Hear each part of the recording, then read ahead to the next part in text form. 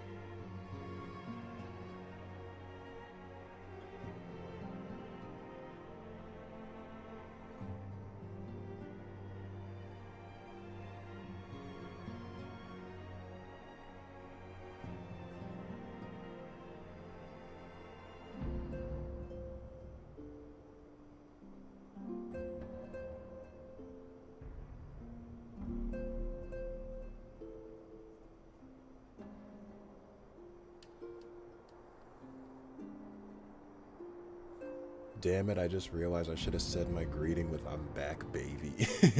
It's fine. There'll always be next time. I'm almost sad you still have the Omega fights and Ys 6 before you reach the Twin Peaks that is Shadowbringers and Endwalker. Y'all really over here gassing up Shadowbringers and sometimes Endwalker. It better be good with the way y'all talking about them.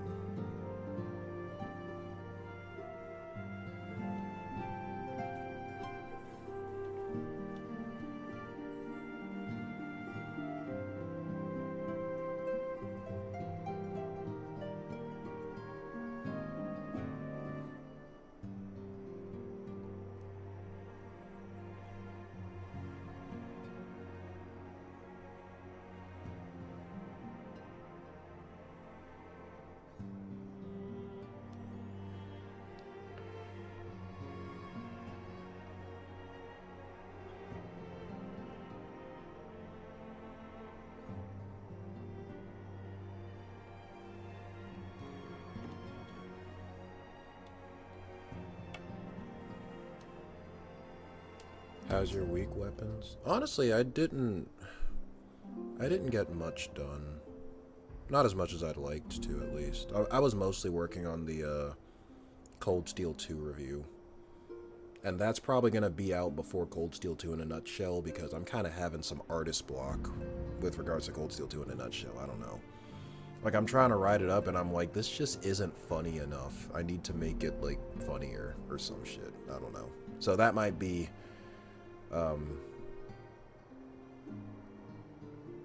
it might be a while before that's released. But yeah, I was kind of busy with other shit this week, so I didn't really get a chance to do as much stuff for the channel as I'd have liked. Nothing beats the Twin Peaks of Sherazard. What about frickin' Risha and Emma, though? They at least come close. If Shadowbringers doesn't live up to the hype, I'll slander Mishi. You can't slander Mishi. You have a TO profile pic. That's, like, illegal.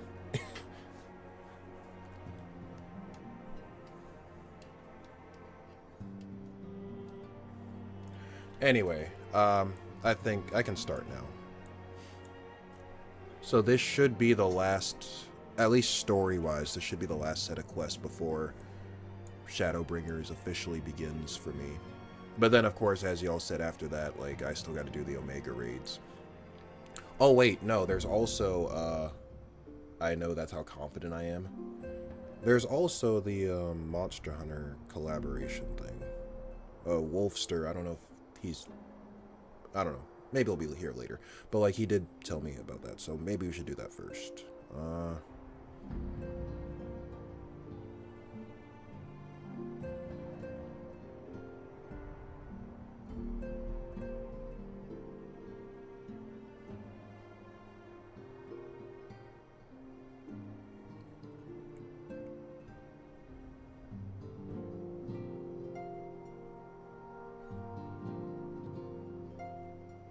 It's in Kugane. 98.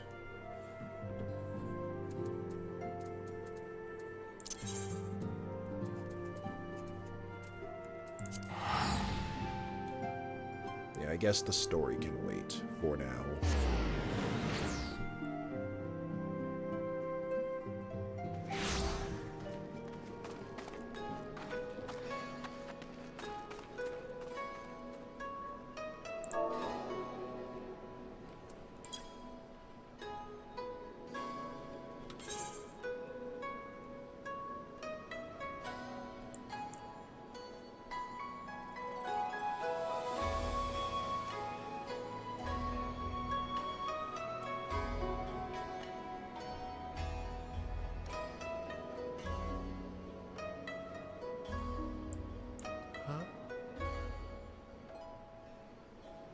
That's weird.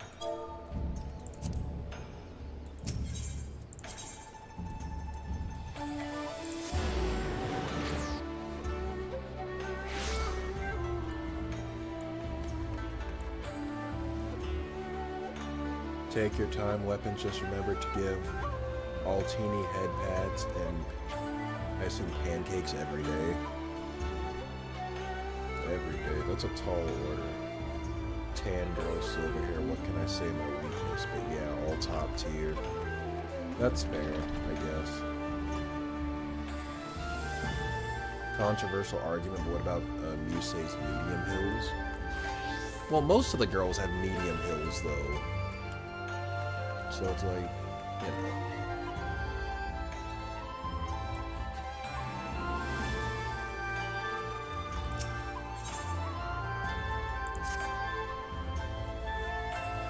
If you haven't seen Risha in her ultimate form yet, Mount Everest do be having some competition. Holy shit, that fully buffed Risha hits hard.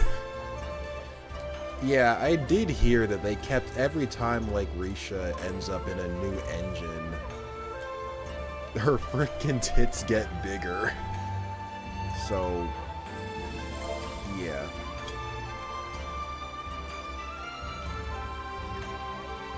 Oh, this might be him.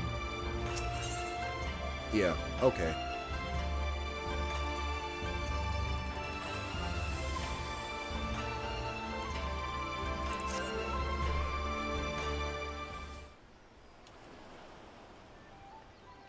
Well, well, well, if it isn't my old rival, Weapon CI. Come at last to learn from a true hunter of elite marks, have you? Oh, they even got the Astera song playing. Forgive me if I seem overly presumptuous. Being the renowned adventurer that you are, I've always considered you to be a rival of sorts. A little healthy competition goes a long way in keeping one's skills sharp, you know. But a hunter ain't worth shite without a smithy to keep him armed and armored. You'll have to excuse him, he's never been one for social graces, but he's a damn fine hunter, and what he brings back to the fort keeps me in business. Who has time for grace when game is afoot? Which reminds me, I have news of a quarry that may pique your interest. I recently came across a peculiar bill on the clan hunt board. Here, have a look.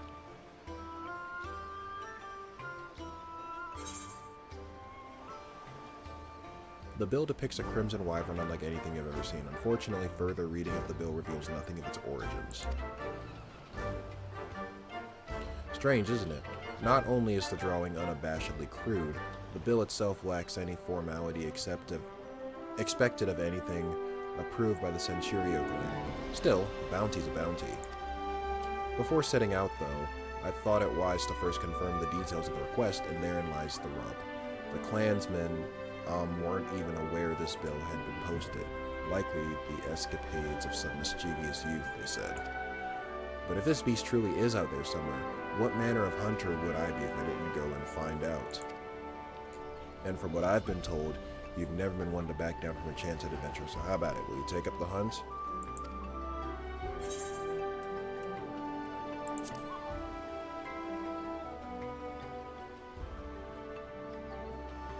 Every bit the thrill seeker I marked you for. Glad to hear it.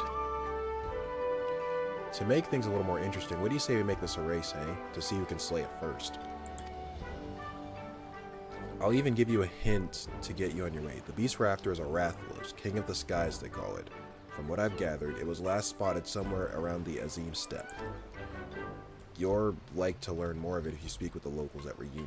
As for me, I still need to prepare before I can head out, so consider this a head start. Good luck, weapons, and may the best hunter win. Okay, so this is basically the inverse of the Behemoth crossover event.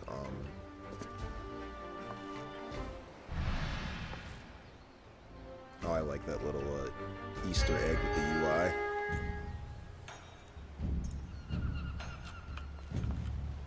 The same thing with like how they had you fight Behemoth in Monster Hunter World as like a Final Fantasy crossover.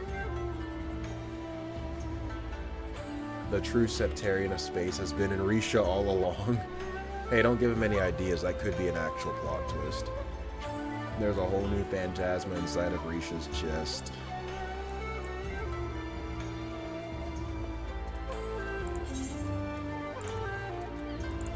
Why Rathalos, though? I figure in terms of scaling, though, like, the Warrior of Light could probably take Rathalos out no problem. Like, maybe they could have used someone a little stronger, I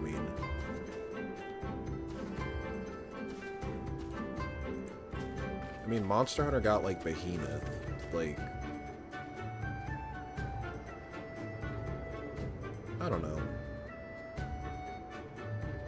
I understand Rathalos is, like, iconic. He's kind of like the face of Monster Hunter, but, I don't know. At least one of the Elder Dragons might have put up more, you know, more of a fight. Maybe Nergigante, he was, like, the flagship Elder Dragon of a base world.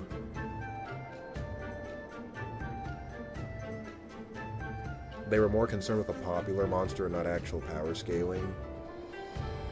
Yeah. Probably.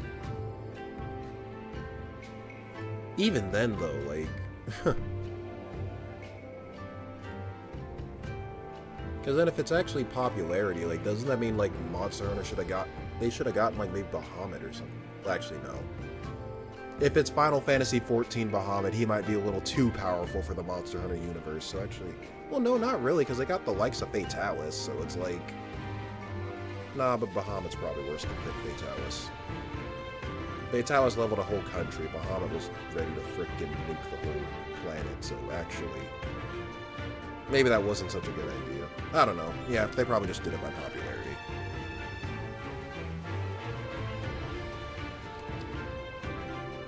Oh, hey, Quarantine Sen, how are you? Val's tracks would have been dope.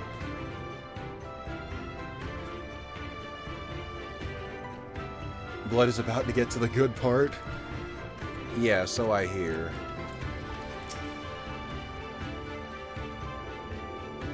I'm doing the Monster Hunter collaboration thing first, though, because people have been asking me to do that for the past few streams now. A red wyvern by the name of Rathalos. I'm sorry, but you must be mistaken. I've heard stories of a great wyvern that slumbers in the mountains to the north, but it was not red, and most certainly does not go by that name. Still, if this Rathalos you speak of truly exists, slaying such a beast would bring great honor to my tribe. Mark my words, this beast would fall by a blade of the Aronir.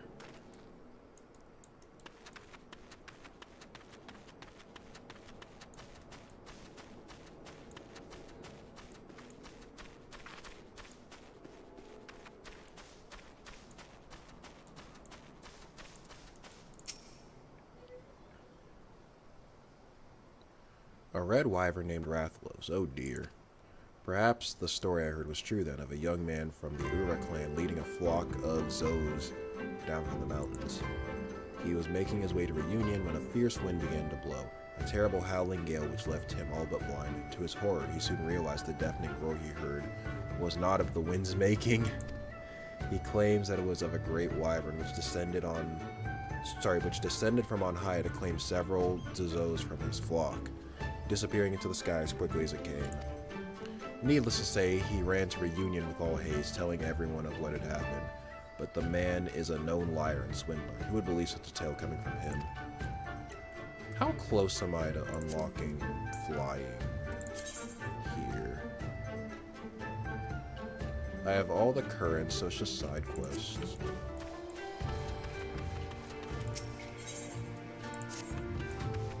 Okay, I might have to do that another day. If I had like one left, I might have done it, but yeah.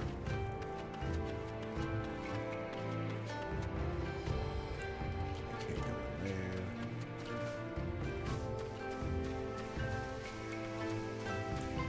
Oh, there they are. A gargantuan red wyvern. I'm sorry, miss, but I'm not overly familiar with comings and goings of this place. I only visit on occasion to do a small bit of business. Perhaps you should speak with the quester, though speak is perhaps not the right word, seeing as they do not. At any rate, you would find none more knowledgeable of the happenings in the Azim Steppe.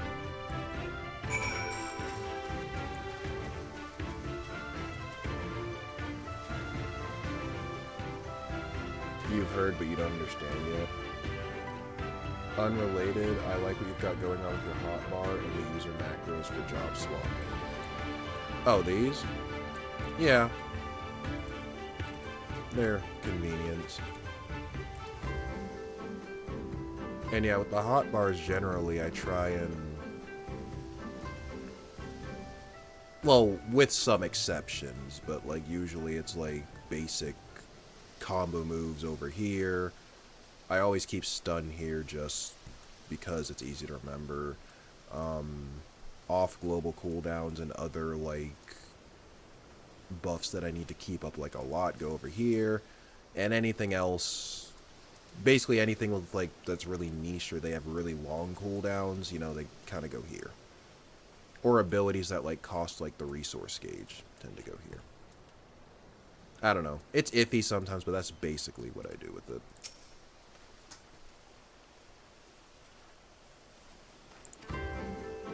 Upon hearing of Red Wyvern, the Questeri merchant takes on a grave expression. Points southward, perhaps we'll find some clue.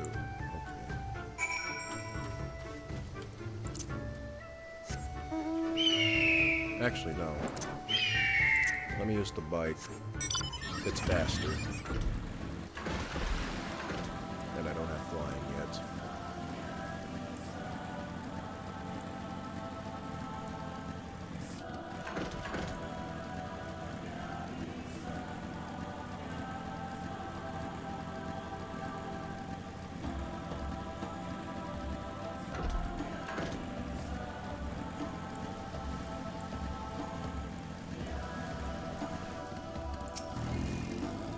You arrive in the area the Questeri mentioned, and then, okay, wait.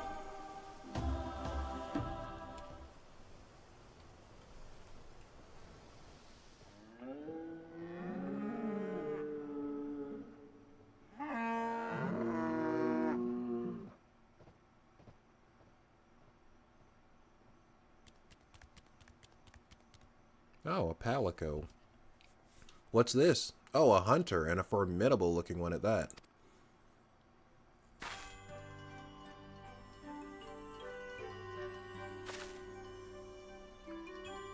Have you come to help, then, to hunt the Meowster Rathalos?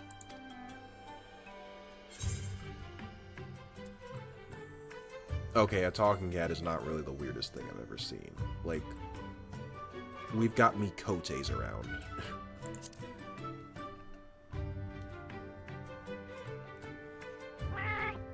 Thank you, miss, thank you. I knew it was right to post that bill.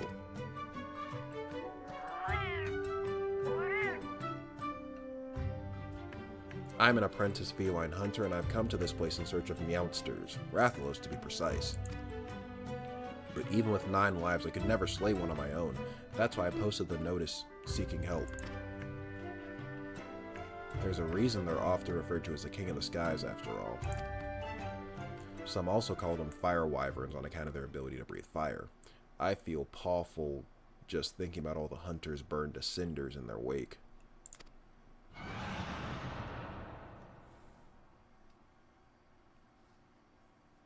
Yes, yes, and they roar exactly like that. Would you believe it's powerful enough to stun their prey? Not with 3 stacks of stun resist.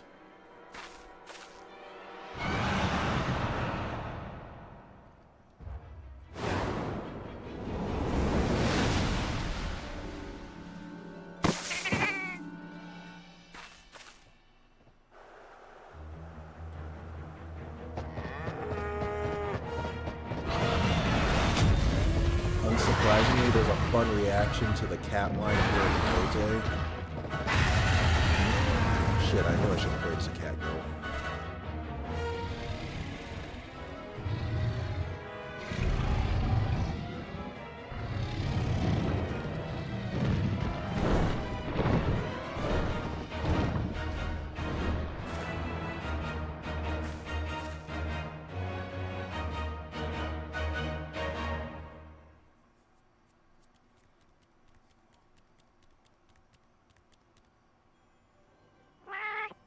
That was him. That was Rathalos. Still willing to help, I hope.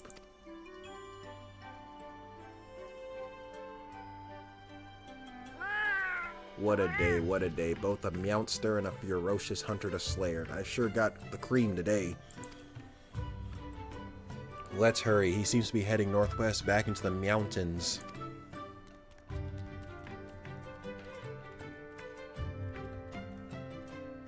Oh, before I forget, I never did ask your name.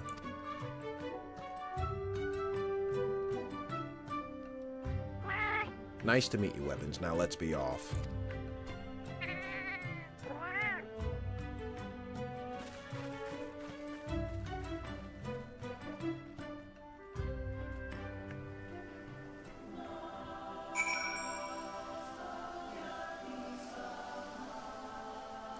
And luckily for us, this game's equivalent of the longsword doesn't trip other players.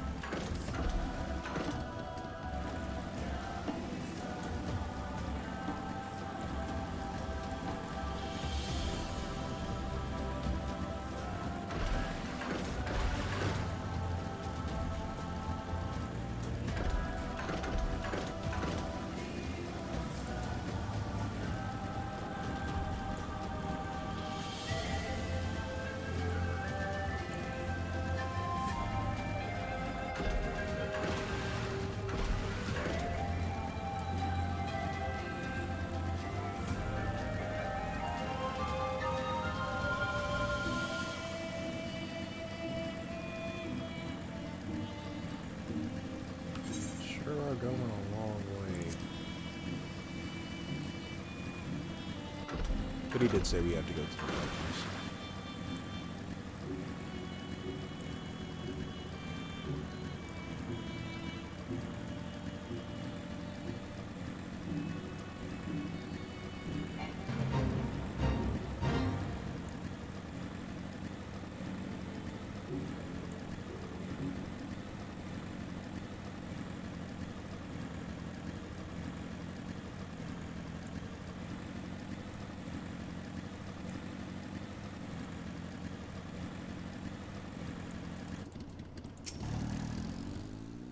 The Rathalos is somewhere along that path, I just know it.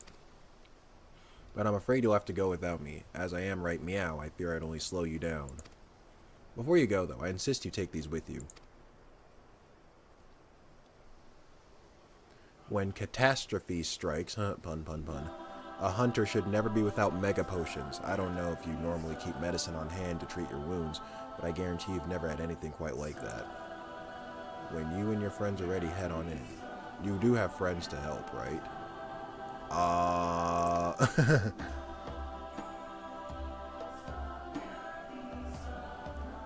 8? I thought hunters usually fight in groups of 4. I suppose you know best. Yeah. 8 warriors of light against the Rathalos. Yeah. This'll be over pretty quick, I can imagine.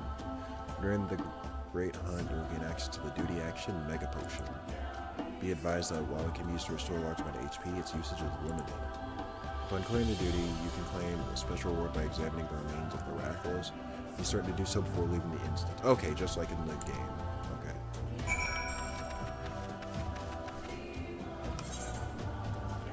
Alright, let's go.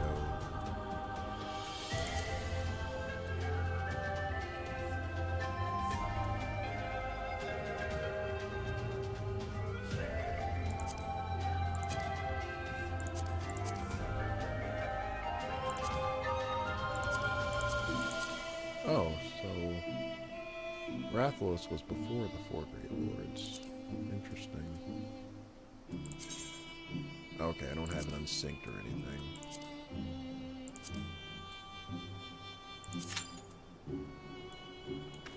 Alright, we got time.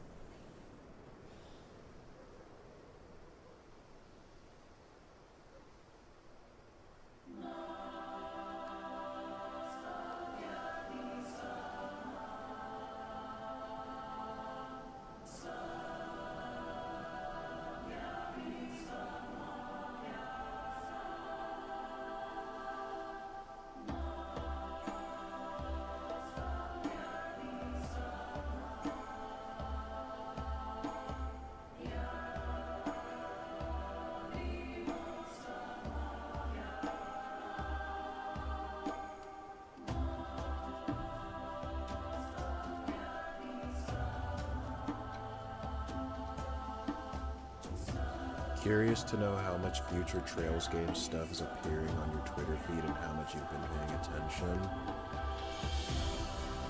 It kind of helps that if people are like playing the game and posting screenshots, they're usually doing it under a hashtag, so I usually just go and mute the hashtag, which gets a little annoying, but you know, it's usually what I do, so I still manage to be mostly spoiler free.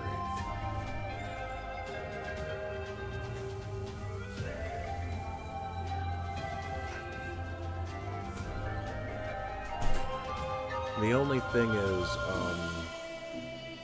I guess the only thing I don't even consider it much of a spoiler, considering, like, the only things I tend to get spoiled on is, like, who tends to come back in what games. You get what I mean?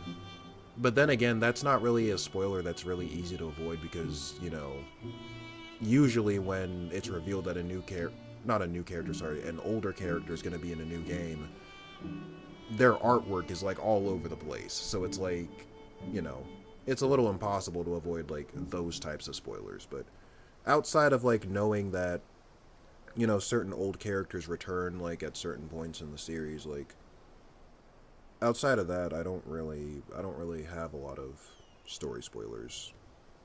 At this point, I'm pretty much basically spoiler free. Better not jinx it, but you get what I mean. And even then, like, with characters coming back in, like, newer games, like, you don't know the context behind, like, you don't know exactly when they come back or, like, the context surrounding how they come back, so it's still kind of a surprise regardless.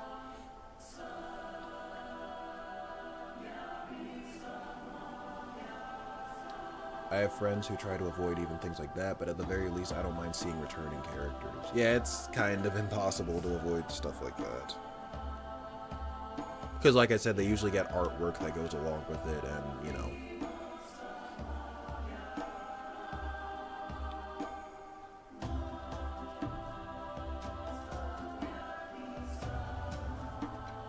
But usually, if I ever post something and it has spoilers, usually I tend to, like, flag it and then blur it, you know, just in case. Which isn't often, but, you know. sometimes.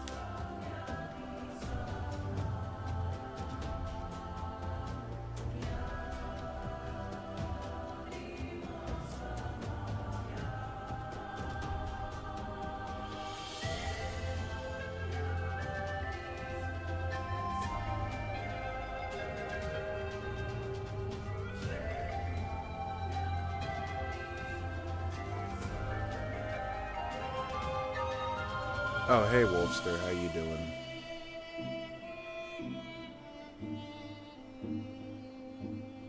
We're doing the Monster Hunter quest.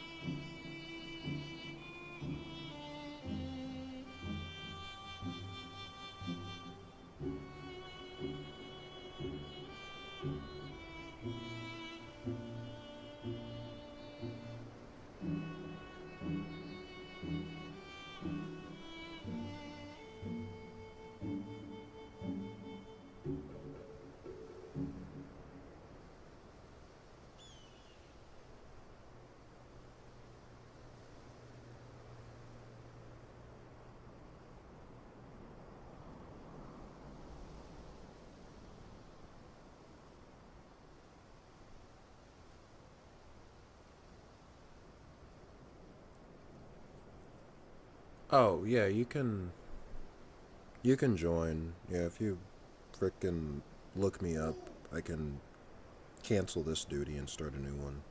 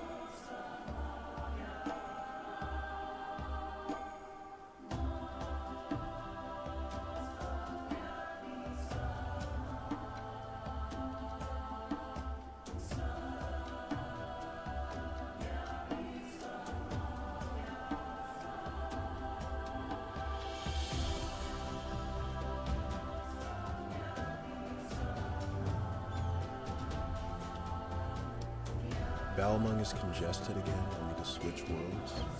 I'm already on Diabolos from last time. I never switched back. So you should still be able to find me unless that one's congested too.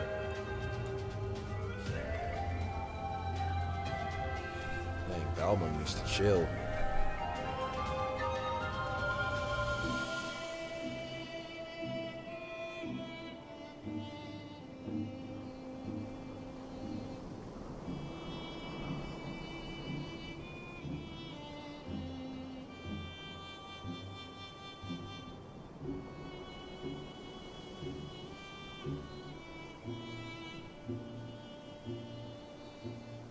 Yeah, I'm already on another world.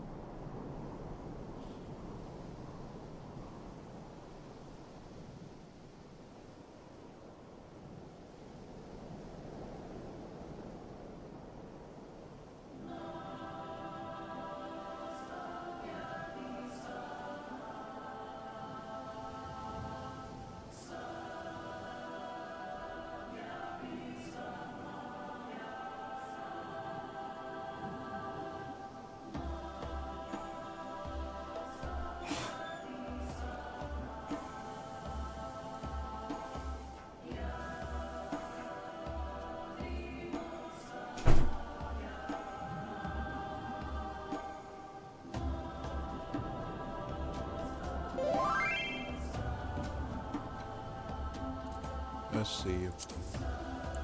Right.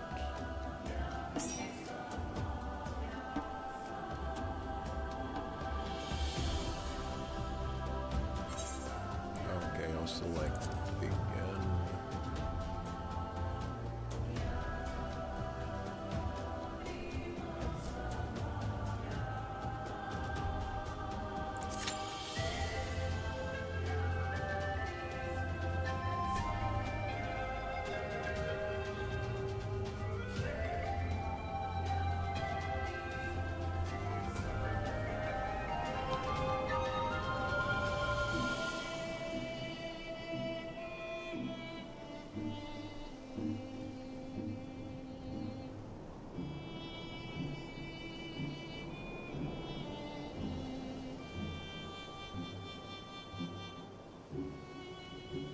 You know, now that I think about it, I could have gone and done the MSQ while I was waiting on this, but I don't know. Well, one, I don't want to drive all the way back here, too. I don't know how many cutscenes there are, because I figure if it's the end of Stormblood, if it's the end of Stormblood, then it's probably a bunch of, really long cutscenes. I don't know.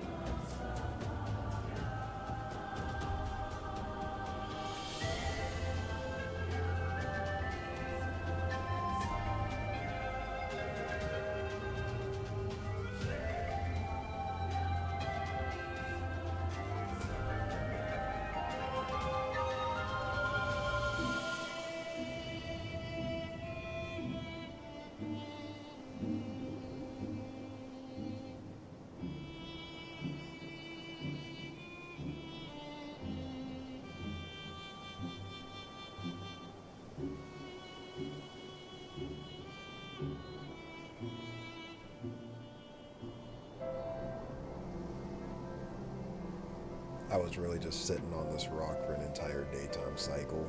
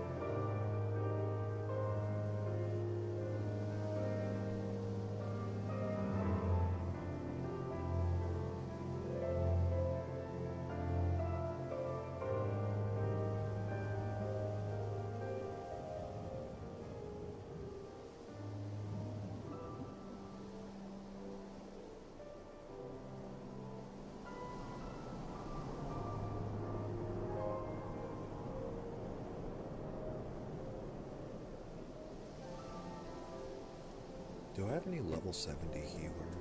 I don't think so.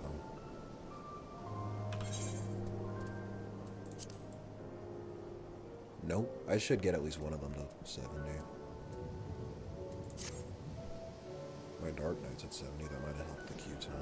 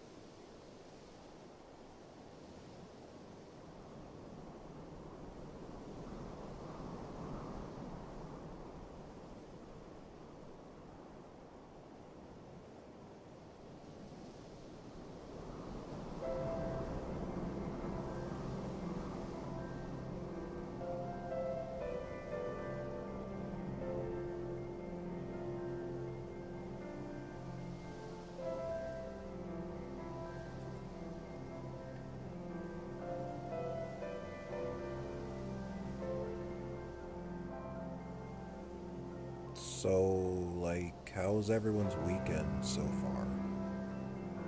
And don't ask me, because I'm going to tell you nothing.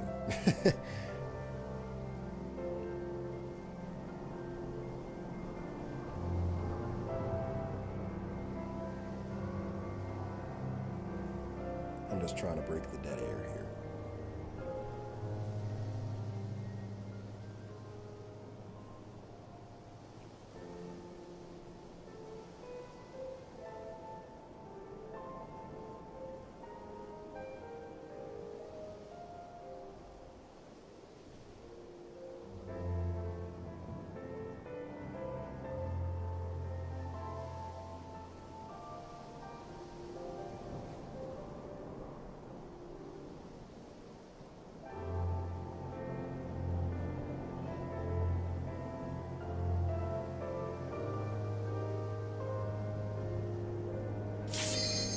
Oh, here we go.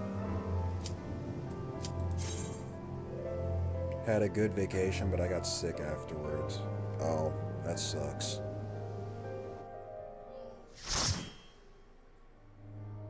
I can't imagine, like...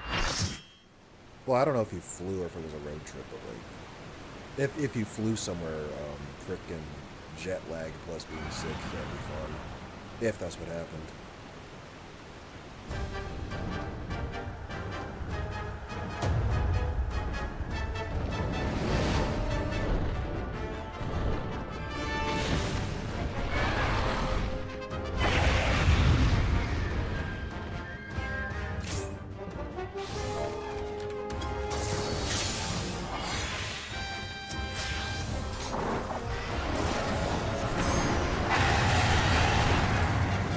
Oh, the roar hurts. Nice.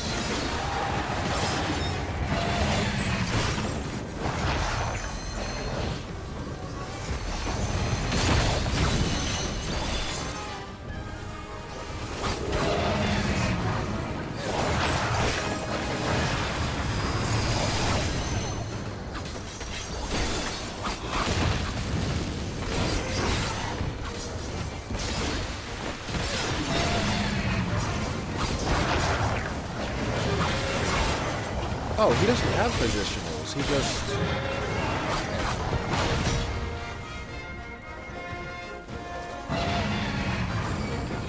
Oh, he doesn't have aggro. Okay. Oh, we are so fucked. Oh, we are cooked. He doesn't have aggro.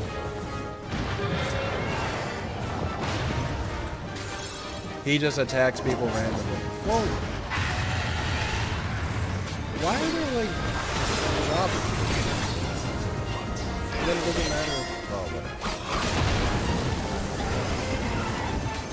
You just attack them. Okay.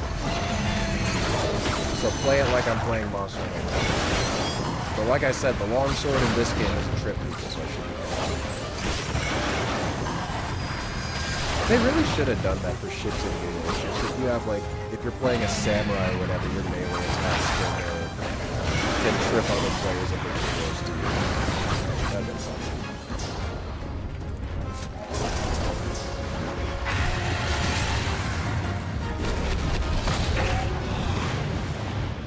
Turf war? Turf war.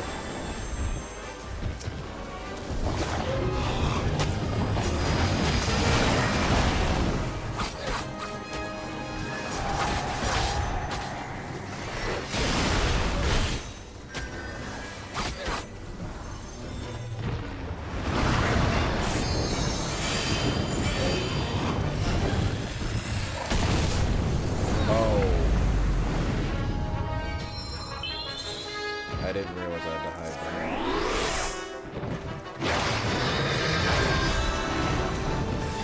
there. Hey, Don, dude.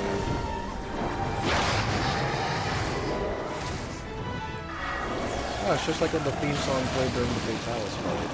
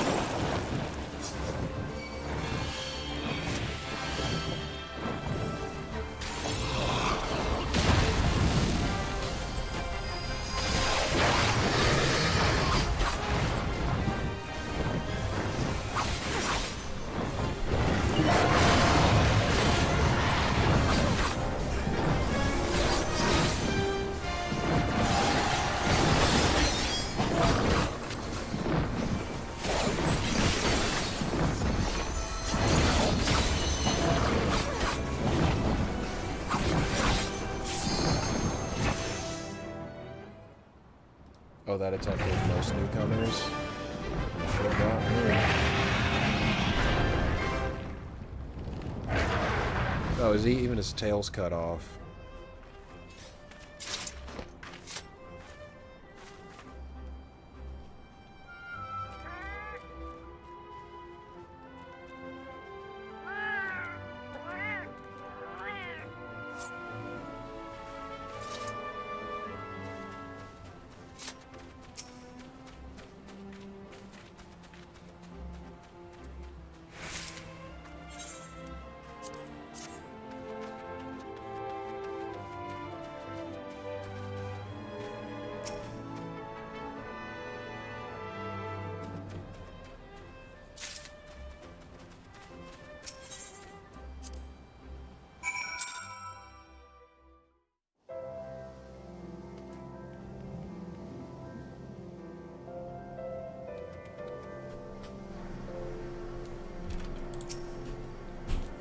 I saw the whole thing. That was meow-magnificent. He even managed to retrieve a scale from his remains. I'm impressed. I realize it's sudden, but it would mean so much to me if I could join you on more adventures. Would you accept me as your palico? What's the reward for slaying the Rathalos?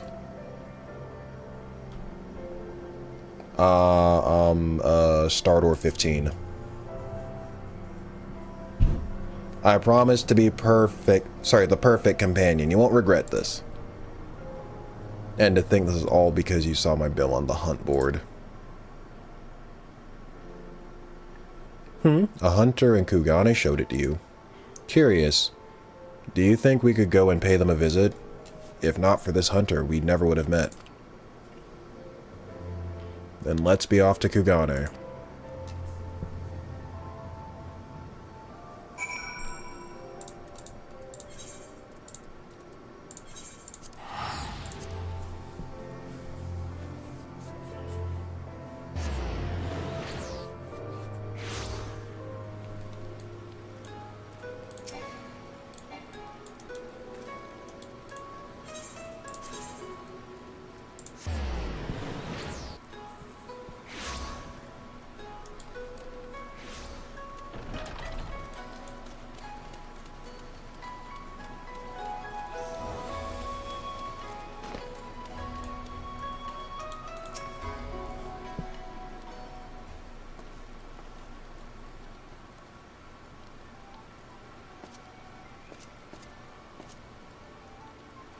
That should do it. I'm warmed up and ready to go hunt. Oh, I got news for you, pal. Ah, weapons. I thought you'd already left. With my preparations complete, you'll need to work fast if you mean to beat me. You've only now finished preparing? What is that? Another monster in need of slaying? I'm no meowster, you brute. I'm Weapons' faithful and dependable palico. A palico? My apologies. If you're as dependable as you are adorable, I have no doubt she values your companionship. But let's return to the matter at hand, shall we? Weapons, are you ready to set out on our hunt for the Rathalos? Yeah, I got news for you, pal. You've already slain him! I'd expect nothing less from my rival. Indeed, you're every bit the adventurer I'd imagined you to be. Suppose that's what we get for the extra set of squats.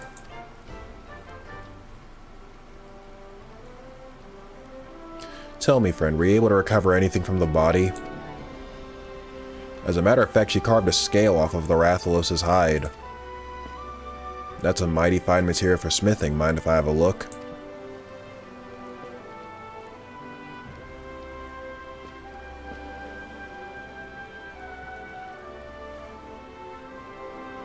Aye, this is a wyvern scale, alright. Light as a feather and tougher than steel.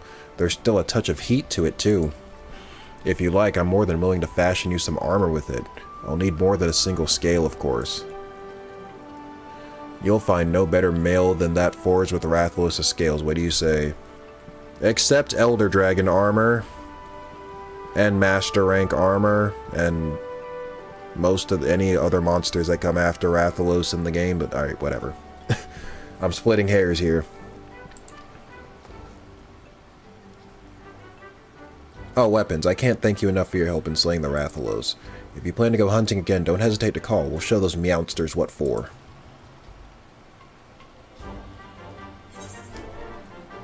What do I get? Palico, minion, an indoor barbecue spit, and a regular barbecue spit. Okay.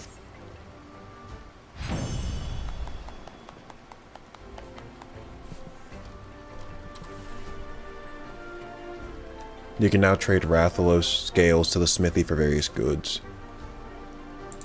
And you get them. Okay, just like in the game.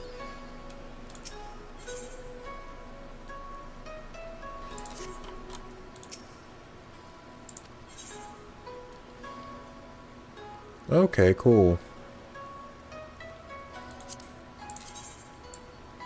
Oh, this is actually different from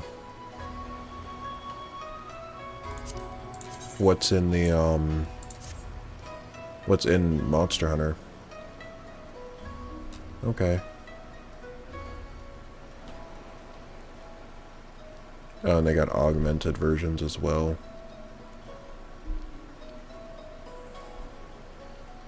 $50 scales. Okay, so he's a mount as well, it seems.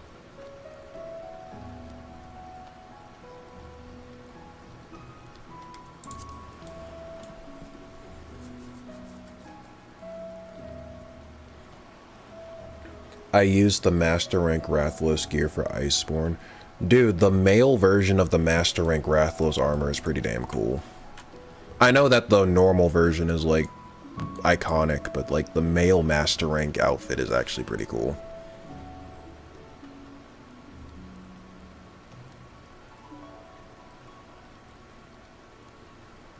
That's pretty much it. The gear is glam, and if you do the extreme a bunch, you can get a Rathalos mount. Cool. They should have called the Extreme Trial Master Rank just to keep up with the game references, but yeah, okay, pretty cool.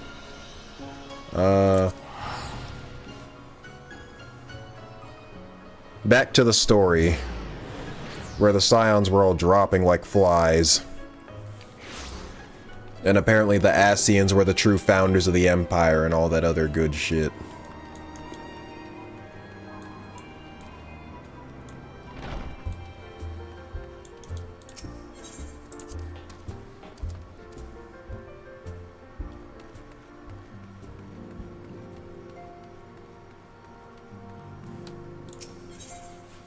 Soul searching. Alice is at her wit's end.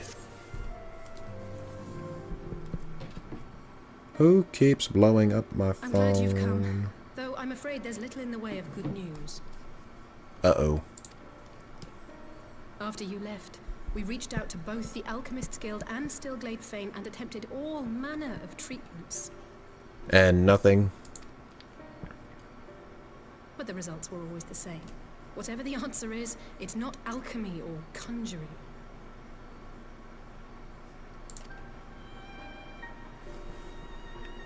Why did it have to be Y'shtola and Urianger and not me? Out of all of us, they are the ones who could feasibly have solved this puzzle. Yeah, but you've probably gotten, like... Well, actually, no, between all of us, maybe Y'shtola actually hasn't gotten a lot of screen time, to be fair, so it's probably her. I don't know. Yeah, why did they spare you specifically? I don't mean that as an insult or anything, I'm just asking. More big bombs incoming? Wow. I'm sure Thancred is fine. And Elfino's still missing. God, it's all going wrong. Where do we even start? A grave situation indeed. Might I be of some assistance? Who is this again? Oh. Cryle! I did not think you well enough to travel. I realized, I was like, first but I was like, wait a minute, which female Scion is still, like, around and kicking? Oh wait, Cryle, we haven't seen her in a while. When word reached me of the plight of our friends, I could not well stay away. As a fellow scion, not to mention your erstwhile mentor, this is one of those times you should feel free to call on me, regardless of my personal circumstances. Yes, I should have thought of that. Thank you for coming, Kryle. We would welcome your insight. And I should be happy to provide it. Now, what's this I hear about Alphino heading into Imperial territory? That boy always did have some funny ideas. Do you remember the speech he gave when he was accepted to the Studium?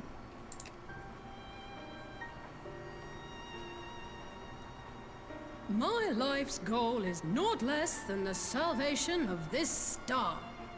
Dang.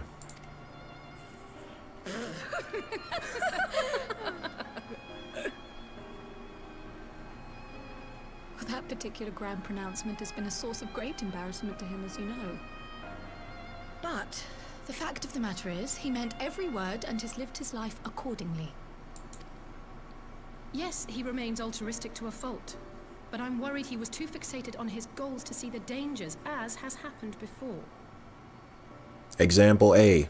Crystal Braves. You needn't be so concerned. Though his values remain the same, Alphino is not the blinkered boy he once was. Slowly but surely his eyes have been opened, thanks to a certain someone. I don't know, all I've been doing is beating people up. A certain someone whom he'd be mortified to learn had heard about his little speech. Mum's the word, eh?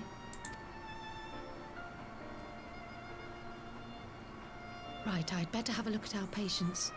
They're in the infirmary, I assume. I'll need absolute quiet, so it would be best if I did this alone. If you'll excuse me.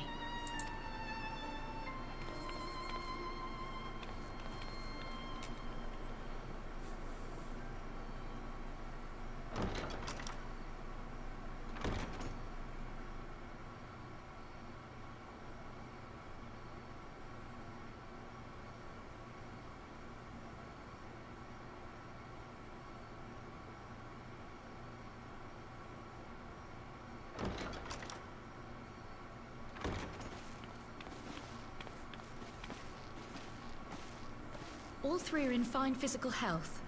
At a glance, I would say they were merely sound asleep. Except for the fact that I couldn't sense the slightest trace of them in their bodies. It's as if their souls have taken leave of their physical forms. That's not good. Ah, yes. The Elder Seedseer made a similar observation.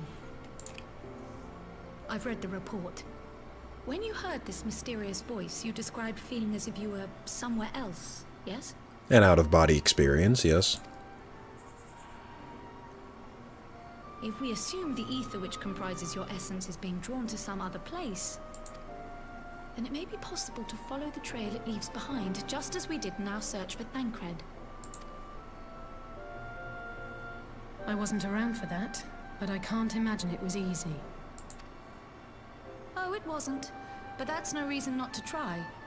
I will have need of Master Matoya's crystal eye if I'm even to make the attempt. So, I suggest we pay her a visit. Well, at least I have flying in the Heavensward zones. I know that for sure.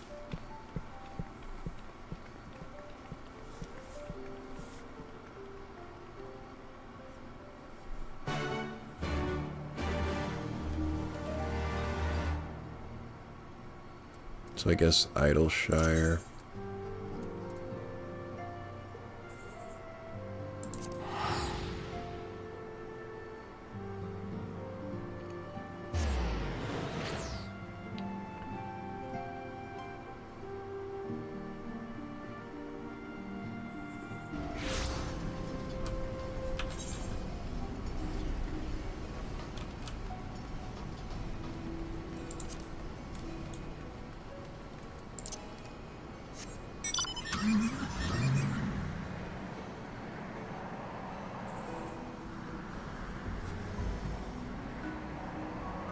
Is this the way out? 1 second.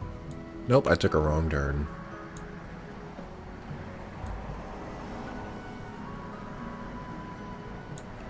This is the way out.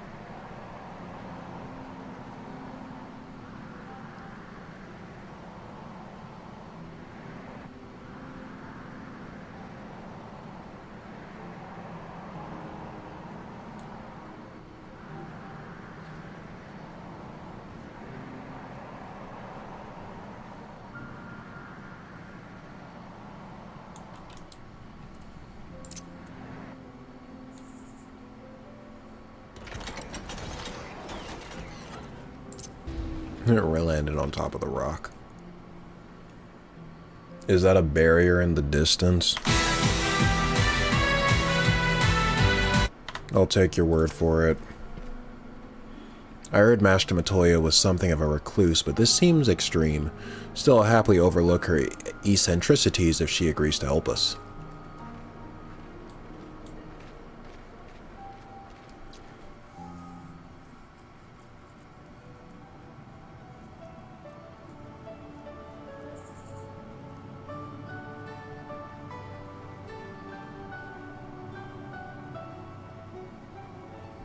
Come to disturb my peace again, have you?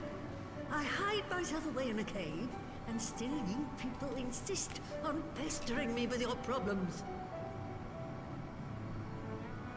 This could have easily been said by the main character as well.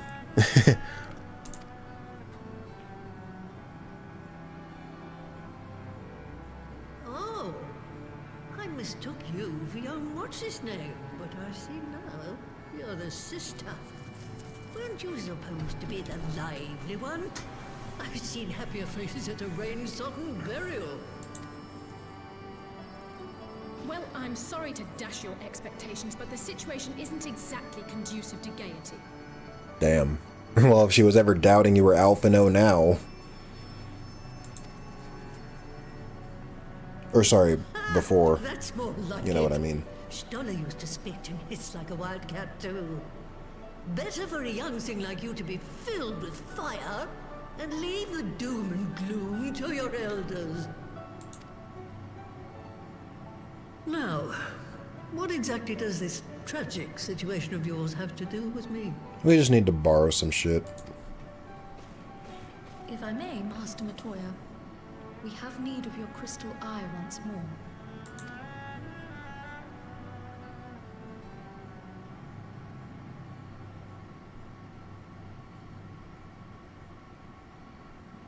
And Stoller is one of the afflicted, is she? Yeah. Very well. She may be an ungrateful stray, but she's my ungrateful stray. Oops. Fuck, I cut her off. My hand slipped.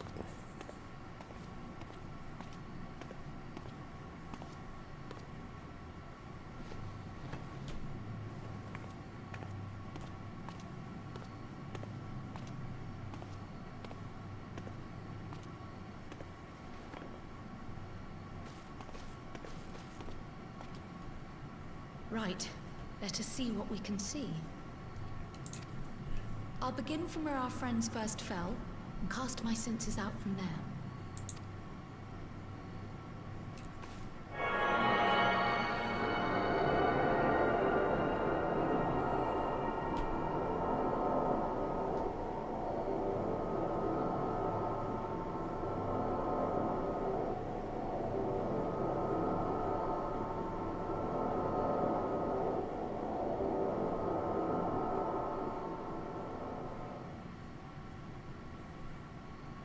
What's with that look on her What is it? face? Did you find them? Actually, it'd be pretty funny if she did that and then she fell over too. Well, I mean, it wouldn't be funny for the people in the room, but I mean, it'd be funny from my, like, omniscient point of view.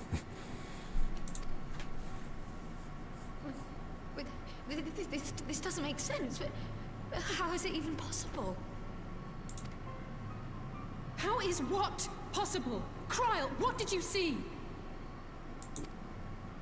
The threads, they just ended. And no, I didn't lose track of them. I followed them as far as they went. It's as if they were cut off.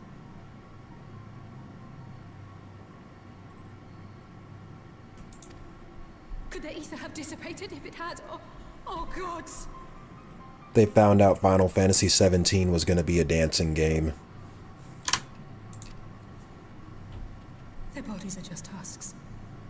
It's like the Broodmother's daughter all over again. No, this is different. The Kalyana girl was already dead, body and soul, when Lakshmi effected her resurrection. Aye, let's not jump to conclusions. If their physical forms yet breathe and show no signs of wasting, then it follows that their souls must still be intact somewhere. But where? But where? I'm a goddamn prophet. That's the question, isn't it, girl? Death has not taken them to the ethereal sea, yet there are no tracks left for us to follow.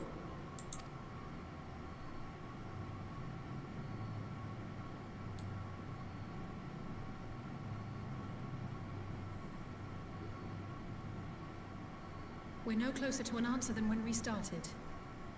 But knowing their souls are still out there is progress of a sort. We just have to keep looking. Pray, excuse me a moment. Yes? I remember, but... What, to Alamigo? We're on our way. What happened in Alamigo? That was Lee's. Apparently, a group of Populares have defected to Alamigo, and Maxima, the envoy Alphino left with, is one of them.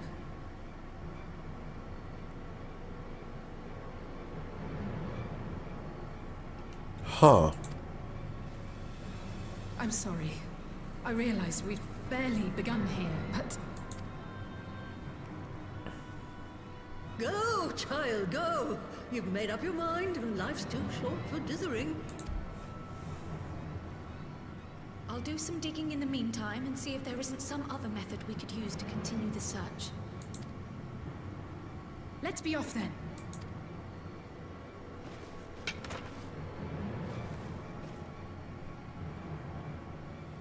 Oh, not again. The enchantment barely seems to take these days. I chalk it up to old age, but I rather doubt it's that simple. Damn, even the broom fell over.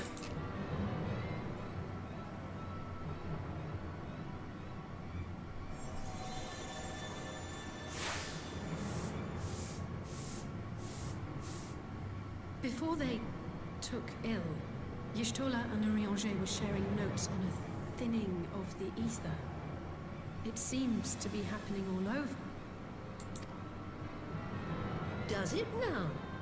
And here I was, all set to blame my woes on that creaking mountain of refuse clogging up the Thaliac. I fear something has gone awry. Still, there's naught to be gained from starting in shadows.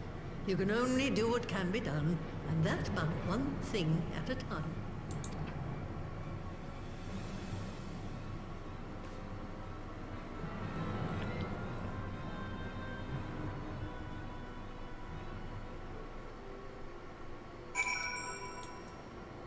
Well, that was fun. So that was the woman who tamed Y'shtola. She said tamed. I had the distinct feeling of being grabbed by the scruff of the neck and having the nonsense shaken out of me. When Alphino is back, I'd like to visit again and ask her what tale she has of grandfather.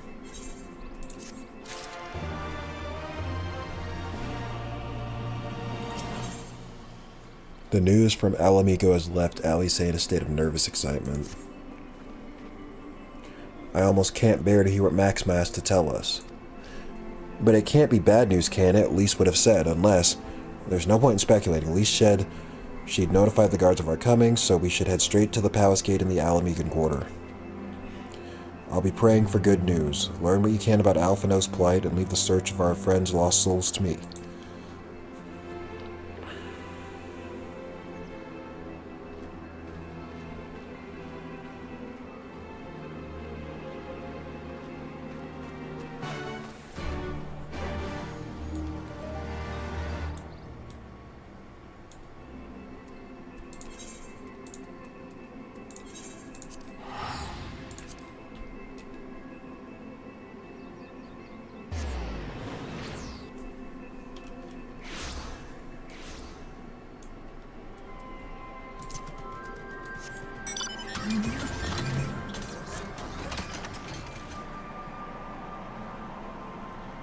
No more going through the frickin' streets trying to figure out where to turn next. And just fly over everything. You took actual edibles? No, no, no, no. It's it's a frickin'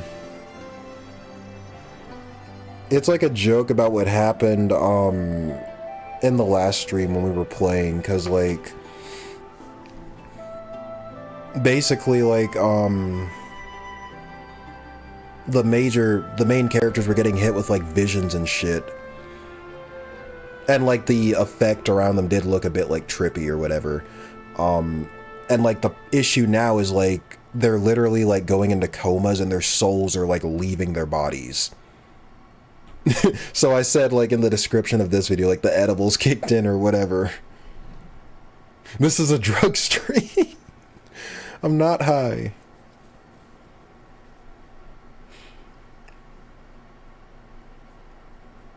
The winds are not with me tonight, but, you know.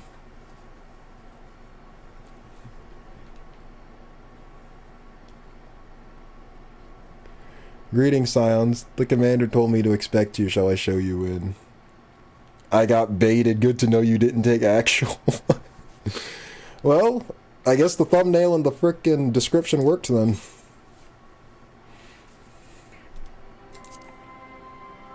But anyone who wasn't none the wiser would probably think that those motherfuckers were, like, on drugs. Or, like, someone, like, spiked their tea or something.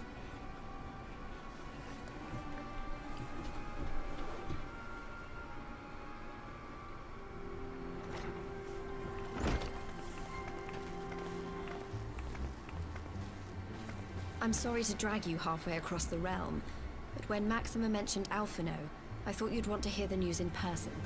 But yeah, those effects are ultra trippy, laughing my ass off, but not expecting such a detailed edible experience in Final Fantasy XIV.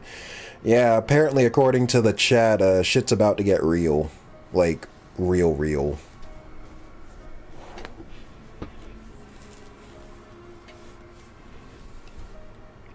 The world is ending, one spiked drink at a time.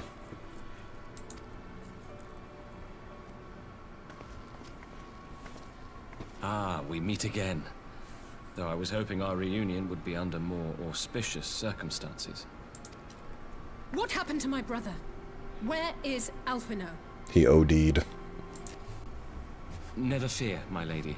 Your brother was in fine health when I took my leave of him, and I have no reason to assume that has changed. You assume? If you will allow me, I shall endeavor to explain events. Time to see how bad the trip is. Our troubles began not long after we departed Doma. While crossing the burn, we were fired upon by the Emperor's personal guard and forced to make an emergency landing. As we stumbled from the wreckage, our attackers fell upon us again, and we would have perished there and then were it not for the intercession of a third party, a band of mercenaries whose leader claimed to pursue a vendetta against the Ascians. I guess he probably knew that the Ascians were the founders of the Empire, because why else would he hate them so much? This Shadow Hunter, as he styled himself, then escorted us out of the wastes to relative safety. Upon arriving back in civilization, I gathered my Populares colleagues and prepared to flee the Empire. Master Alphino, however, declined the invitation to join us, preferring to continue his investigation into the Ascian threat. Well, at least he's not lying in a heap in the burn. True. Tell us more about these Ascian hunters. Who are they? And is Alphino still with them? He is. As to who they are, I'm afraid I have nothing to tell you. Beyond the fact that they root out and destroy Ascians, they were unwilling to divulge anything which might serve to identify them. They would not even reveal their next destination. But Master Alphino asked to accompany them all the same. Since parting company with your brother, we've been engaged in a game of cat and mouse with the Emperor's Guard. We made our way through province after province, finding the army busy restoring order wherever we went, until we finally arrived here in Alamigo.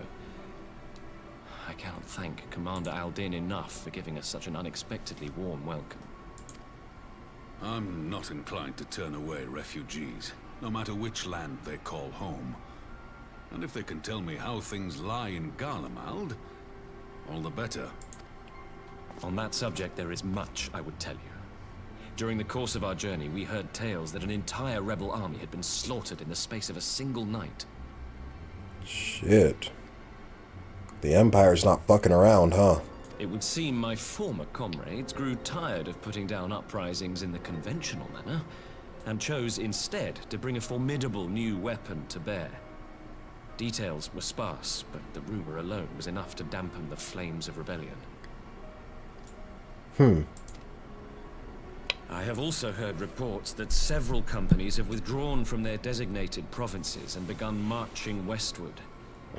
It is my assessment that the Empire's forces are mobilizing for a large-scale military engagement. Oh, well, shit.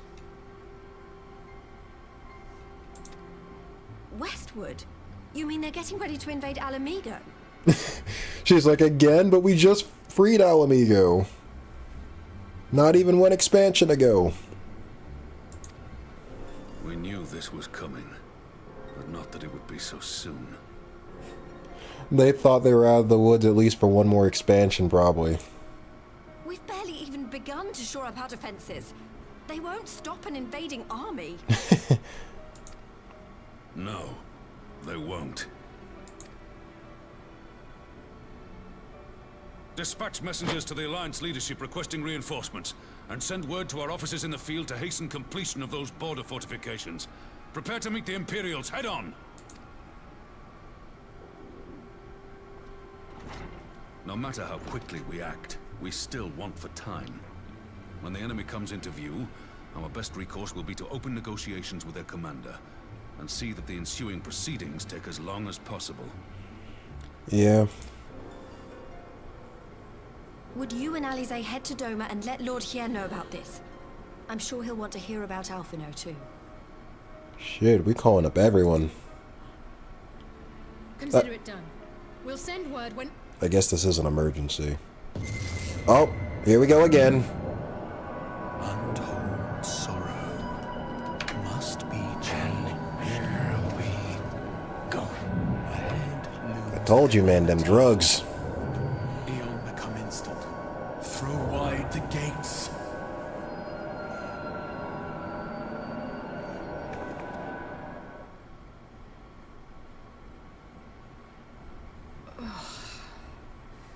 You heard it too. Oh, nobody fell over this time. Nice. Well, at least we're both still standing. Right? I thought Alice was next. Oh, thank the gods. I thought we'd lost you for a moment there. Why does this keep happening? Let Expanse contract Eon become instant. I still don't know what that means. I wish It just sounds cool. nothing we've tried has brought us any closer to an answer. Alice is invincible. Hey, she might have thicker plot armor than me. We'll keep working on it. But first, we need to go and see Lord Hien.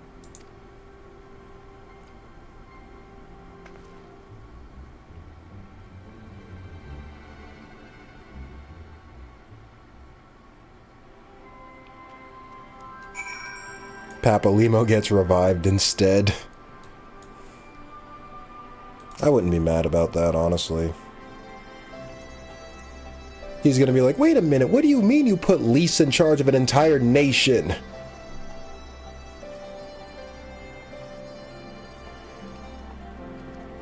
Having a thicker plot armor than the protagonist is very wild. It's not the first time.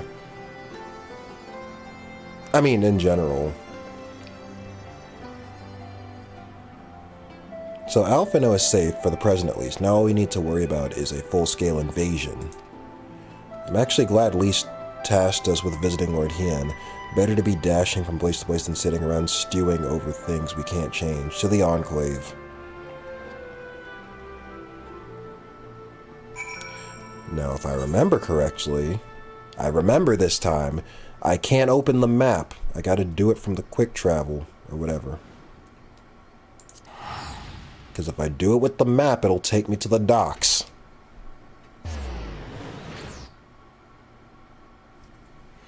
It's not the first time. No, no, no, I don't mean in this game. I mean, like, generally.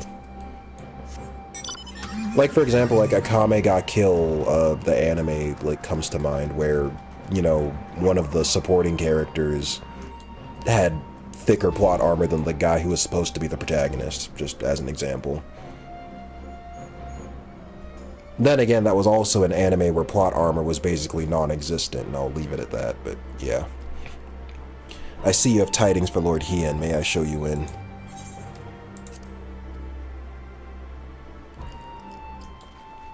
Is there anyone else in this game specifically that has thicker armor than the protagonist, though? Maybe Xenos himself, considering he cheated death. Maybe him. That's true, but to be fair, Akame ga Kill is named after Akame. That's fair, I guess.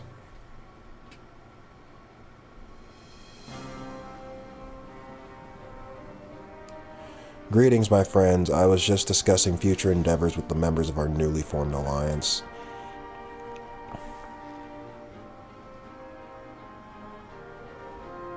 The Kojin and the Confederacy you already know, and it was your own strength of arms that won us the cooperation of this steppe tribes. Tatsumi's name is not in the anime's title. I guess, yeah. I guess because the story is more or less told from his point of view. I don't know. I guess it's debatable, but yeah, I guess she is sort of the icon of the entire show. Like, it's named after her, you know. Weapons, are you interested to play Shin Megami Tensei 5 Vengeance? It's on my radar, but I'll probably won't get around to it anytime soon. I have too many other games to play, so... It's on my radar, but it'll probably go to backlog hell if I ever buy it. The Kojin and the Confederacy you already know, and it was your own strength of arms that won us the cooperation of the steppe tribes. We have also been joined by our neighbors from Naxia and the indomitable citizens of Damaska, though the scattered nature of the latter's resistance will somewhat delay their official induction. These proud people have united under a single purpose, to stand against the tyranny of the Garlean Empire.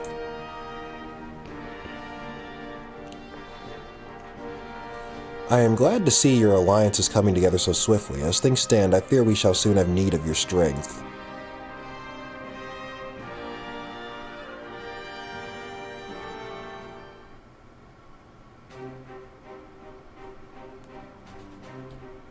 I thank you for bringing me news of Alphino. His fate is never far away from my thoughts, and not only because he is our emissary.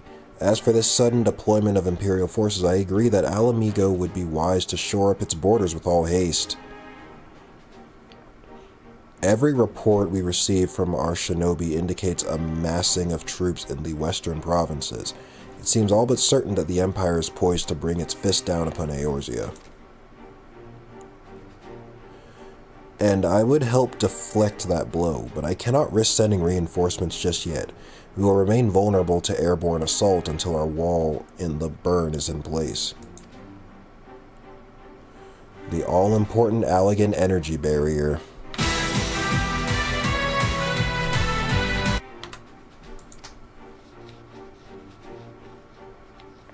The energy barrier, yes.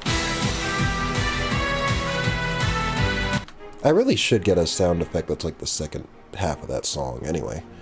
I thought to call it something more auspicious, a name drawn from the four lords of legend, perhaps Saryu's Aegis or some such. Well, just a thought. The Ironworks engineers report that they have finished calibrating the generators and are ready to proceed to the testing stage. Have you time to attend the first test? You've seen the field which protected Azzy's Law firsthand, and I would be interested to hear how you think ours compares.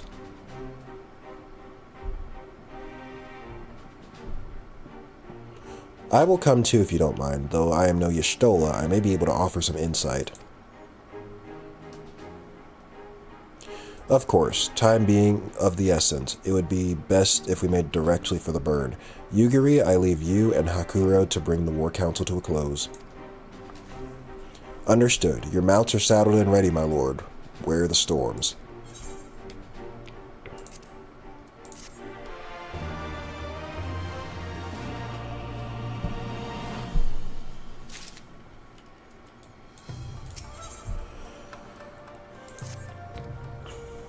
We will cross the burn by Yol and Falcon, as before. Join me at the overlook near the House of the Fierce.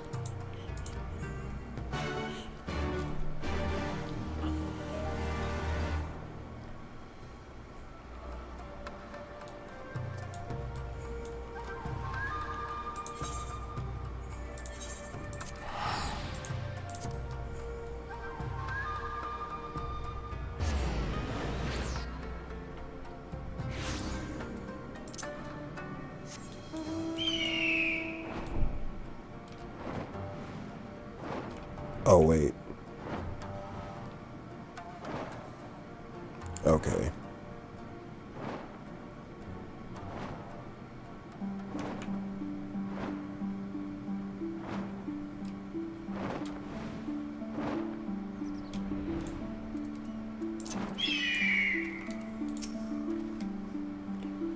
Give the word when you're ready to take wing.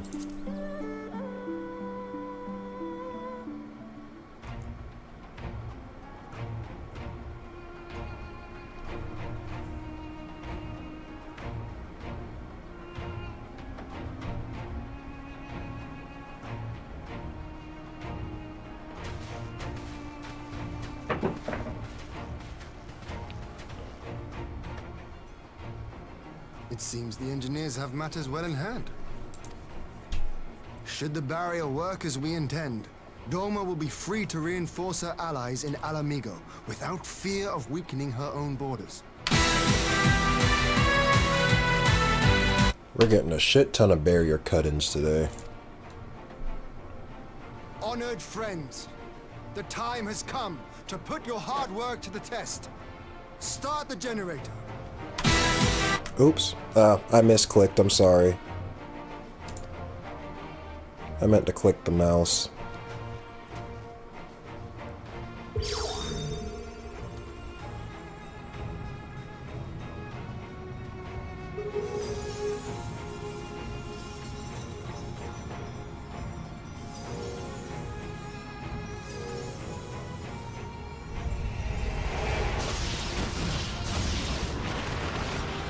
I thought it was gonna blow up for a second. Node 1 is operational. Nodes 2 to 8 are reporting similar energy levels. The barrier is forming.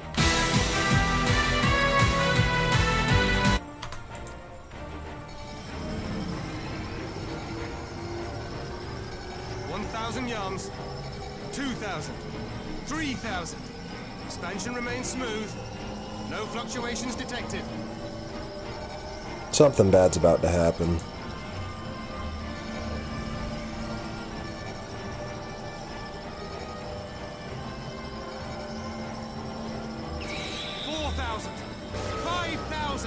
Target altitude reached. The barrier is holding steady at 5,000 yards. We've done it.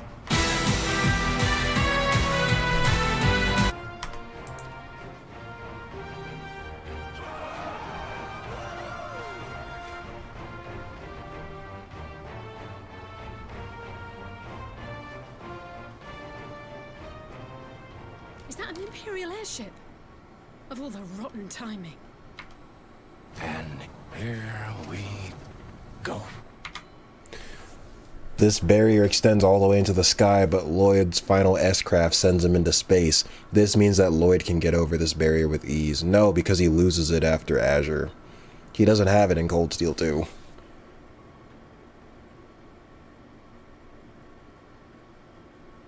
I'd like your thought before it's revealed. Who is the handsome shadow hunter?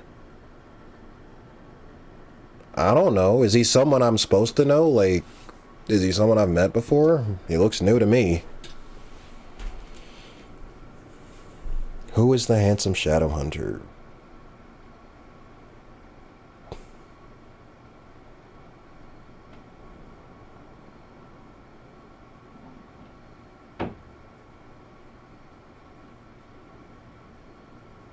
Is it? Okay, alright. I might have it narrowed down.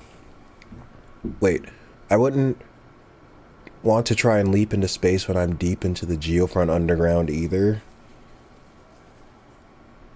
I mean, Milliam used her second S-craft on a train once.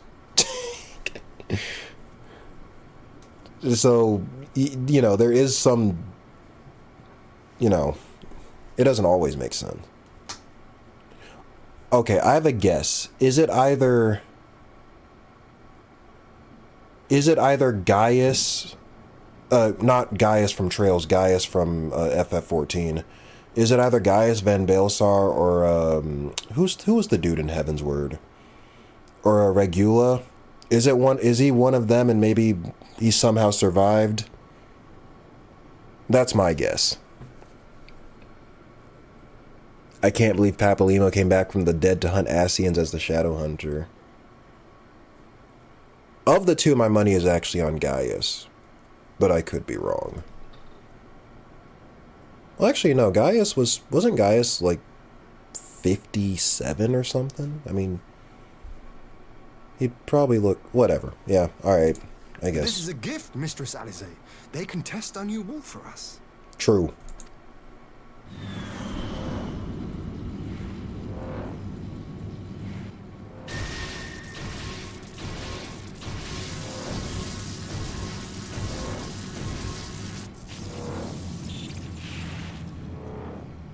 Seems solid enough, though I was hoping for a fireball.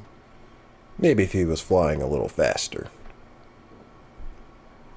Can't believe he said wall and not barrier. I know, right?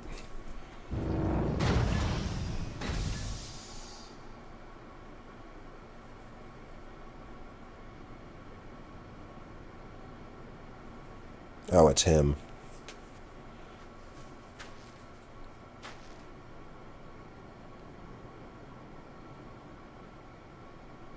Oh, he's got Alpha now.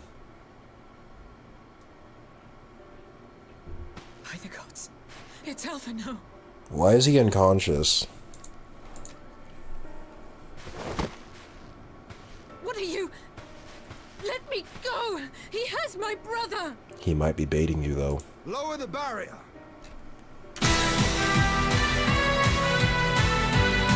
Y'all gonna be so sick of hearing this by the time this stream is over.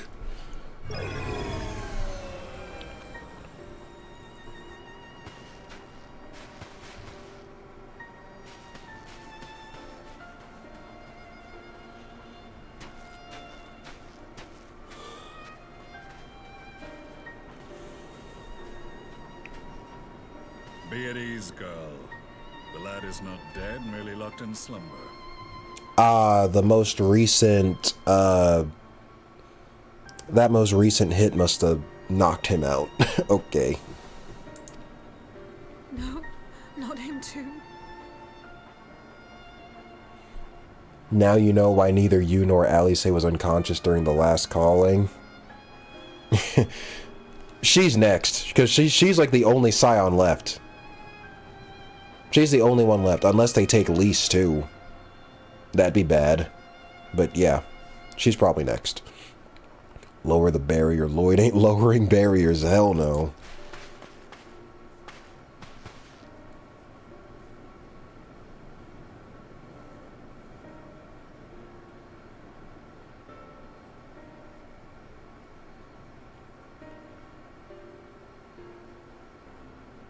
We could identify no cause and found no remedy.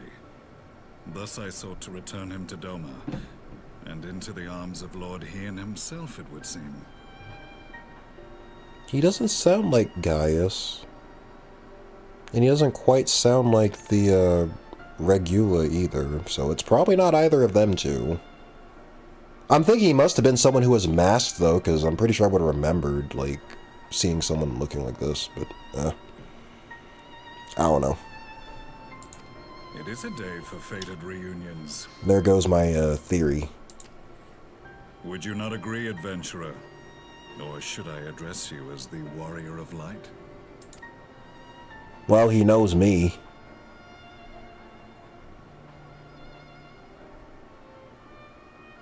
Wait a minute. I was right?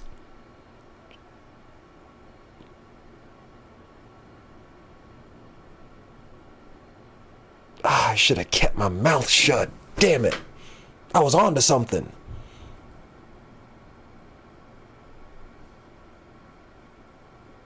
I should have kept my mouth shut. Hey, Urahara, how you doing?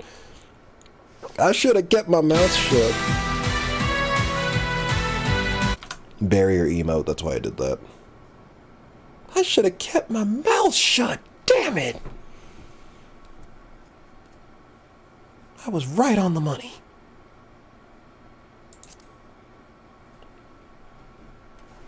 I, Gaius van Baelsar, the Black Wolf.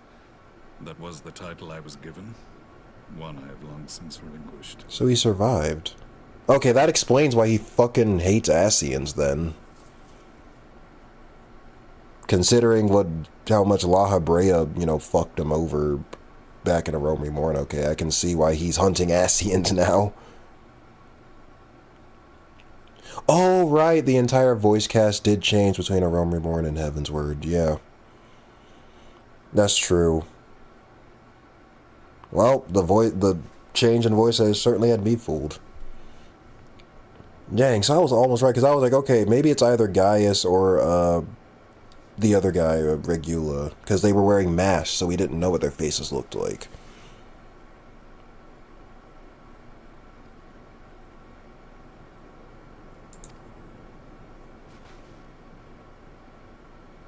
Stand down. The legatus of the 14th Imperial Legion died in Castrum Meridianum. I am no more than Gaius Baelsar, a man without rank or allegiance.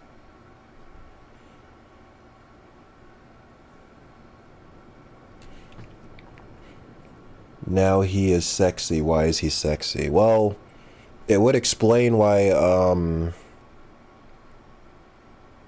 what's her name? What's her name? Livia or whatever? The lady in the white armor. It'd explain why she was simping over him so hard. If she knew that that's what he looked like under the mask, I mean, no wonder she was head over heels for him. I think Livia was the one that was working with the Empire, and Lucia was the one in Ishgard, if I'm not mistaken. Impossible. There's no way you could have survived. I mean, they just, like, he was trapped in there and then the place blew up. I mean, I guess there is a small chance he could have slipped out. And how would you know? You didn't show up until, like, Binding Coils.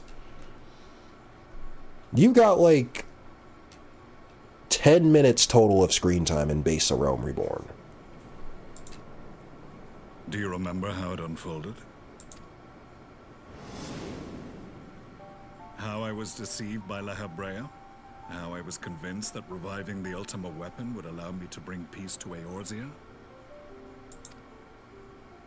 The Ascian used me, as he used so many others, all to further the restoration of his wretched god. Yet even with the might of Alec at my command, you bested me. And as the Praetorium went up in flames, I was content to burn along with it. For a moment at least. A moment of folly.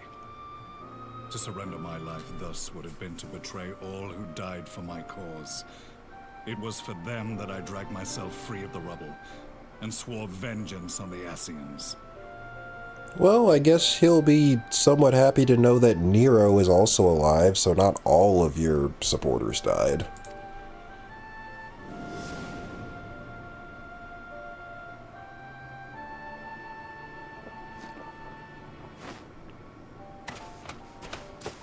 The Black Wolf has shed his pelt, never to return to Garlemald or her legions. I live now only to exact revenge. And what's funny is this mask, I recognize it now as the mask he had, but this mask, it was sitting there with all on his, it was hanging off his belt with all the other Ascian masks, so I just thought it was an Ascian mask. I didn't realize it was, you know, Gaius's mask. Yes, guys, I've best you wait. I was about to say, we've beaten him numerous times when farming poetics. We are very much familiar with your fighting style because we use you for MSQ roulettes.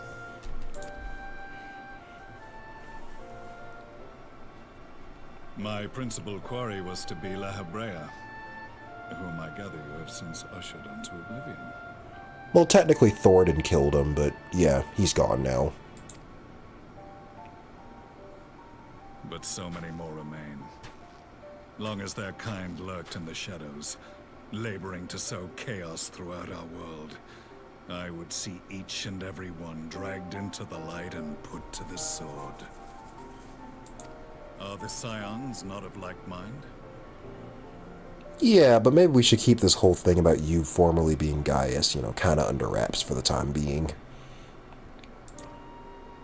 In this single respect, perhaps. Then I shall continue the partnership the boy began, and share what intelligence I have acquired. Among the Ascians, the Black-Masked Ilk are subordinate to those who wear red.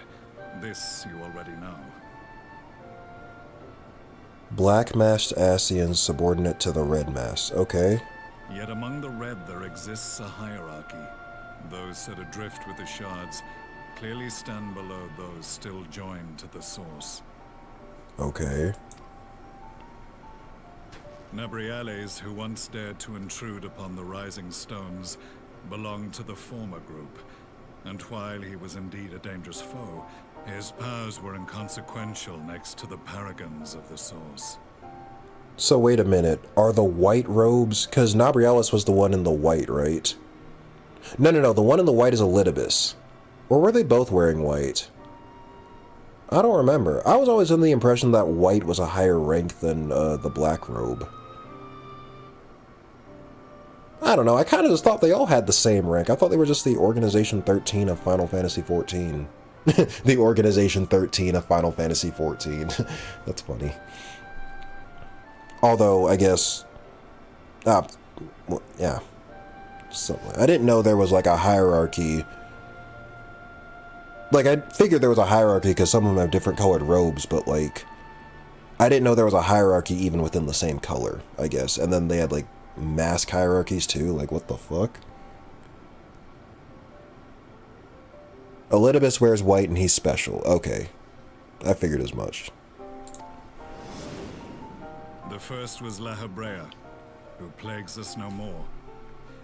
There is also the white-robed Elidibus, and the elusive Emmet Selk, about whom little is known. Yeah, the Akatsuki, the Ouroboros, the, any other villain groups you can think of where they all wear uniforms. Yeah. And La Hebrea, who's dead now. Elidibus, yeah, who wears white. Emmet Selk, alright. We have files on La Hebrea and Elidibus, but I believe this Emmet Selk is new to us. As I assume my brother told you, we have evidence to suggest that an Ascian now walks in the body of the Crown Prince. Have you identified this interloper? Okay, you can't say anymore. Alright, that's fine. Elidibus seems the most likely culprit. As emissary, it is his role to maintain the equilibrium between darkness and light. It was really weird that the last Ascian meeting when Emmet Selk showed up, having glamoured the robe into a Moogle outfit. Your many deeds in Hydaelyn's name have upset the balance, and I believe he seeks to restore it by throwing his considerable power behind the Empire. As a leader of the Ascians, he is one of our primary targets.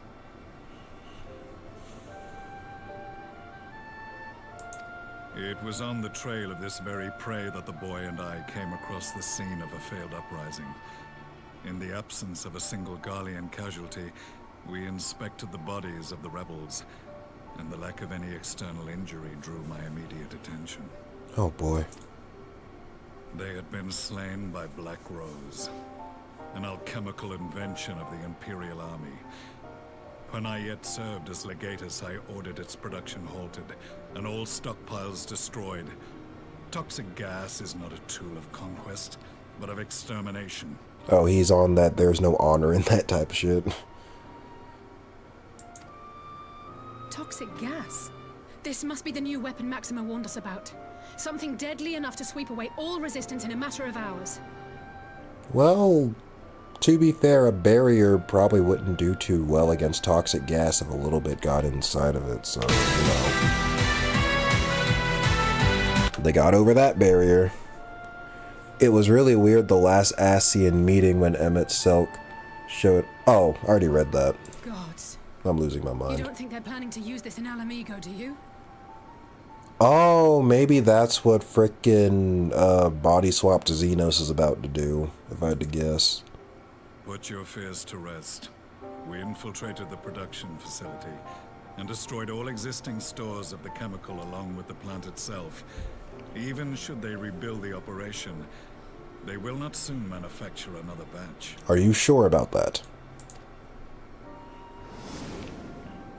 Regardless, I would draw your attention to a directive we discovered in the plant's records. The document was marked with a recent date and authorized with the signature of one Zeno C. Galvus.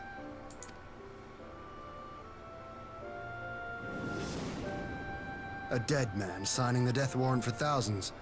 'Tis bad comedy.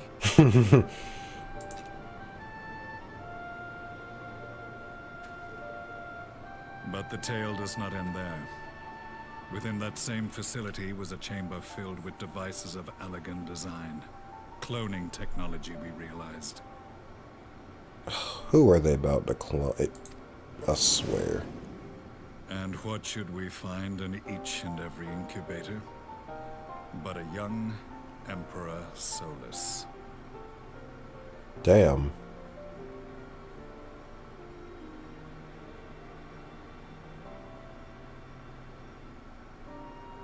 Bro's got backups of backups.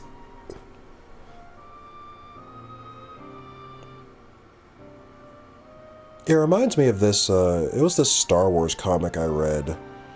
This was way before they made the Disney trilogy, but like, of course after La Habrea he started to question everything. Yeah.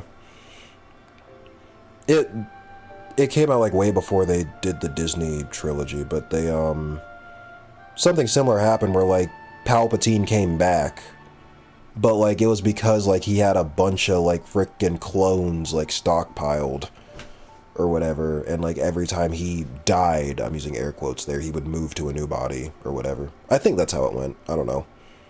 I was like maybe 8 or 9 when I read it. Was I that young? I might have been a little older. I don't know. It was a long time ago. I was basically still a kid, but I do remember reading that.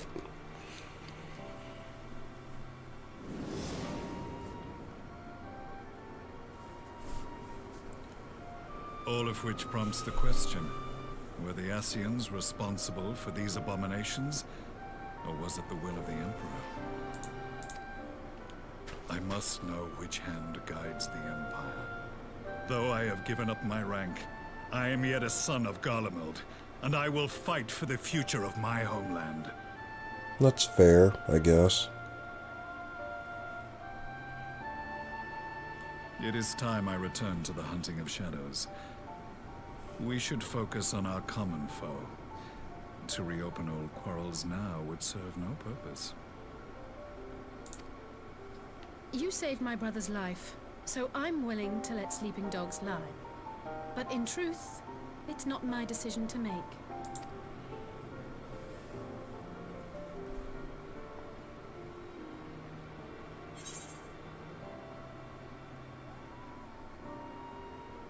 I mean, we can't really... Beggars can't be choosers. We're kind of low on allies considering they all fucking collapsed, so... We're not really in any position to be picky here. He still did horrible things, but at least he knows who the real enemy is. There was a time when I scorned those who placed their faith in false gods. Even as I, in my blinkered conviction, placed mine in Ascian promises. Irony. Unlike yours, my strength of will and my restraint was found wanting. We shall meet again, warrior of light.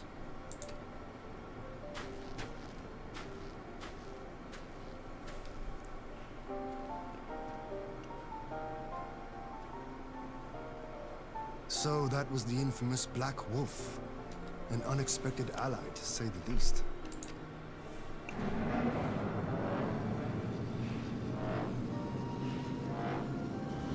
Well, I am content to leave the fine-tuning of the barrier to cleverer minds. Let us bid our friends from the Ironworks farewell, and see what can be done for Alphino back in Dorma.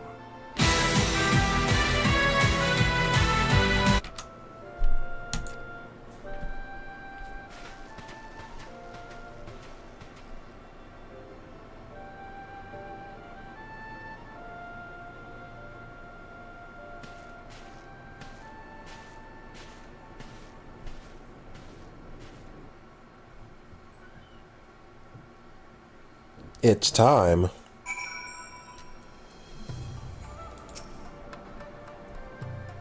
Time for what?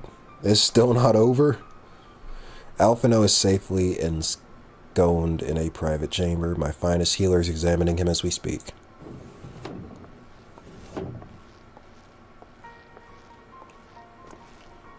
I've spoken with the physician and there are no outward signs of illness. Alphino is lost in a sleep from which he cannot be awoken, just like the others. It seems that even the lands of the Empire were not far enough away to escape that cursed voice. I share your frustration, Alise, I do, but Alphino is returned to us alive and otherwise unharmed. All that remains is to find the means to wake him. Until then, you can but fulfill your duties as a scion, yours and your brother's both. You're right, of course. There are arrangements to be made and little time to make them. To business then, my lord. Now that we know Seriu's wall works as intended, we can expect reinforcements from Alamigo? You most certainly can. As promised, we will send troops to bolster our allies in Eorzea without delay. Pray be aware, however, that they will not arrive without delay. Save for some few who boast teleportation magic, the bulk of our forces must be transported by sea, a lengthy voyage for which the smaller vessels favored by the Confederacy are ill-equipped. Accordingly, I mean to enlist the assistance of the East Outernaul Trading Company to find suitable ships. As for navigating the distances in question, we are in the happy position of being able to call upon those who plotted the course of my people's exodus to Eorzea. Beyond the procurement of ships, I think it's unlikely that our East Outernaul friends will consent to any involvement in military operations, but I am certain they will afford Alphino a berth aboard one of their vessels. I shall have a Chirurgeon accompany him every ilm of the way to the Rising Stones. You have my thanks, Lord Hien. Yugiri, I will go on ahead with our friends to Alamigo. Enlist all those capable of teleportation and put them at the disposal of the Eorzean Alliance as soon as possible. They will form the vanguard. Yes, my lord. This is exactly what we'd hoped for. Lys and the Alliance leaders will be glad indeed to welcome the combined strength of the East.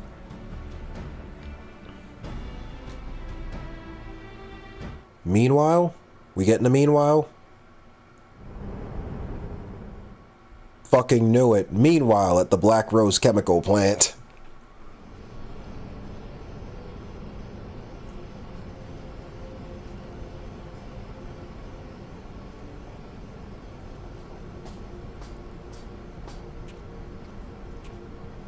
Our supplies at Black Rose have been ruined, but the new plant is already under construction.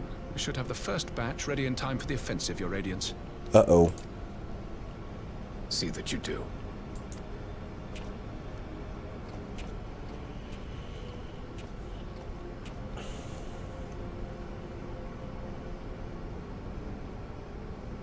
Ah, yes, the infamous Black Rose. If I recall correctly, Gaius did not much care for the invention.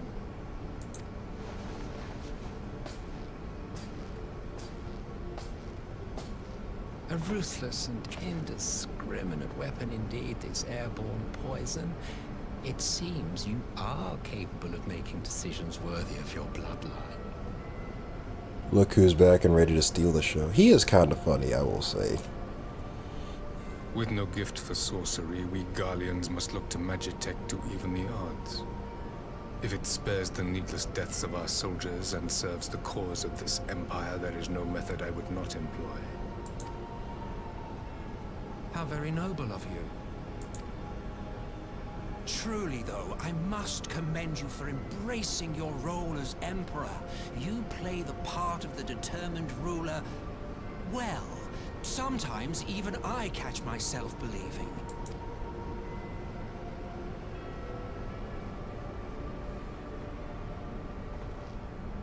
A silent agent of death. Now that I think on it, Black Rose may well possess the perfect aspect. Slowly but surely, the deluge of light has worked upon the ether here in the source, and the gas should be most susceptible to its influence. Well, I shall leave you to your own devices. Go forth and bloody the land with your grand and glorious war.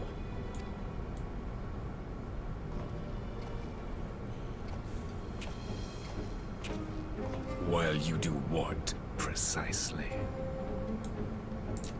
Need you ask? I will be doing what all Ascians do. I am well aware that your kind exists only to usher in the next calamity. But you seem oblivious to the harm your singular agenda causes to the Empire.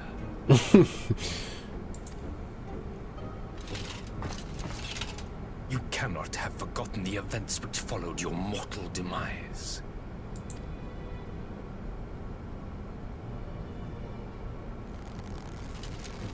Our homeland was plunged into a civil war for your failure to name a successor. The edifice you so carefully constructed was but a hair's breadth from collapse.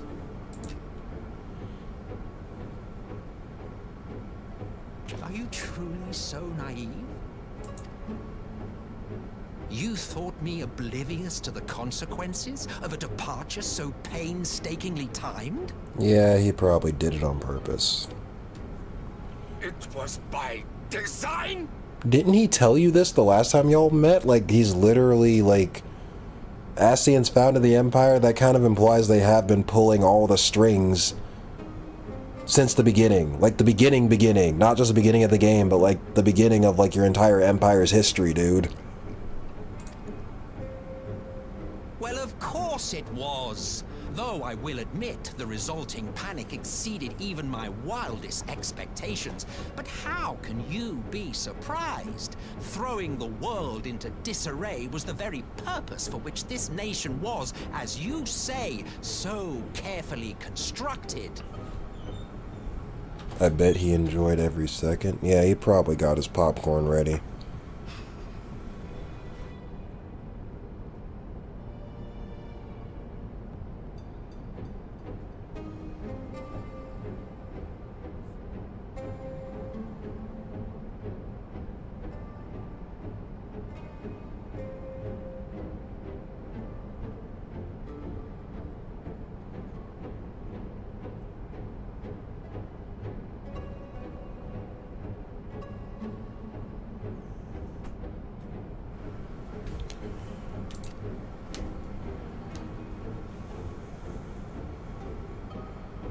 Now, if you have no further questions, I must be on my way.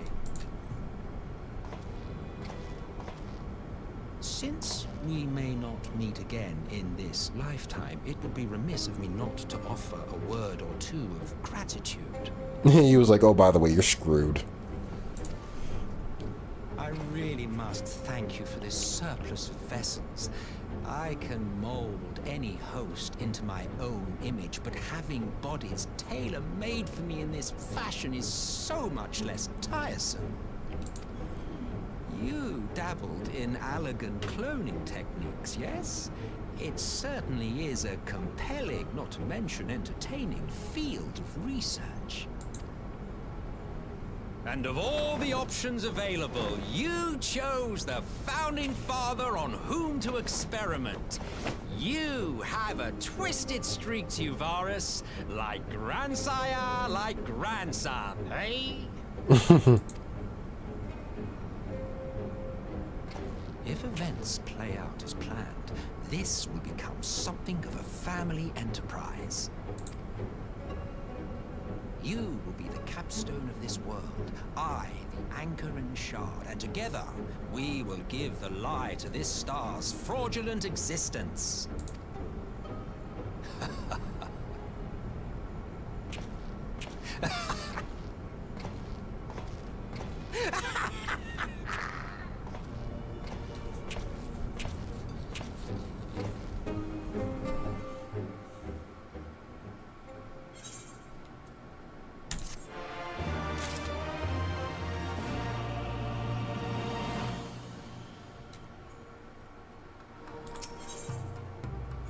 Parley on the front lines, okay.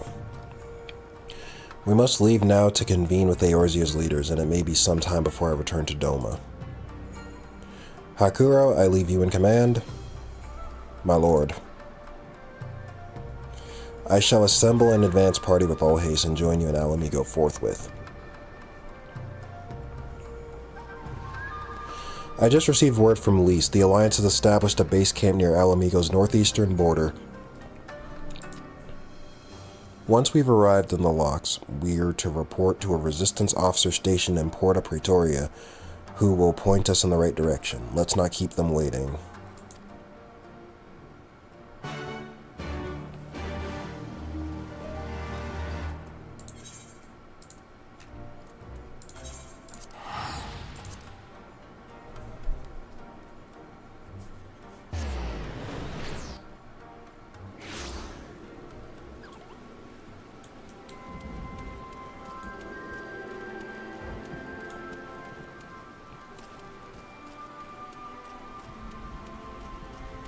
Now, of course it's raining.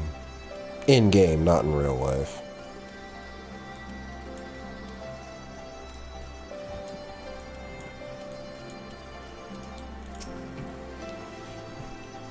You must be the Scion party I was told to look out for. If you follow me, I'll take you directly to the Alliance headquarters. Parley. I just want to talk to him.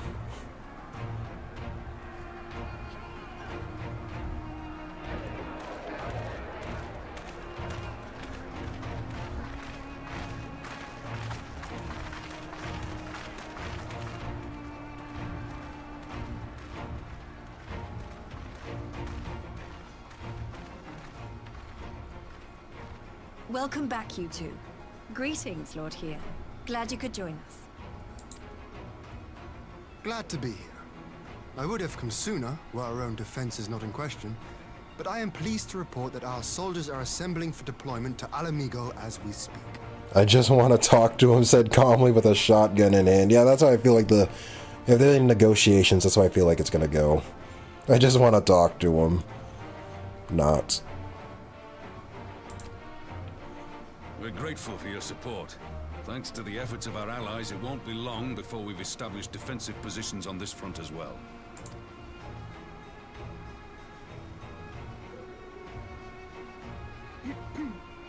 We have some good news too.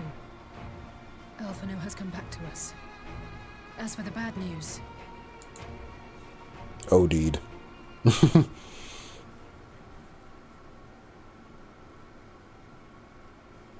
So, Alphino won't wake up. Gaius van Baelsar is alive and hunting Ascians, and the Empire is planning to poison us all with toxic gas. Does that sound about right? Yeah, sounds fun, doesn't it? Ordinarily, any one of those things would have left me in shock. But the way things have been lately, it's all starting to seem pretty normal. Getting back to your report, are we sure this Black Rose is the weapon Maxima was talking about? It fits the description. And it seems we have Alphino to thank for sparing us an early demonstration of its effectiveness. I have a feeling this won't be the last time his bravery in the Empire will serve us here in Eorzea. The threat of an unknown weapon has had us all on edge. But now that we know what we're dealing with, we can take steps to defend against it. Alphino heard this was a drug stream and smoked some Garlean Black Rose. Oh my god. Yeah. That's probably what he did. Oh shit, I gotta sign into chat. Okay, 1 second. Web browser.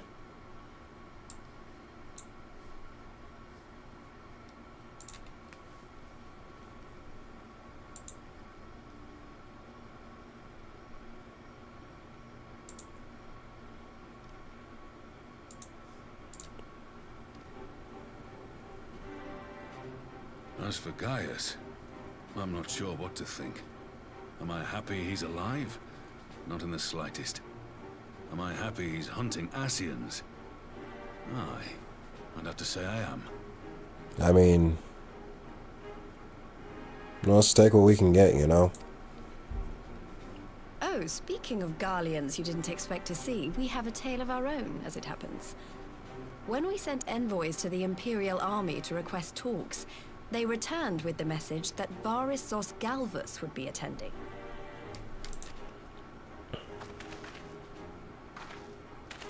The Emperor himself. Well, Varys did sanction the Popularis peace mission. But knowing that an Ascian walks in his son's skin, I do not see how we can trust him or anyone from that nest of vipers. They predicted the Viper job before they actually added it. The Alliance would proceed with negotiations regardless, if only to give ourselves more time to prepare. We do, however, require your cooperation. Right. Yes. So, as a condition for the talks to go forward, the Empire has requested that a member of the Scions be present. There'll be a representative from each Alliance nation, of course, but I'm afraid we have to ask that you come along too. Yeah, you don't really have much of a choice. There's like only a handful of us left. Like, not counting the like non-major scions like the NPCs. Like, it's just me and Alice, I'm pretty sure.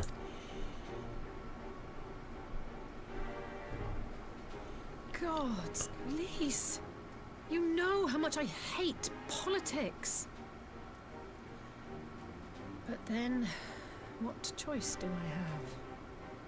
Alphino and the others aren't going to do it. Very well. I shall attend as the Scion's representative. Good luck. You're gonna need it. Don't fall over in the middle of the meeting. In case you're wondering why I didn't ask you, the Empire also requested the presence of Eorzea's champion. Oh shit, I'm my own category.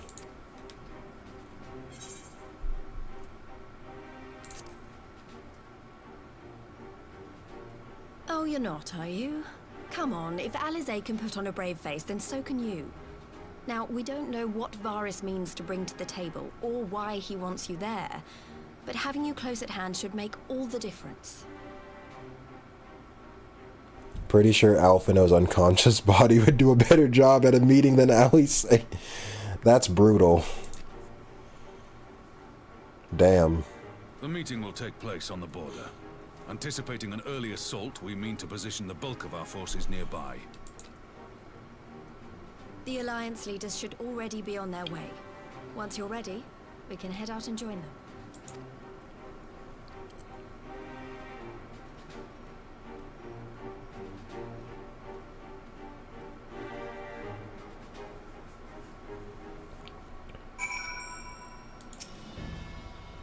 Well, I don't suppose it's polite to keep an emperor waiting too long, shall we?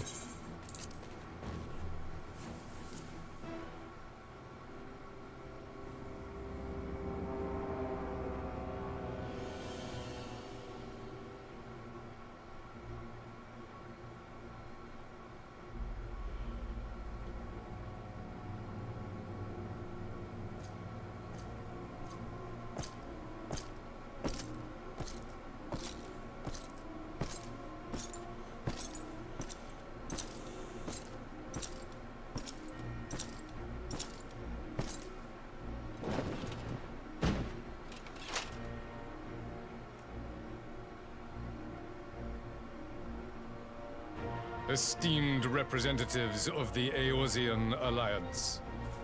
On behalf of the Garlean Empire, I thank you for inviting me here today. As this parley was convened at your request, I invite you to speak first.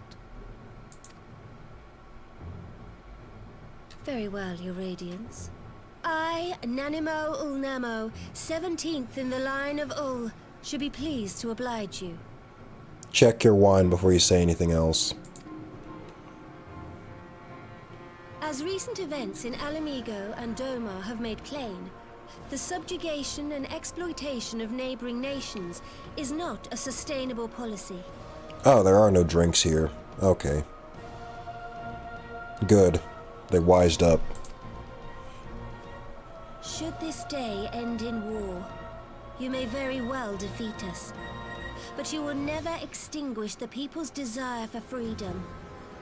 Though it may not be in our lifetime, there will be another revolution, another war, and the cycle will continue.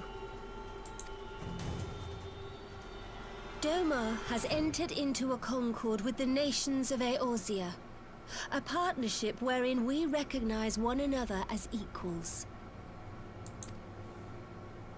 Garlemald could be afforded similar treatment. You need only set aside your ambitions and join us in paving a path towards peace.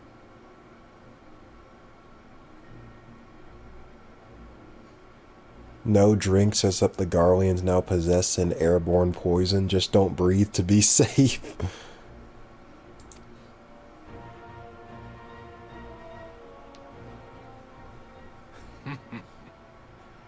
You will not win me over with sophistry, Your Grace. West Zemuria Trade Conference all over again? Yeah, and we saw how well that ended, right? As you know only too well, this alliance lacks the strength to keep the peace within its own borders.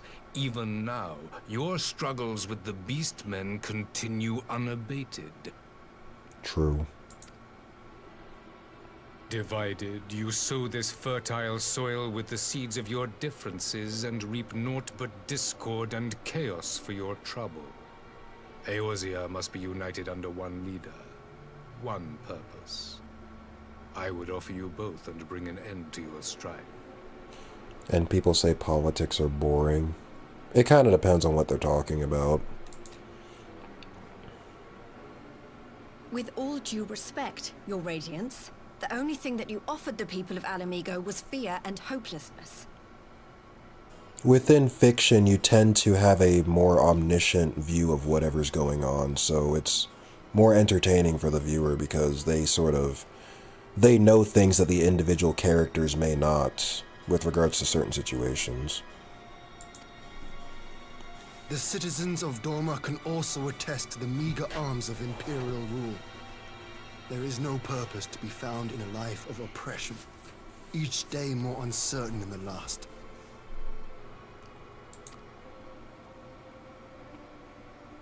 Our people are willing to die for their freedom. A great many already have, and countless more will, if we don't put an end to this madness here and now. He's like, so you're just telling me to just be nice? Nah, I don't think so. That's kind of a tall order.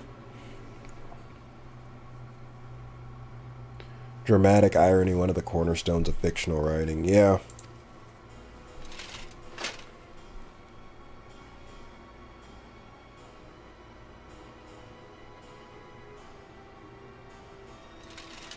We brought order and stability to your lives. This madness and bloodshed is of your own making. You broke the peace, not Garlemald. Technically, Ilberd did. But I guess he wouldn't know that specifically. Peace. Order. You kill our peoples, despoil our lands, take everything that is ours. And what? You expect us to lick the boot that grinds our faces into the dirt?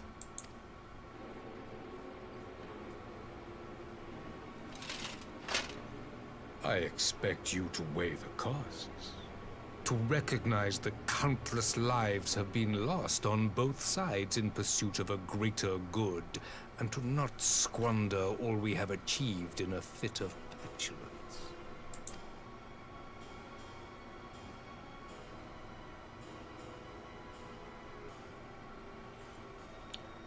Your Radiance. I fear I can personally attest to the dangers of pursuing one's vision with such righteous fervor. For 1,000 years, the Holy See of Ishgard waged war with dragons.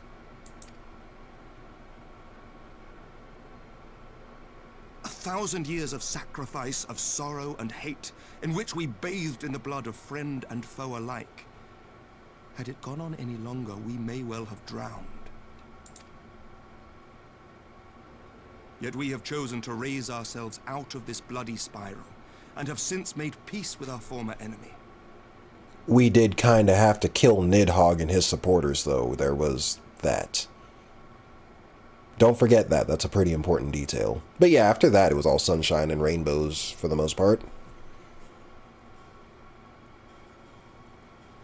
Kind of bullshit. The Emperor gets the cool chair while everyone else is sitting in the cheap chair. Exactly. They got like freaking folding chairs or whatever.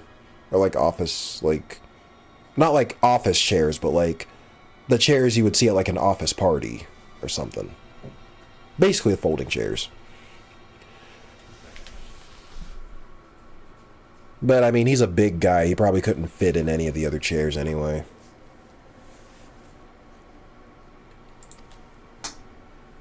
So I understand.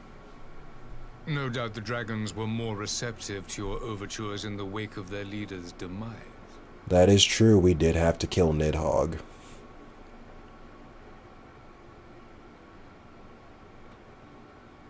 Mentor chair versus Sprout chair.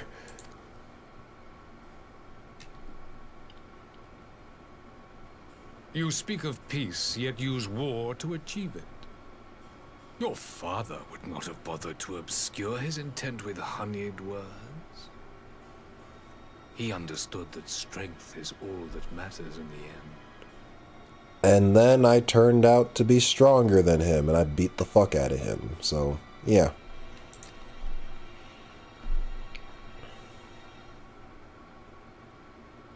Well, I had Heidelin's help, but you know what I mean. Without his clarity of vision, I can but wonder what will become of Ishgard and her people.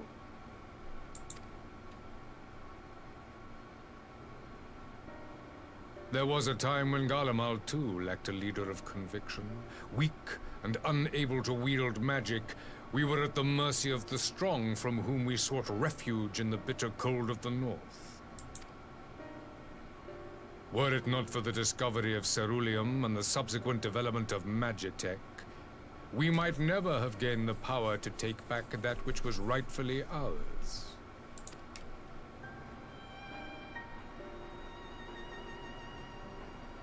You speak as if your people were the first to have been driven from their homes.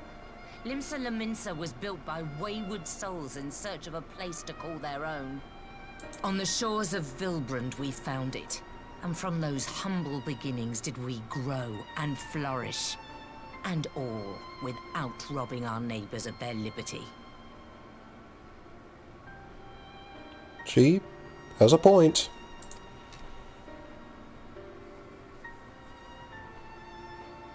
So saith the pirate.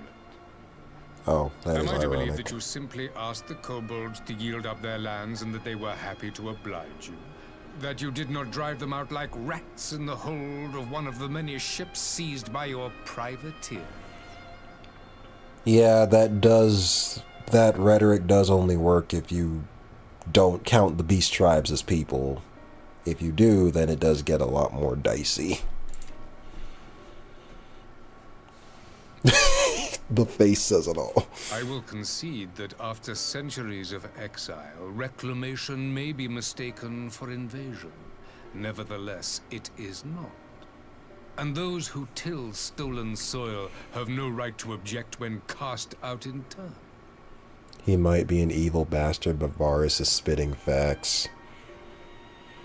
Yeah. They didn't crown him emperor for nothing, I guess. Well, kinda. Well, kinda not. He was next in line, sorta, but, like, also, you know.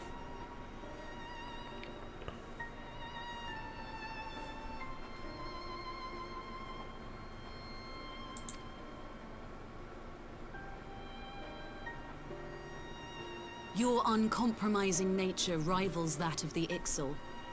They too lament circumstances which they themselves perpetuate. Were they but to embrace peace, we would welcome them with open arms. Indeed, some few have done just that, and now receive of the 12's Wood's bounty. Would that your people might learn from their example.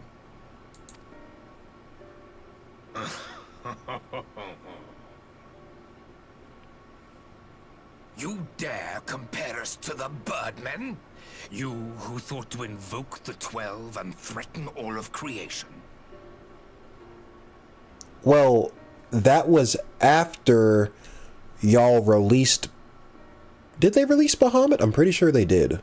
Maybe it was an accident, but they were still basically responsible for that.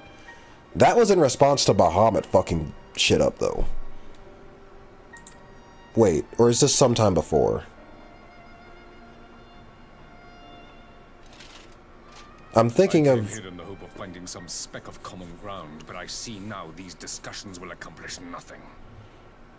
Unless they did something else before then. Maybe back in 1.0 that I wasn't aware of, but... whatever. He already said no.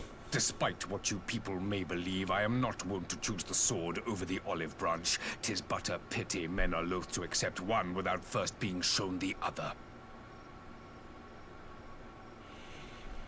Oh, we tried.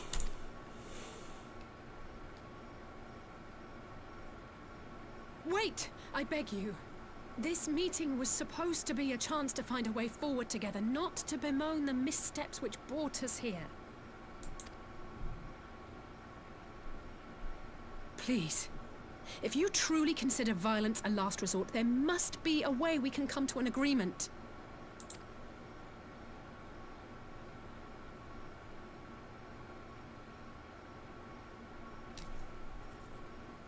As Mistress Alize says, we did not come here to bicker over the past, but to discuss how we might strive towards a brighter future. Emperor Varys, may I suggest a short recess, that all present might compose themselves prior to beginning anew? Oh, recess.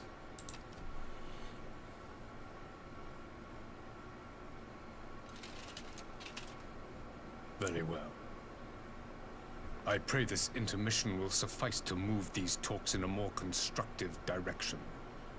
Okay, regroup, eat some food, and then maybe we'll come back with some better points.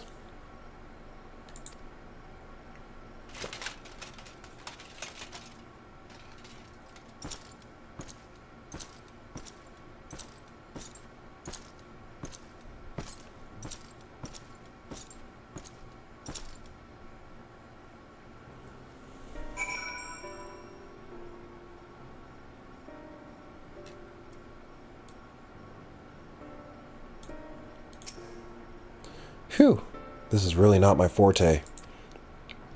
After his Radiance's little performance, it was all I could do not to swear at him.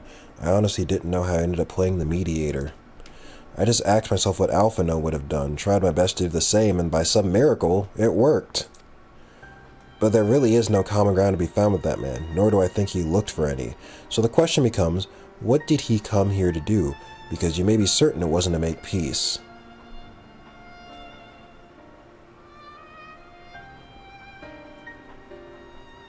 They summoned the 12 because they were dropping the moon on Eorzea. It just so happened that Bahamut was in the moon. Okay. Right, I remember now. So they didn't know, but like it just ended up happening that way. But even then, like, it was still in response to some fuckery that the Empire was doing to begin with. They didn't just summon the 12 for no reason. Whatever it is, I can't make it out. Not yet, at least. We do have a little time before the parley is due to reconvene, though, so why not try consulting our illustrious leaders? Mayhap they have some insight to share.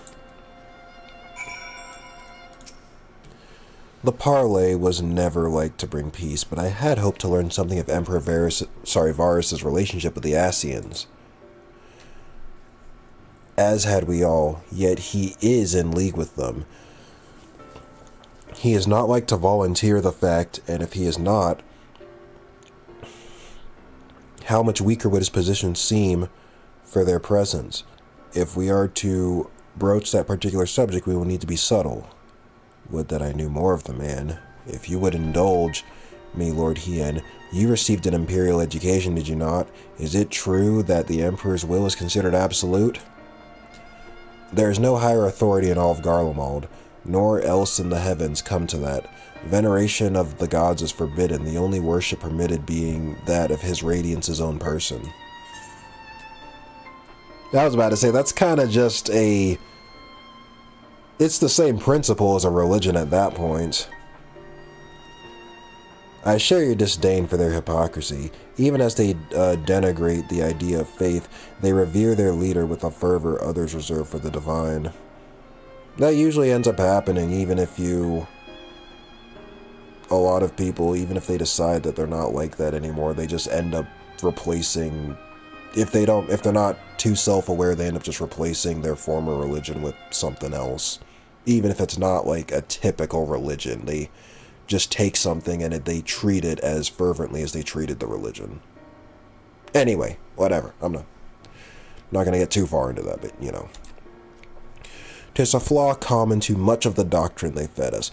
Logical on the surface, perhaps, but contradictory upon closer examination. I wonder if a discussion of the various discrepancies might prompt Varus to reveal something. I will say one thing for Varus. He is very well versed in Eorzean history.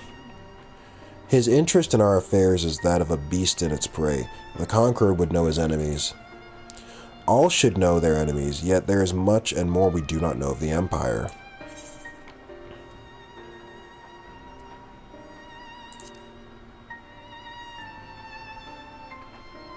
Ha! You would have me axe the Emperor himself? Well, mayhap there is some wisdom in that. I mean, yeah, taken at face value, why would he say no to that? It's free promotion for the Empire. If we can skirt the storm of his displeasure, we may yet come to our answers, even if it does mean sailing close to the wind.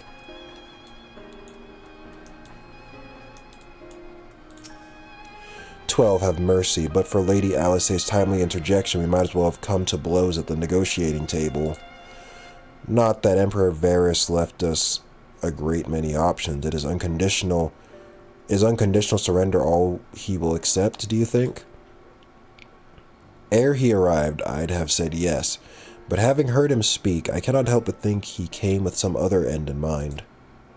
Exactly, he's building up to something, I know it. How then should we approach the rest of the parley? Have you anything to say, warrior of light?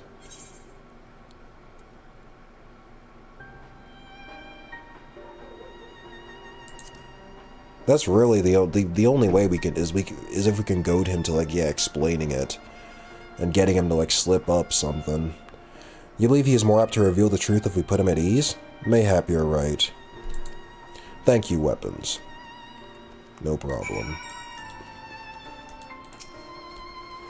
You've spoken with everyone, then. Good. Now all that remains is to await the pleasure of the Emperor and hope we fare better at the second attempt.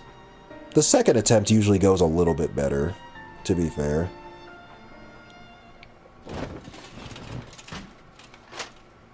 Round 2. Have the floor. He sounds so bored. He's like, alright, who's speaking first? Come on, I don't got all day. Round 2. Before we resume, I wish to offer you an apology. After you graciously accepted our invitation to discuss an armistice, we have done naught but rebuke you at every opportunity. I believe I speak for all of us when I say we are deeply sorry for our discourtesy. Okay, y'all switched up a little too fast. He might not buy this, but, you know. I'll admit your familiarity with our affairs surprised me, and served to remind me how little I know of yours. I think all here can understand the desire to reclaim one's homeland. But why expand further? That is my question. If I may, the answer can be found in the Imperial doctrine they took great pains to impart to my people. Recognizing the threat icons posed to the world, Solus Zos Galvus decreed that they were to be eradicated. To this end, he began a campaign to unite all lands under the Garlean banner. Or so we were taught. Yet the Emperor only reached the burn, the barren said to have been laid waste by icons, after conquering all the lands that lay between. What is more, I am quite certain the practice of summoning was not nearly so widespread in the days before the Empire's founding. And also, too, a lot of that summoning is done in response to what the Garleans do to them. So it's like, be it directly or indirectly. When you put it like that, it all starts to sound like an excuse, doesn't it? But to distract from what? Why are you really waging this war?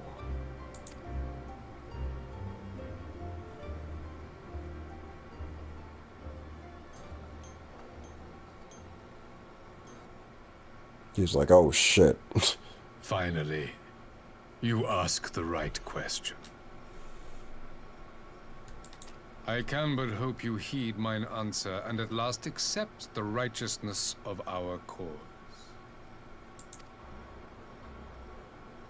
My goal is this: to return the world to the way it once was, the way it was always meant to be. In doing so, mankind will be made whole once more.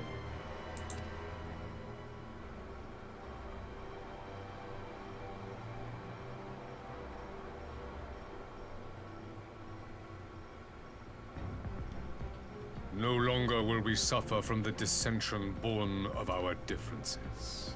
No, I'm sure that'll still exist as long as people are different from each other. There will be but one race, a perfect race, as we were when time began. Not if the Lalas have anything to say about that. What in Rolga's name are you talking about? I am talking about the origins of this star, of the source and its 13 reflections. A world without Lalafels. I don't want to live in that world, honestly. The Lalas can stay. At the instant of the great sundering, 'twas not only the world that was shattered, but mankind itself. Thus were we divided into myriad races, each with its own unique imperfections. So what does the one true race look like, and why do I feel like it's going to conveniently be Garlean? Eorzea's version of the Aryans. To get rid of the Lalas, you also get rid of your... You also got to get rid of yourself and the cat girls. A price too steep. Definitely way too steep. Oh, hell no. That is why man looks upon his neighbor and feels fear and hatred. Why he wages war. Why he kills his brother.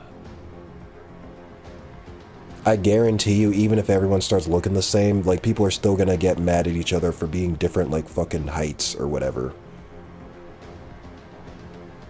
Or, like, having, like, a slight pimple on the side of your face. Like, everyone would have to be damn near identical for that to not happen. And even then, it would probably still happen. Like, I feel like you're kind of chasing your tail there, buddy. You all in your own way have proven as much today. The peace you seek is but a fleeting solution to a fundamental problem. One which calls for more drastic measures. But how do you know that you are the, like... You're the one to usher something like that in? Like, what gives you the authority to do that? Like, who died and made you king? Like, literally, well, I mean, we know the answer to that at face value, but, like, as far as the saying goes, like... You know, who appointed you with that duty? To bring about everlasting peace, our worlds must be rejoined. Yeah, you're starting to sound like an Ascian, bro. That is the goal the Empire would see realized. The glorious future unto which we shall one day shepherd mankind.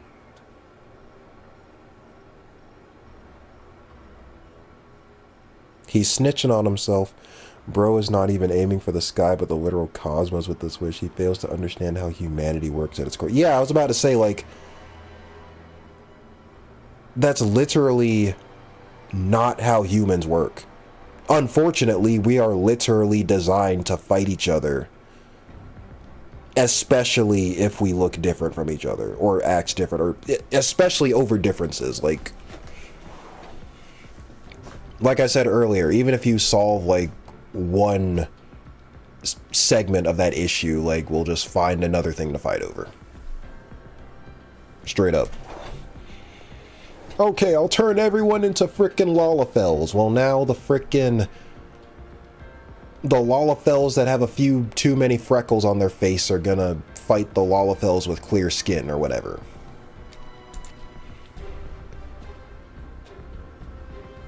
A rejoining of worlds. Yeah, that's Ascian talk. I have heard this tale of the Source and its reflections before. Are these not the self-same desires as the Ascians? Emperor Varys, do not trust in their words. They will lead you to your doom. He's like, yeah, just ask my father how that went. My father thought to use them, but in the end he succumbed to their temptations. He embraced summoning like so many other pawns before him. Do not tell us you mean to do the same. Well, but how would they if the Garleans are against summoning? Well, maybe they're doing it in secret. I wouldn't be surprised if they were hypocritical about that too, but, you know.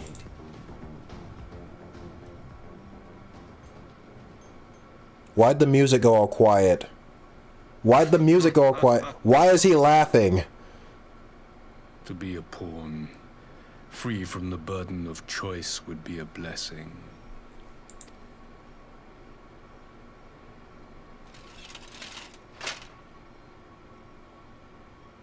But I forswore that privilege the day I learned that the Garlean Empire was built by the hand of an Ascian. Yeah, okay. So the cat's out of the bag. Now everybody knows. And here we go. What?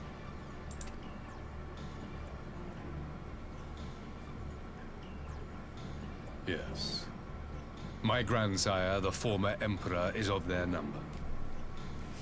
And who better to build an empire capable of bringing about the calamitous change we desire?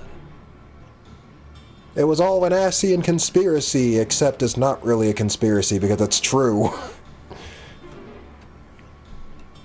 Seriously, if someone had said this in A Realm Reborn, I'm sure the Scions would have been like, oh, that's a conspiracy theory. Would you condemn me for this alliance? For bowing to the will of these shadowy masters, when the prize is true and lasting peace? True and lasting peace for who exactly? Like, just for them, or, I mean, you know.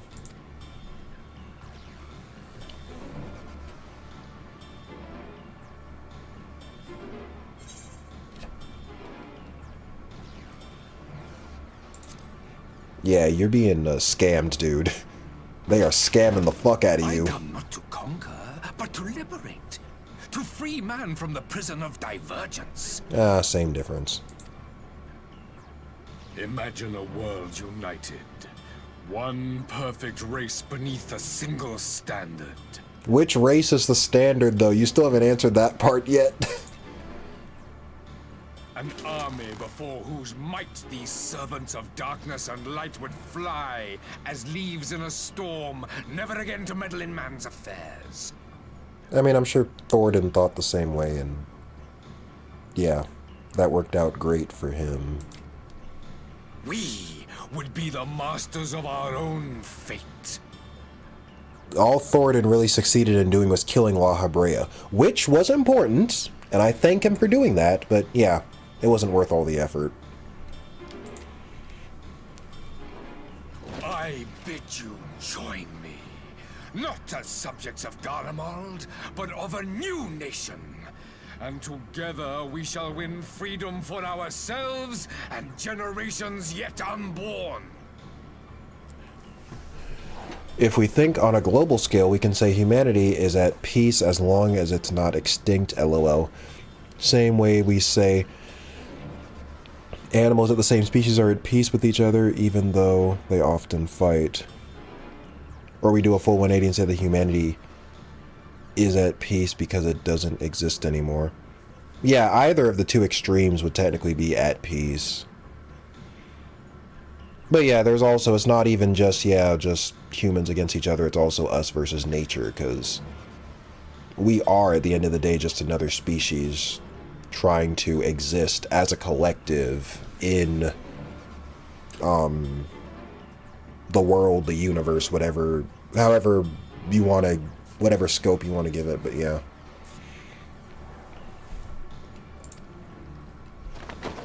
You want to trigger another half-dozen calamities? You can't be serious! The drugs were right.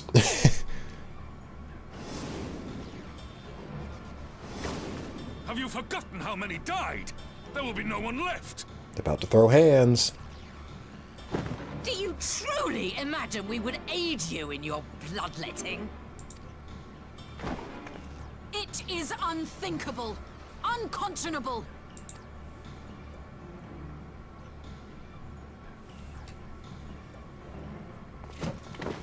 Everybody just stands up. It's like, oh shit, we're still sitting. And what is the alternative? To be as cattle waiting for slaughter? I would have us work together, that we might take fate into our own hands. Into your hands, perhaps. Yeah, his hands. He's speaking for himself. But what of the other worlds, your radiance?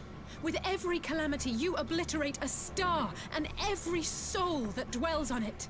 That's true, because, yeah, Final Fantasy XIV has a multiverse. And Final Fantasy XIV is in and of itself part of a bigger multiverse if you count the other Final Fantasy games as universes as well. So, it's part of a multiverse, but yeah. To the Ascians, we are all but tiny, momentary specks within an indifferent universe. We cannot hope to oppose them until we have been made whole once more.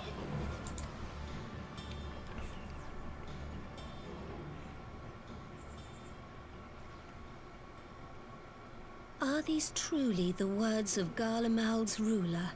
I've been saying it for the past 10 minutes. This is Ascian talk. Like, not just working with Ascians. Like, this is like, bro is like an undercover Ascian, like, kind of talk. Wouldn't it be funny if the voice kicked in here and Alice collapsed? Yeah. Pretty convenient, huh? The flaws and foibles which you so abhor are what make us who we are. Every nation, even yours, Emperor Varys, is made whole through the combination of these imperfections, the strengths of one compensating for the weaknesses of another. Yeah, like, it would be pretty boring if everyone was like, if everyone was so similar that there was literally no more conflict. Like, you'd get bored pretty fast. There is like an upside to everyone being different, to be fair. While it is true that man succumbs all too often to anger and avarice, he may yet overcome his baser instincts through the forming of bonds with others, fostering community and cooperation. That the protector of an empire should not only reject these fundamental truths, but seek to change them at so dear a cost to life is indefensible. Such a man is not fit to govern. Shots fired. I really should get like a gun sound effect. That'd be pretty cool. The vine boom is enough. I should get like a gun sound effect. That'd be nice. There's so much I want to say, but it's all spoilers. Okay. Just remember them, I guess, and when I get to those parts, you can say them. And you, warrior of light, would you refuse me as well?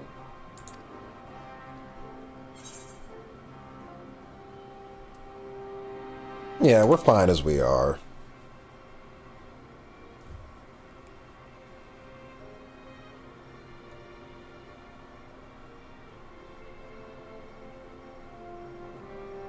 It It would seem the Alliance is of one mind on this matter. Okay, wartime it is, I guess.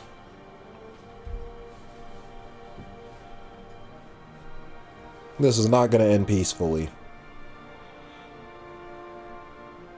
You Eorzeans never cease to disappoint me. Though I suppose I have only myself to blame for expecting more from savages. This discussion is at an end. I bid you make ready for our next meeting. It will not be at the negotiating table. Fair enough.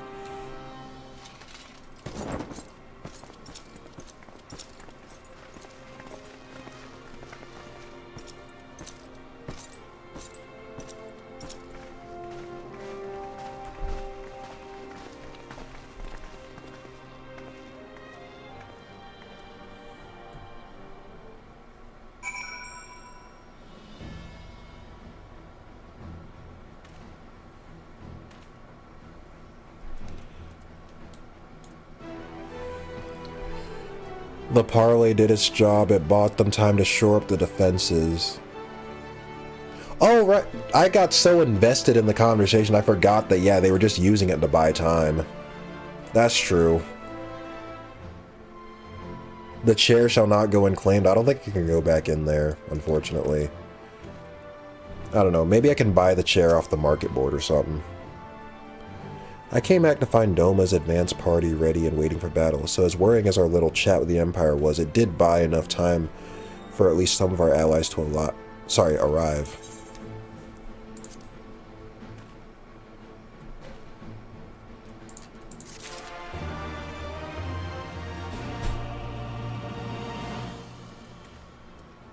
Ready for what? There's another dungeon?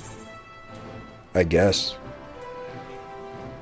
Having listened to Emperor Varys's, maniacal plans, Lisa's ready to go to war.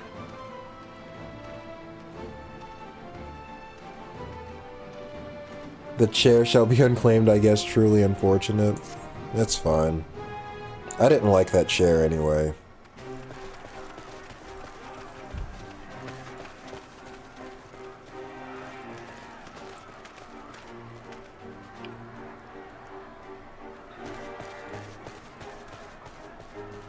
I'm not sure what I was expecting from our meeting with the Emperor, but it wasn't that.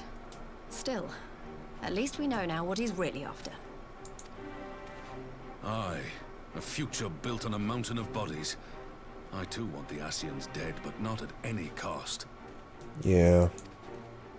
The last of the reinforcements from Doma arrived not long ago. I pray it will be enough. Given the Emperor's stated goal, this is a battle we can ill afford to lose.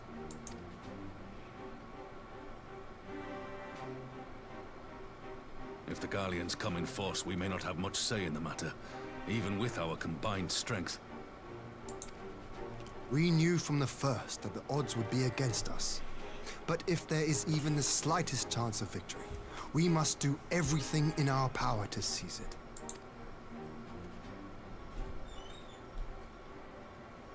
We must seize it, full stop. Here!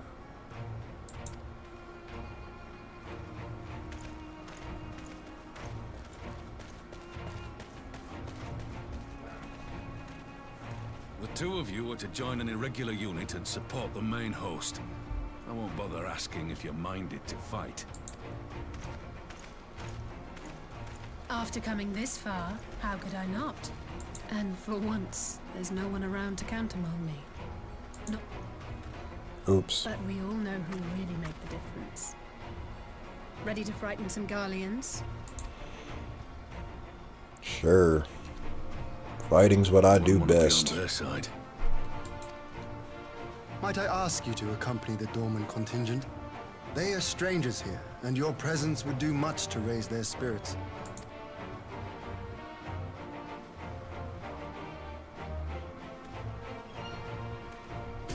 We would be honored. When our people stride out with you in their midst, I dare say the Eorzeans will feel an ilm taller themselves. High spirits have a way of spreading. What I wouldn't give to join you. But my duties as field commander will not allow it. I'll leave the front lines in your capable hands.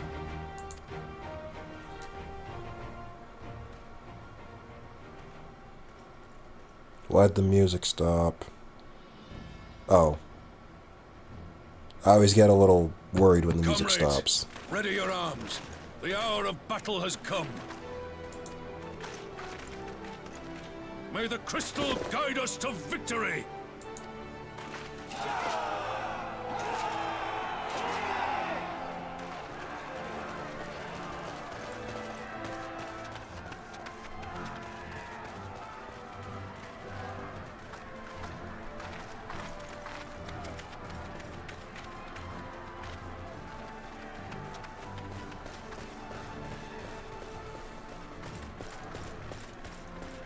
Since the others couldn't be here, we'll have to fight twice as hard. If Alphinaud wakes to find the Imperials have won, I shall never hear the end of it. True.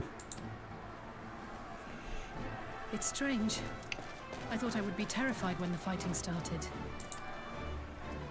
I should be terrified. But with you at our side, I can't help feeling everything is going to be all right.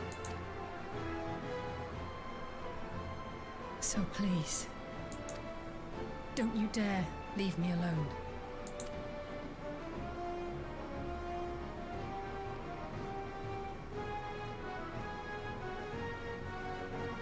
No matter what happens, we have to survive together.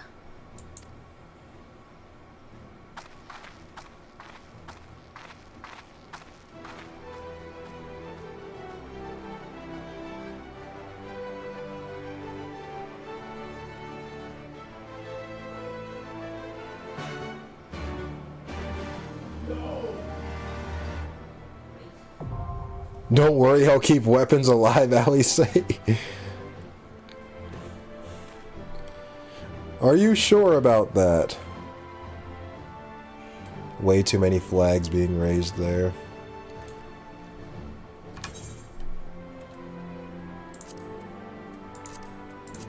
Alright, I guess this is... Looks like this is Stormblood's final dungeon. Don't leave me alone, immediately walks away. Yeah.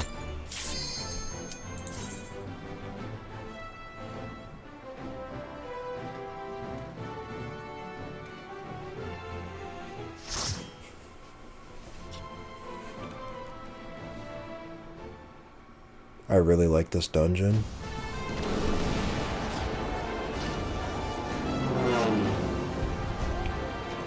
It kind of reminds me of the Final Heavensward dungeon as well. That one ended with a big battle too.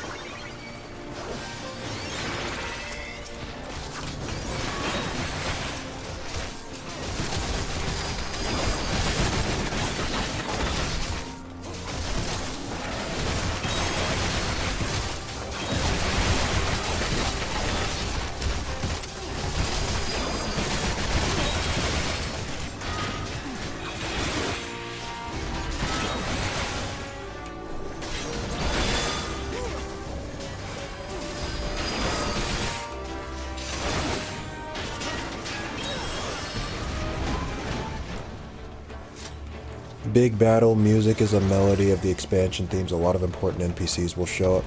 Yeah, I noticed that it does have like a little bit of a few pieces of some of the previous yeah, songs.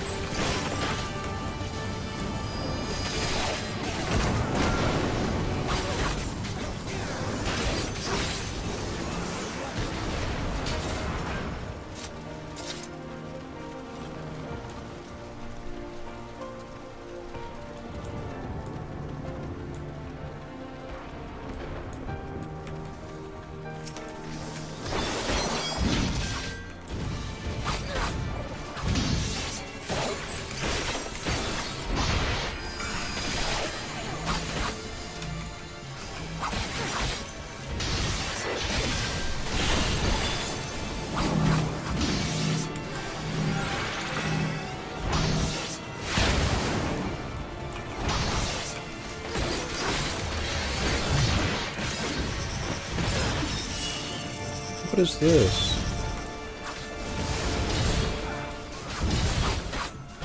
Oh, I see.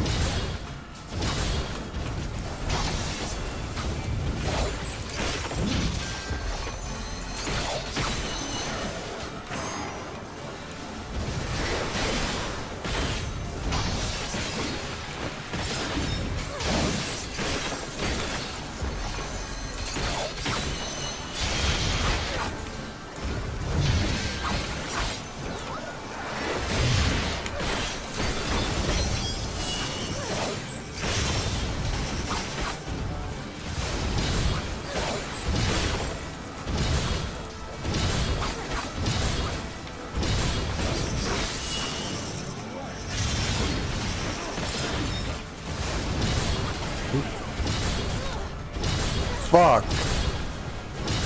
I was trying to outrun him.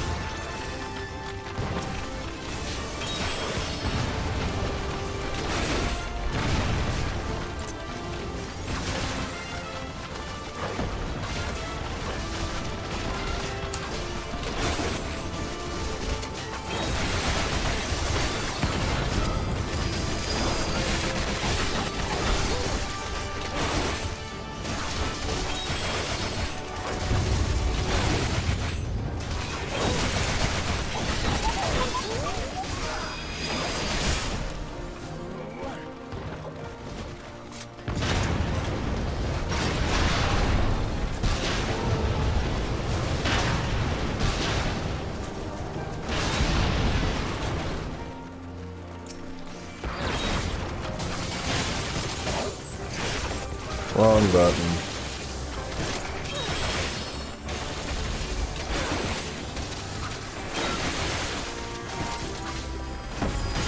I like how it's like some of the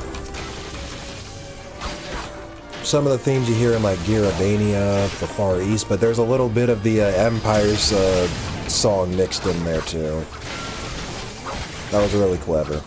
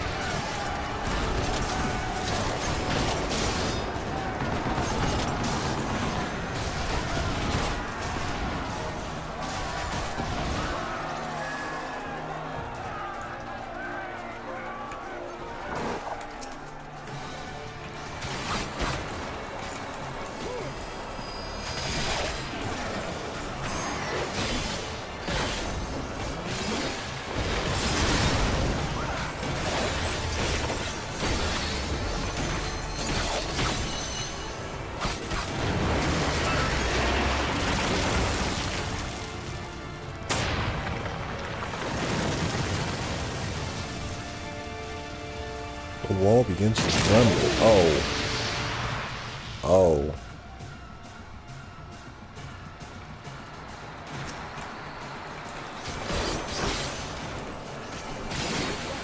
Alamigo and Garlem, all themes battling it out. Seems so. Oops, wrong way.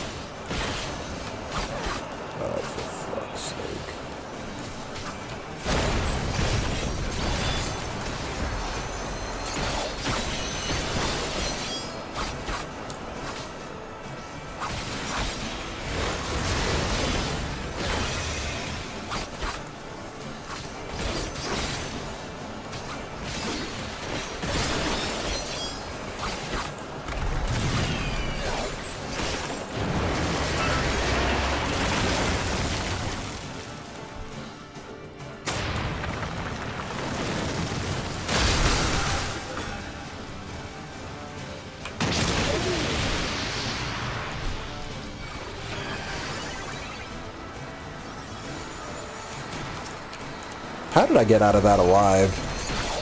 I barely made it out of that.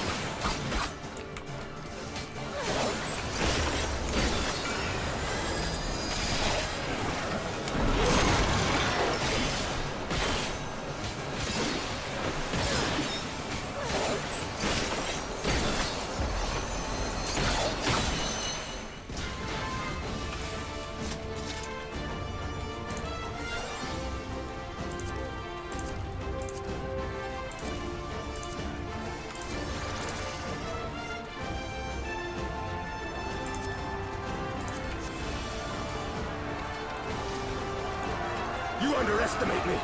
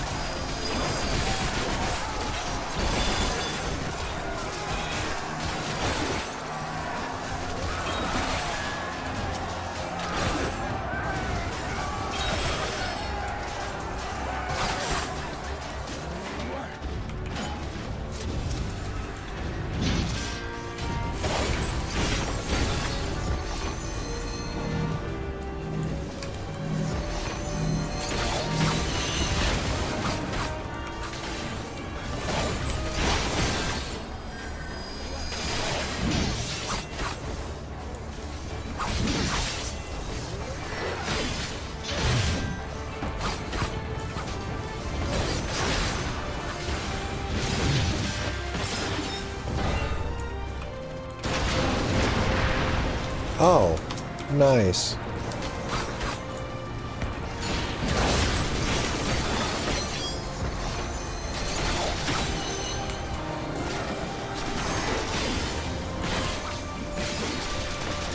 I got both of those conditionals wrong.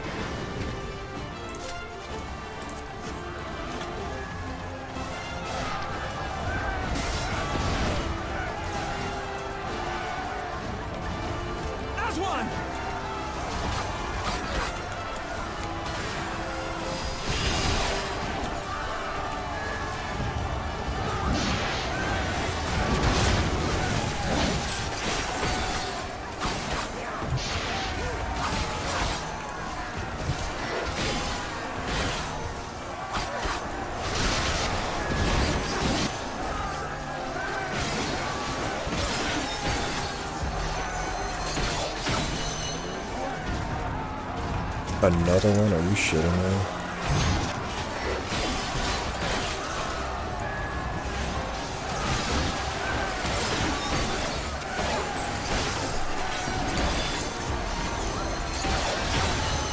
Oh shit! Oh, well, I still got hit.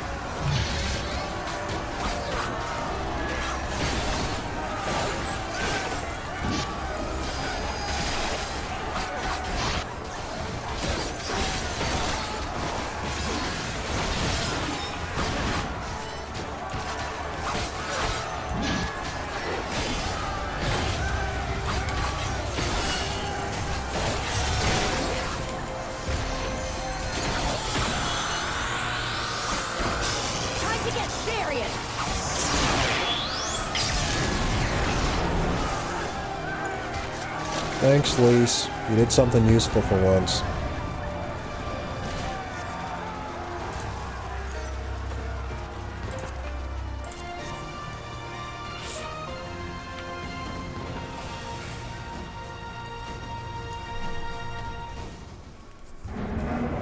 Best girl Connie erected a barrier just it. Oh, that's true. These savages bested our vanguard. Impressive. But in the end, they are only that savages. Now let us be brief. His radiance awaits. Damn.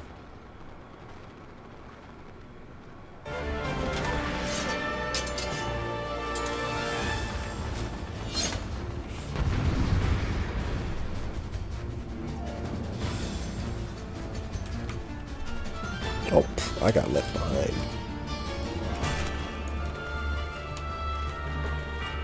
Wait, who the hell do we target first, or we just target both of them?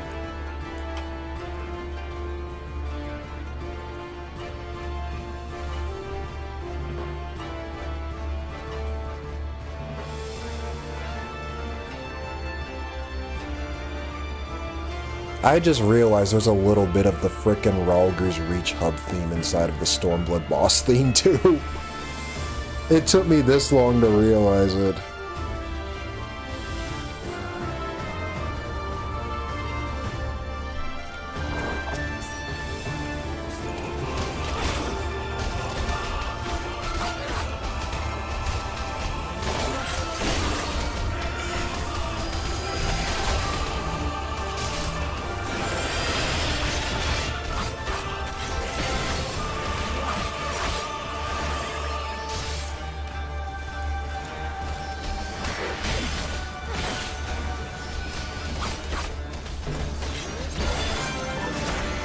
Are you shitting me?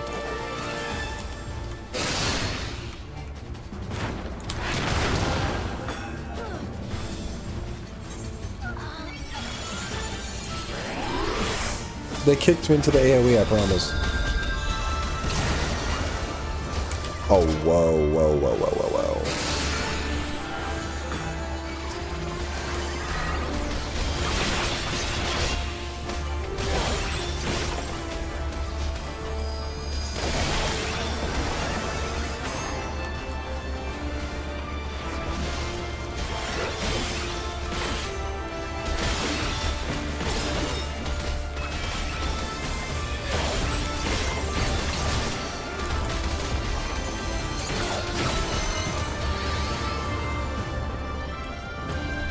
Uh-oh.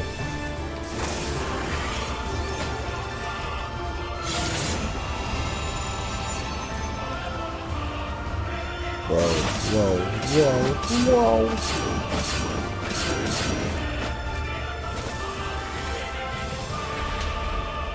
whoa. Did they just high five?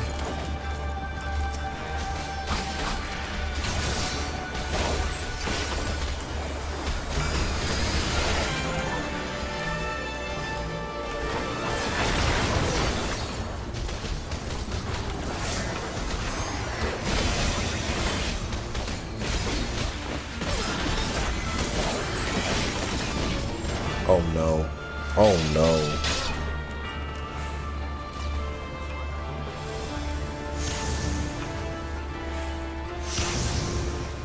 Shit.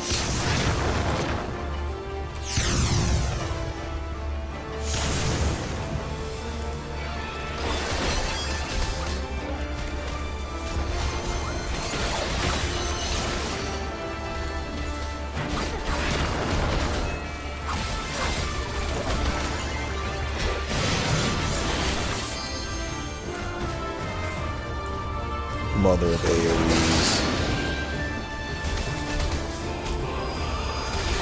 You know what? I didn't even realize we had limit break.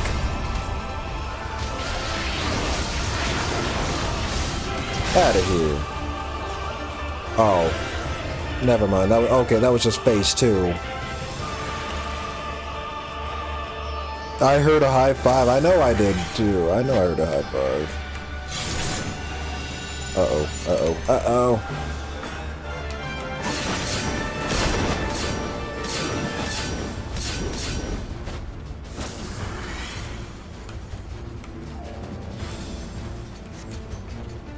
Farewell, savages.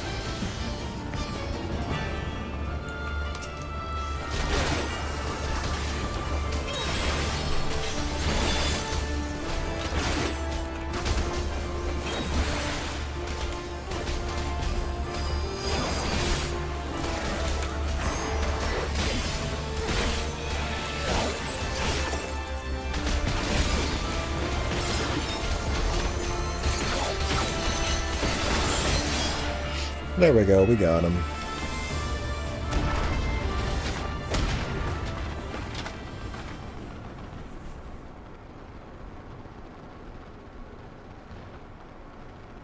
We have served our purpose, let's withdraw.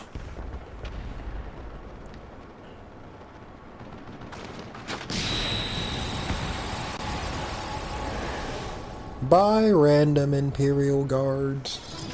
Triumph is the best dungeon boss theme to this day, in my opinion.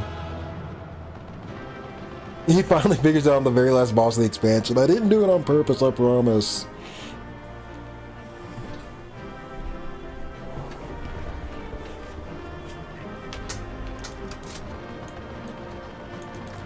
Oh, everybody already left.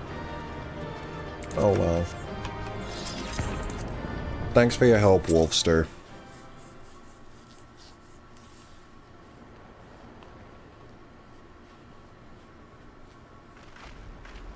We did it. I dare say they'll be reeling from this. I can see those two bosses also follow the Enforcer rulebook. Either the Enforcer rulebook or the Jaeger rulebook, one of the two. You were truly inspiring in battle, my friend. I'm determined not to be outdone, but there seems to be no one left to fight. Yeah, because... Well, to be fair, this is one of the few dungeons where you do see the NPC characters actually doing shit, so... To his credit, I can't say he's wrong about that. A tactical withdrawal, perhaps? We should give chase. Finish them off while we have the chance. Imagine the other surprise when they wake to find the war already won. But don't say that. Don't say that. Shit, you just jinxed it. I told you you jinxed it. The light will expunge all life. Ali says next. You can forestall the calamity. Throw wide the gates.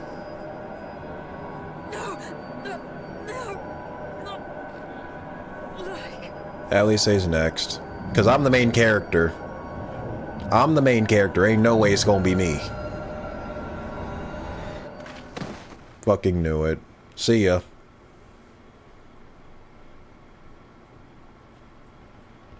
The edibles kicked in as soon as she jinxed it. Don't tell me. Are you all right? I'm fine. But I'm also probably the only Scion left, or the only... We must get her back to the encampment. The only major one, at least. It's just me. Shit. It's just me.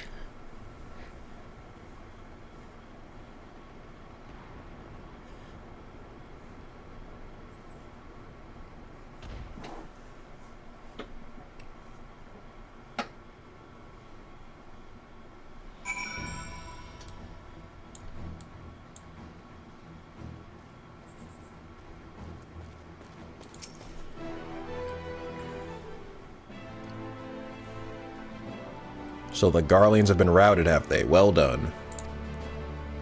Though this exchange was no more than a test of our strength, like as not. They won't be taking any chances now that the Emperor has joined the fray. They'll want to take their time, whittle down our defenses. Your next great adventure will be starring Lise at the Horay board. Oh, Boulder. Almost said border. Still, with your help and that of our eastern allies, we've passed the first test. Our line is unbroken. As for Alice, well, she's in good hands over at the infirmary.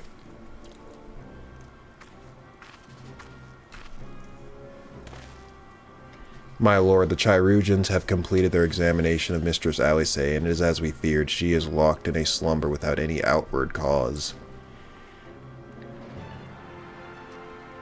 Damn it, now I'm alone. Just like the others, damn it all. The Garleans picked a fine time to come knocking. 5 Scions incapacitated, and with the enemy on our doorstep, I cannot spare the men to assist and search for a cure. The best I can do is see to it that Alice is escorted safely back to the Rising Stones. Yugiri and I will return to our encampment. The main contingent of our forces from the Far East is under sail, and all must be made ready for their arrival. I'll not keep you then.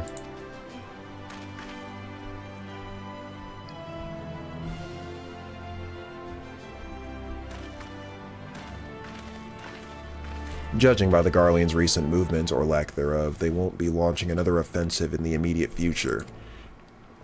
You should return to the Rising Stones. Given the plight of your fellow Scions, I can understand if you feel on edge, but you'll be no good to anyone without rest. I don't need rest, I need answers. No, I do need rest, to be fair, but, you know, you get what I mean.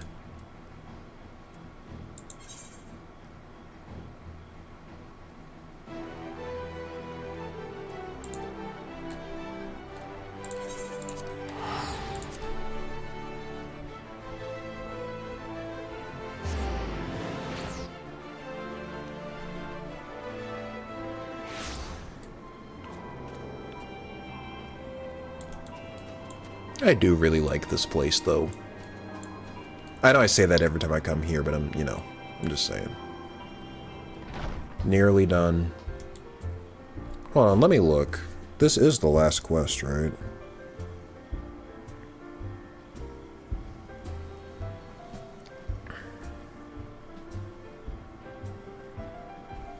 Let's see.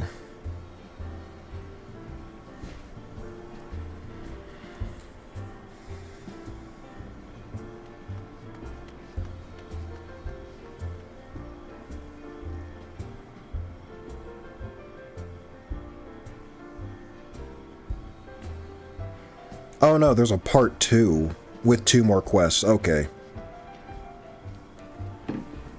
I gotcha. Alright, we still got kind of a ways to go. But yeah, it does look like we're pretty close to the end.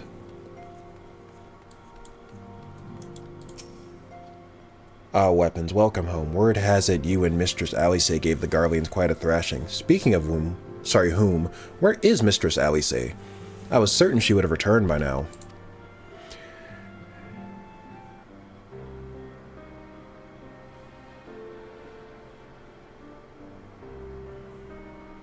By the 12, not her too. Ocher and I will ready the infirmary for her arrival. We will also need to send a message to Tataru post-haste. Would that I had something other than the grim tidings to share with her. I'm surprised Tataru didn't get hit yet. Maybe she doesn't count because she's like the frickin' secretary or whatever.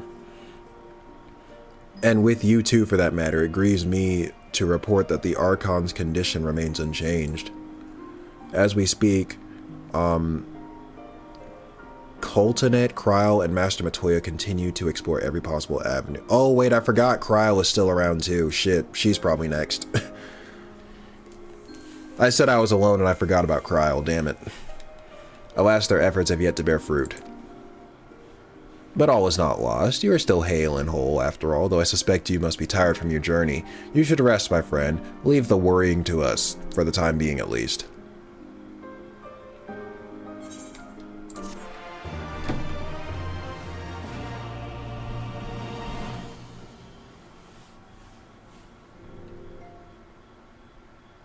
Meanwhile, at the border of Alamigo.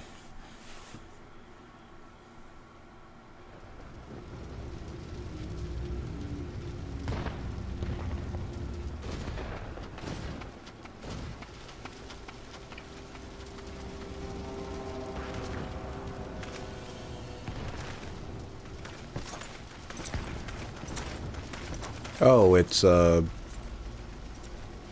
Xenos.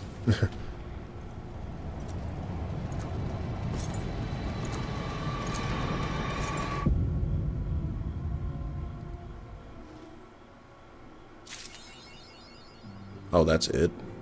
Okay, I was expecting a little more. Okay, I gotta go use the bathroom. I will be right back.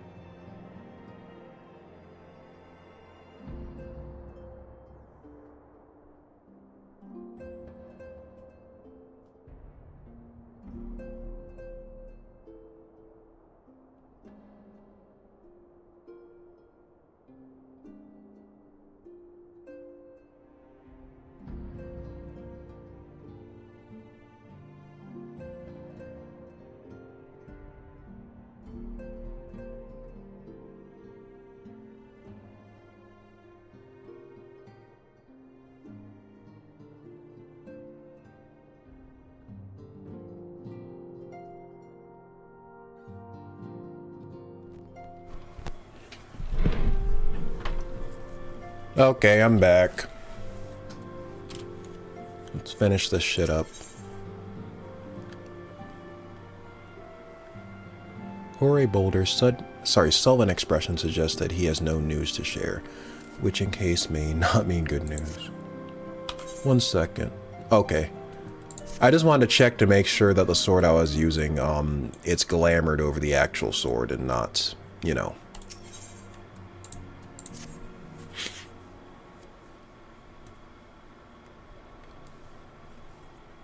Ah, weapons. Yours is a welcome face indeed in these troubled times. Though if you've come to inquire about our stricken brothers and sisters, I'm afraid I have naught to report. Coltenet and the others continue their tireless search for answers, and I too have done all in my power to assist them, alas. My apologies for the intrusion. I was told Master Alphino had been brought here, and wished to see if his condition had improved.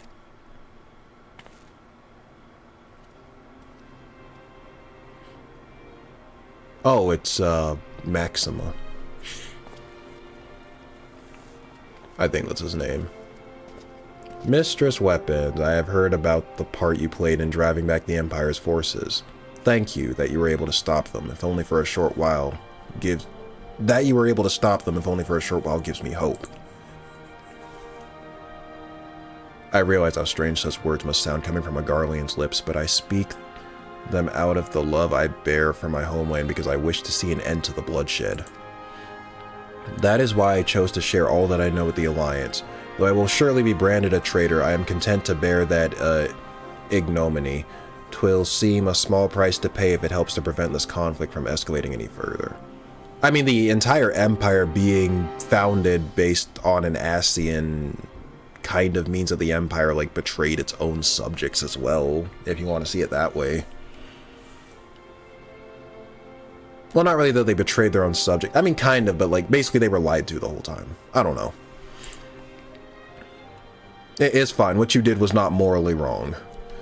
But enough of my prattling. The war is not what brought me all this way. I came to see Master Alphino. An acquaintance of weapons in Alphino, are you? Well, far be it for me to turn away good company, if you will follow me, sir.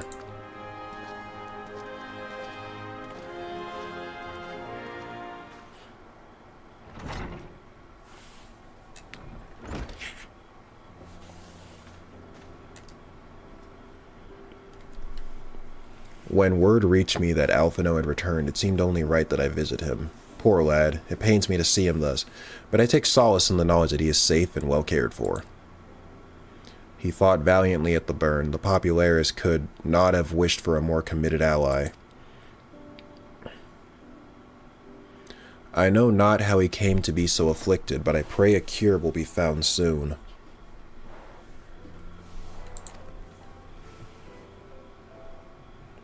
On an unrelated note, you may be interested to know that I traveled here in the company of another acquaintance of yours.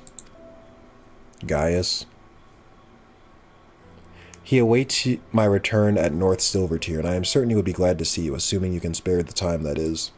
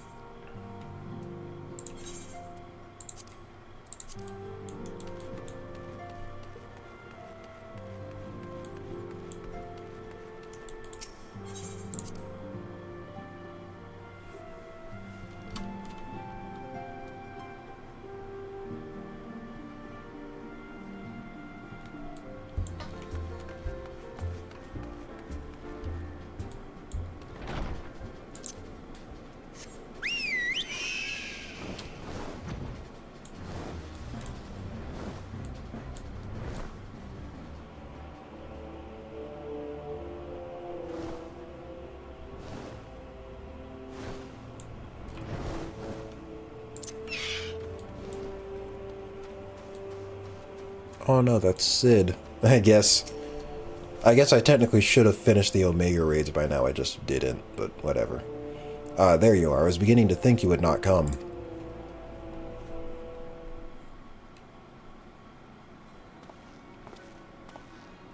It sounds like you've been through the mill. You should have called me. Though I must confess, tracking down missing souls isn't exactly within my field of expertise. As you may have surmised, I heard much of Master Garwin growing up in Garlemald. Indeed, he has long been a source of inspiration to me. Most Garleans would say he is a traitor, that he turned his back on his country. We of the Popularis, however, consider him a revolutionary, a man willing to defy the Empire's dreams of subjugation, that his inventions might bring about a better future for all mankind. Please, revolutionary is a term best reserved for my work. I am but an Imperial defector who thought to aid another Imperial defector. Whatever Master Garwin says, I am humbled to find myself in such distinguished company. Speaking of distinguished company, we heard from Raubon that you ran into an old friend in the Burn. The Berm. Is it true? Gaius still lives? Like most in the army, I never had the privilege of seeing the legatus without his mask. To think I walked halfway across the burn in the presence of the Black Wolf. And he claimed to have severed ties with the Empire to hunt Ascians, did he? After his humbling at the Praetorium, one would think he'd have the good sense to stay dead. Sid's probably sitting here like, oh my god, first Nero and now Gaius too? All my old enemies just keep coming back. Should we meet again, I shall be sure to tell him so. Commander Alden also spoke of the Alliance's meeting with the Emperor. Though I still labor to believe what he told us. Did his Radiance really claim that Garlemald was founded by the Ascians? But that is madness, the very notion of absurd. Every fiber of my being rails against it, and yet I see there is no escaping the truth. From the very founding of my homeland, my brothers and sisters have laid down their lives in service to a lie. Yeah, sounds familiar, doesn't it? It's almost like we dealt with the same shit in the last expansion. The Ascians must be stopped, to save my people, to save all peoples. For all the Empire's many crimes, even I did not suspect. Had I known, I would have left a lot sooner. But that's in the past. Here in the present, we must apply ourselves to the problem of how the Empire's ambitions must be thwarted, not only in Eorzea, but in the Far East as well. The Ironworks will spare no effort to achieve that end. Seriu's wall was a good start, but we can do more, and we will. We'll show them what it means to achieve freedom through technology. I knew I wouldn't go through this whole stream without stuttering. Begging your pardons, I bear a message for the Warrior of Light. Commander Alden requests your presence at the Alliance's headquarters in Alamigo. He would discuss matters of strategy at your earliest convenience. Ah yes, the inevitable messenger. I knew it wouldn't be long before duty called your way. Time, no doubt, being of the essence. Could I tempt you a ride aboard the Excelsior? If there's a faster way to Raubon's side, I will personally apologize to the commander for keeping him waiting. I mean, yeah, I could teleport. That's faster. But yeah, sure, whatever. It's been a while since we've seen Cid.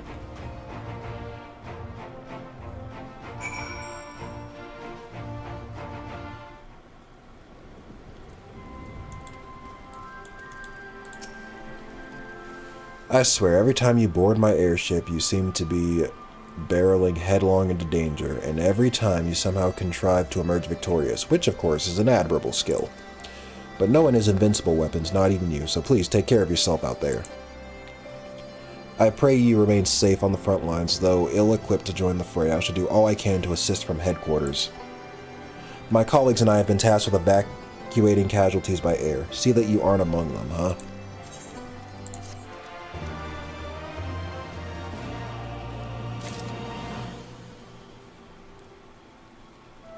Alright, this should be the last one. A Requiem for Heroes. Despite the apparent urgency of Raubon's summons, the Resistance fighter seems content to wait your signal to proceed. Wait a minute, wait a minute, wait a minute! Wait a minute! Oh. He's got a mask on, I can't tell. I'm eyeing all of the Resistance fighters suspiciously because I don't know which one is like Xenos. Teleportation is such a weird plot in this game in that it both exists and is referenced while also not existing in the same time. I've seen characters literally do it in cutscenes though. So like I figure it's canon.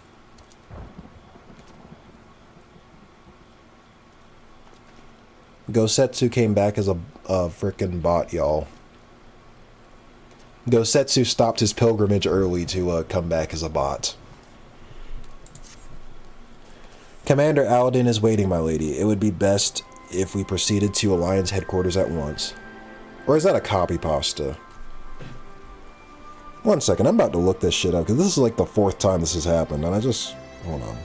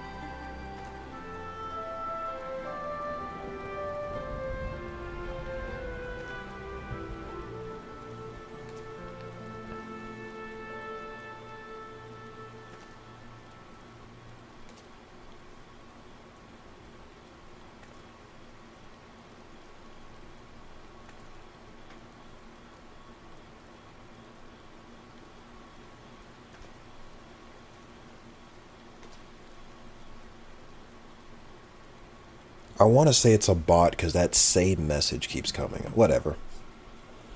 But yeah. Alden's waiting. It'd be best we proceeded. Okay. Go to headquarters. Okay.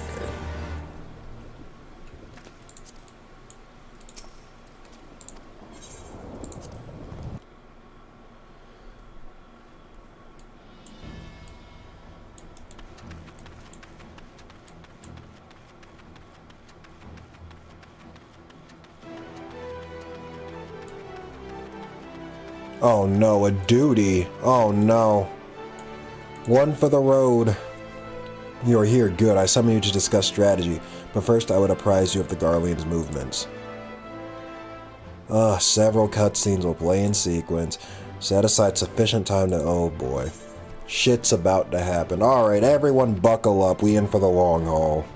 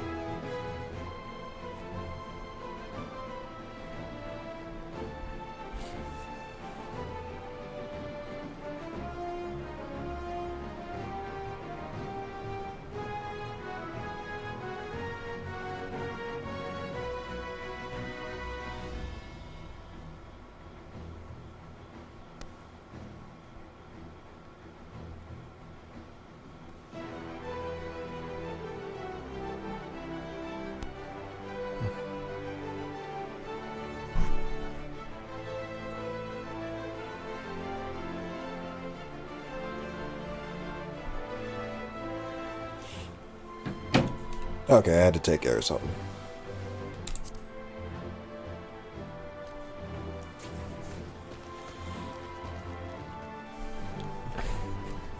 There have been several skirmishes along the border, but as yet neither side has delivered a decisive blow.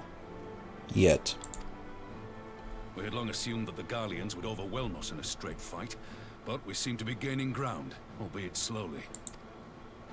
As to why that might be, the most likely explanation is that they have yet to commit all their forces. Still, we're winning, and our latest intelligence suggests the Emperor has retreated back to Garlemald. In light of this, we're considering launching an offensive with the aim of pushing the front line forward and giving ourselves some room to breathe. Commander! The Imperials! They've broken through our defenses to the east. Welp. What? We're Our fucked. scouts say their forces are being led by Lord Xenos. Xenos, he says. Lord Hian and Commander Hext have taken their troops to provide support, but we don't know how long they can hold out. So, they've been biding their time, waiting for his arrival, have they? Very well. Send word to our allies, requesting reinforcements for the front line. After Trails, I'm kind of desensitized by overly long cutscenes in JRPGs. That's true. That is true.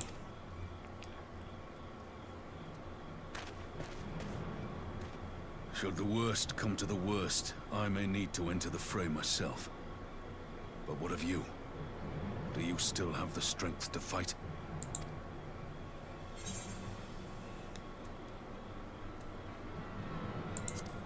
I don't really have a choice, but sure, yeah. I'm down to knocking some heads together. Much obliged. Given the choice, I'd take you over 100 soldiers.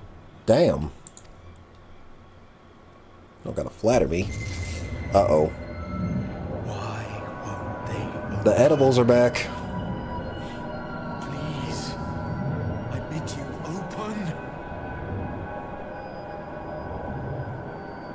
open. My turn. Oh, I thought I was gonna fall over there. What's wrong? Is it the voice again?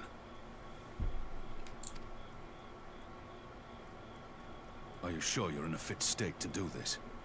Watch, I'm gonna start fighting Xenos, and it's gonna happen like right as like I'm fighting him or whatever.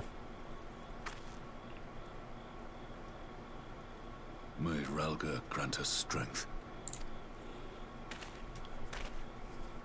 Give 'em hell, lass. I, for my part, will defend this place to my dying breath. Those edibles are damn potent. I tell you. Oh, meanwhile, at the border of Alamigo. Again.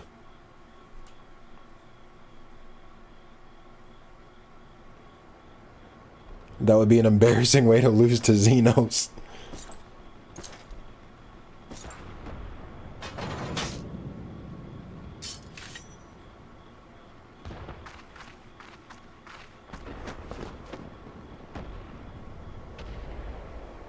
Y'all are kind of screwed.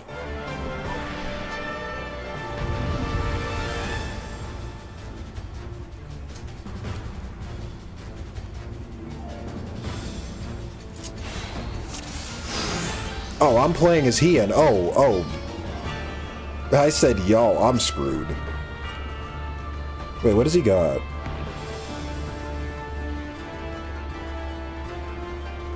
Okay. Okay, he's got some stuff. Now you get to be the better samurai.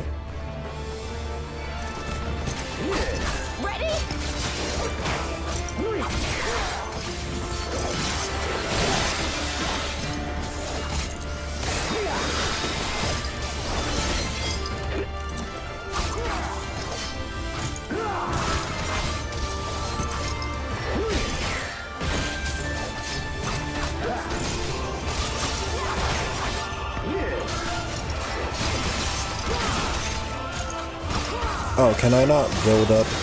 Okay. My,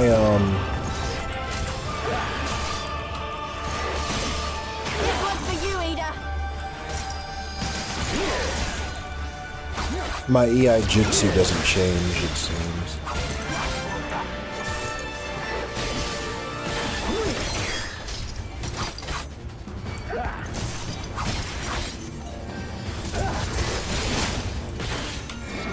Uh-oh.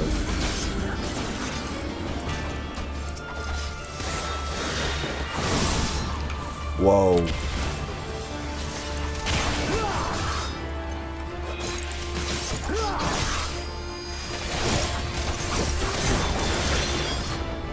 Xenos is just trying to make friends, y'all.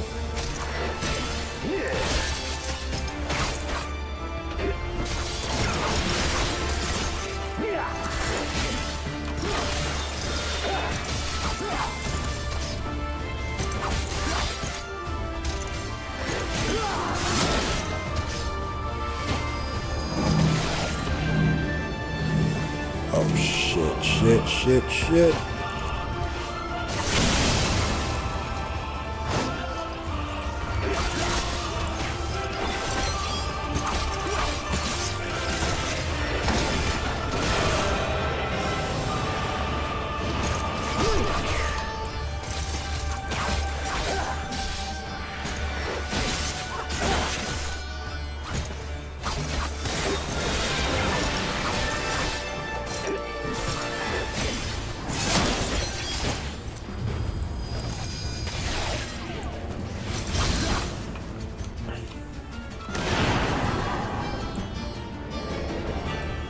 Uh-oh.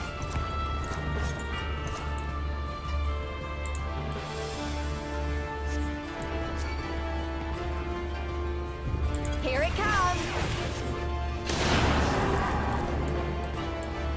Oh, now Lee's got caught in it, damn it. The weave of a shinobi's power.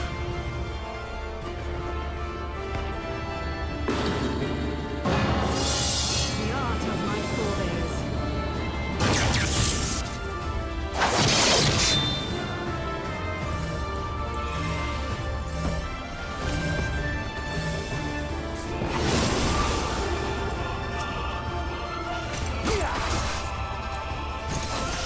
So you choose to struggle against the inevitable, that's funny.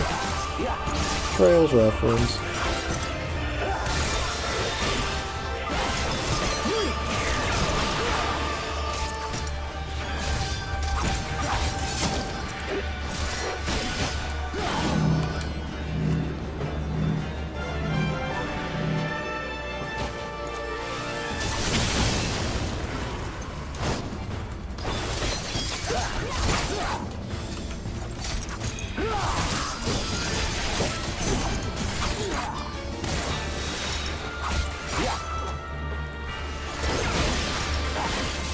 Just keep chipping away at him, I guess.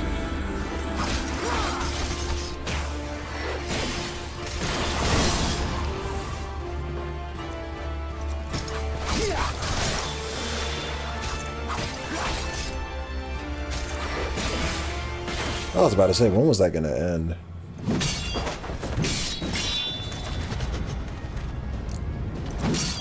Oh.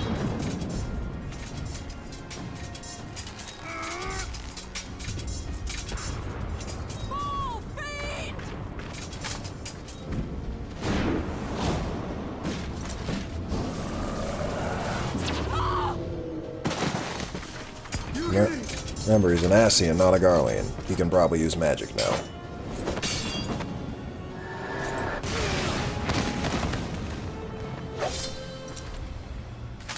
Damn you! Hey, at least she broke his mask.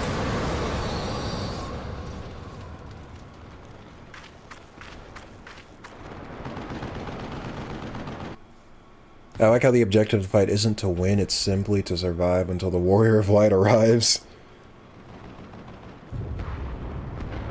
You got this? I hope so. Magic. With a Garlean body.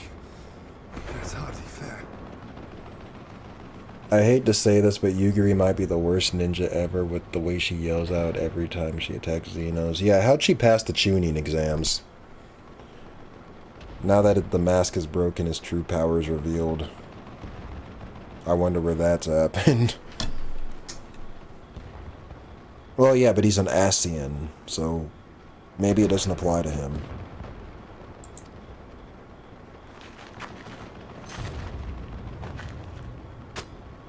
Still, he must be stopped, no matter the cost. Hey, Xenos gave me a run for my money too, so listen, you did well to hold out against him for this long.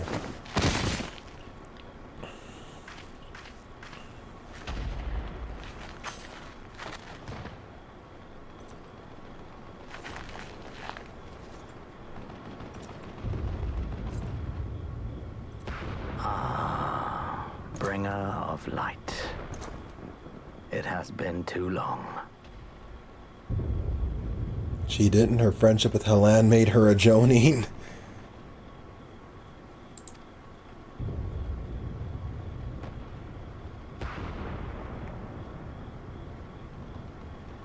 No words to mark our reunion? So be it. Equilibrium must be restored, and only your death will redress the balance. It's not a reunion though, like, unless you're an Ascian that I already know, like, you're not Xenos, you're just using his body.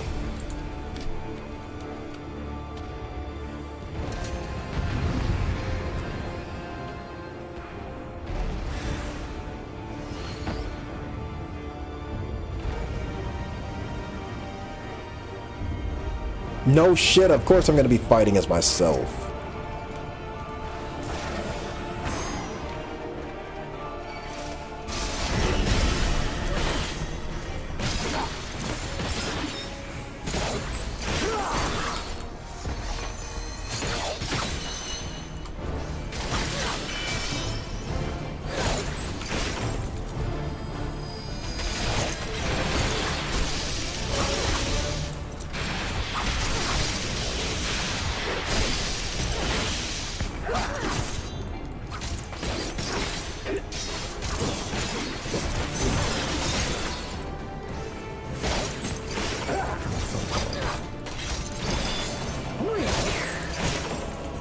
Oh shit.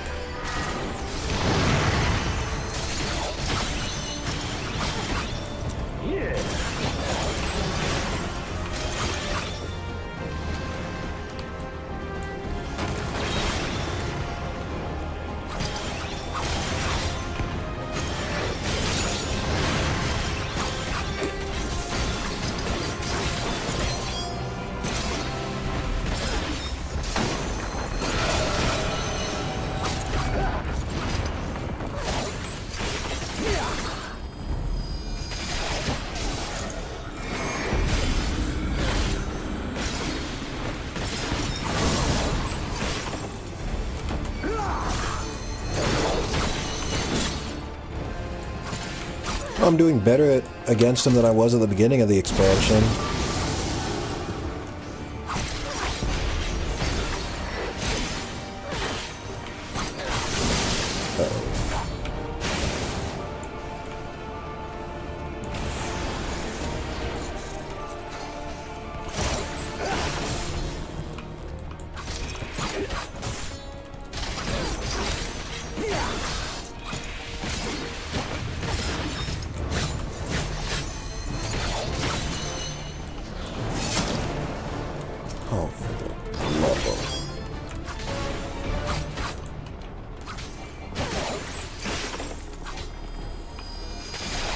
Meanwhile, he's still aiming at me.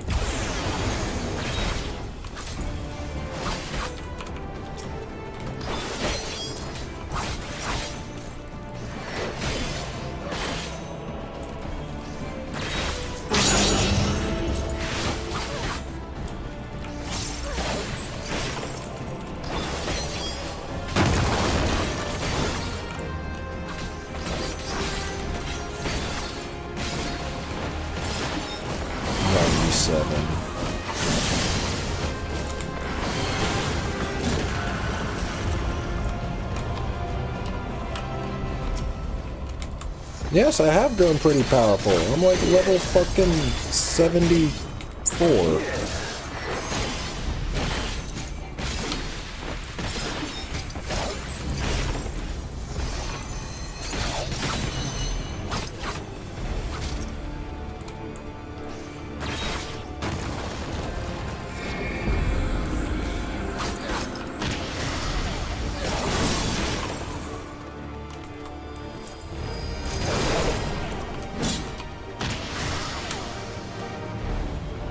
Oh, for the love of God.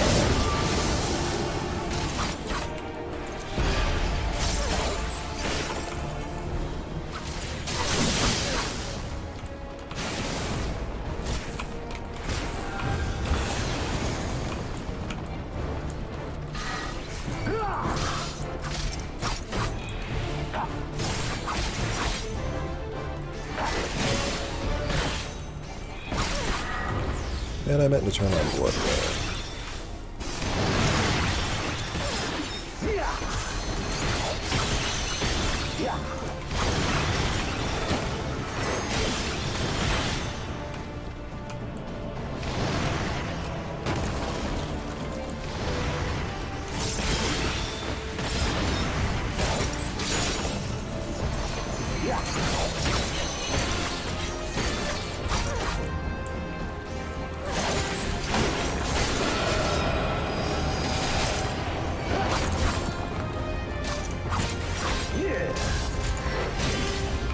At least the fight is visually good looking. Can't think of a more fitting way to end off Stormblood.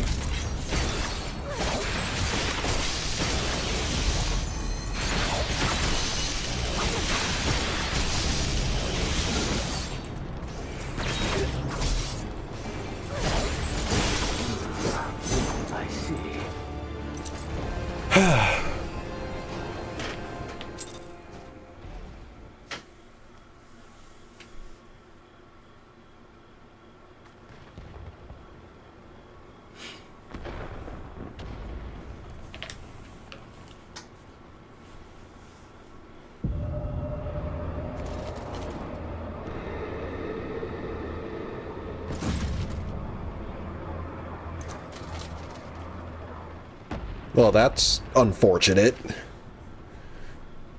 Your mother chose her champion well.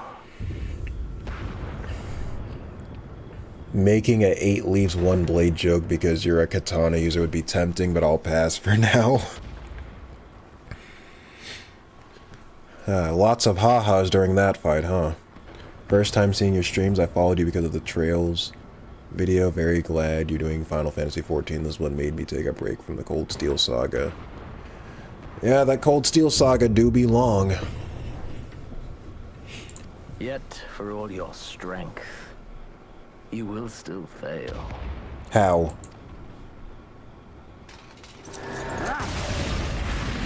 Oh, like that. Oh, You'll still fail the edibles. The edibles. I knew this was gonna happen. Ah, someone calls to you. It's also rough in the third game. I've been having fun with the third game so far. Too late, alas.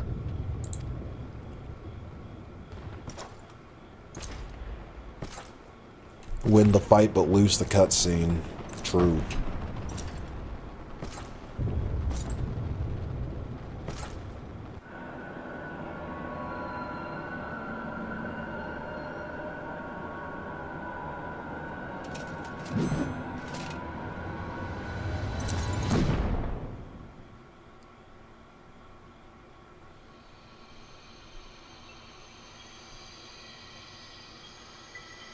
The final dungeon of Cold Steel 2 in a nutshell.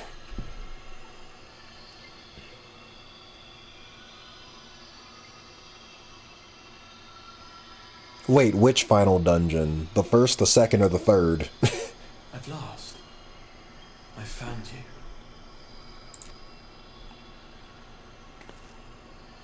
Who's this?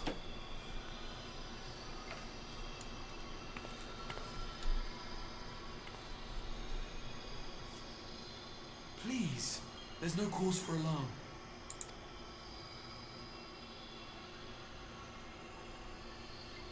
Though, I confess, this is not where I had intended to meet. Oh, the third? Yeah, probably. But the place of our meeting is of no consequence, like the war you wage. Oh, Valflame Palace? The path you walk leads only to oblivion. Yeah. Place of our meeting is of no consequence, like the war you wage. Win or lose, the path you walk leads to oblivion.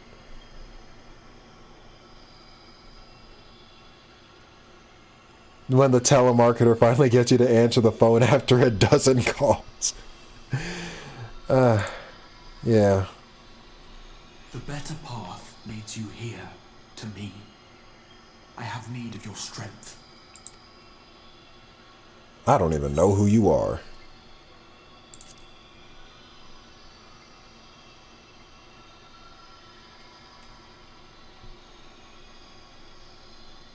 I'm afraid such questions will have to wait. We have precious little time, and your work is not yet done.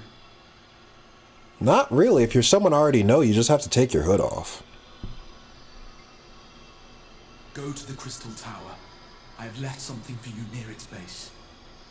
Oh, more Final Fantasy III references.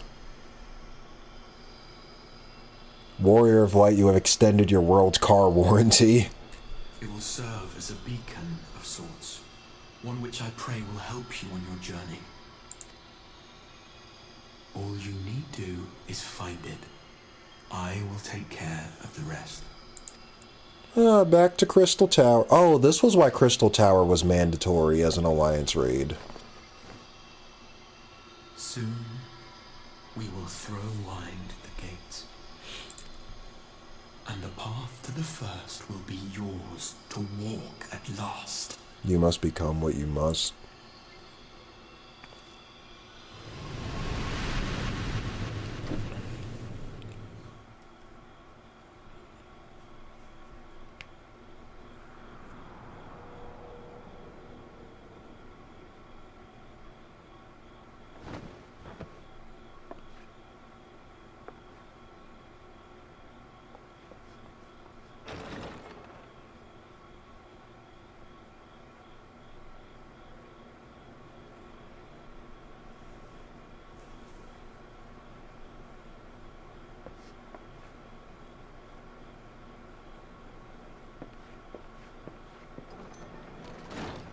You're awake.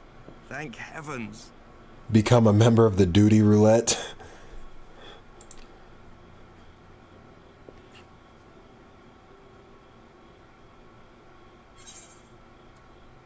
Yeah, what happened? Where's Zeno? So yeah. Answers now. Do you recall the confrontation with Xenos? You were the first to come to the aid of Mistress Lys and the others on the front line. In the midst of your duel, it is said you faltered, and that the Crown Prince seized the opportunity to deliver a mortal blow.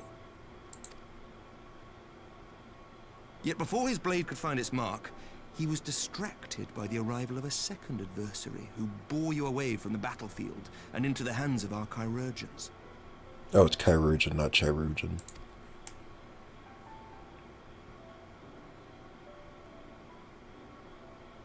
Lest you wonder, he left before you awoke. As is his wont. Thanks to that prank call, and everyone thinks you're a scrub who got your ass kicked. Yeah, he cost me the match.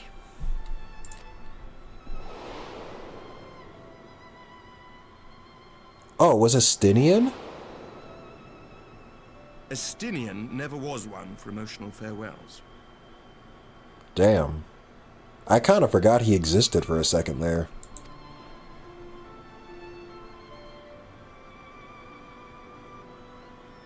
Though Xenos bested all before him, the battle clearly took its toll, for he retreated shortly after your rescue. Seeing this, the remaining Imperial forces decided discretion was the better part of valor and pulled back, allowing us to re-establish our position. We have since received word of renewed unrest in the provinces, doubtless inspired by the efforts of the Eorzean Alliance and our Far Eastern allies. Nor does the good news end there. We have also come into possession of intelligence suggesting unrest within the Imperial Court. Oh, finally. Something working in our favor. This would certainly explain why both the Emperor and Lord Xenos appear to have abandoned the fight. A long-awaited ray of hope in these dark times. Yeah, don't say it too loud, though. You might jinx it.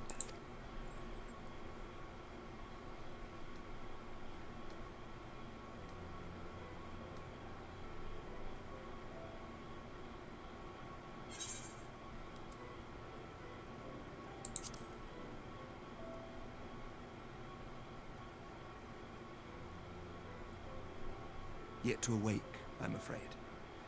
But please, concentrate on your own recovery for now. You have carried the hopes of some half-dozen nations, and we are all eternally grateful for your efforts. But no one is without their limits, not even you. Leave this fight to us, my friend. You have earned your rest.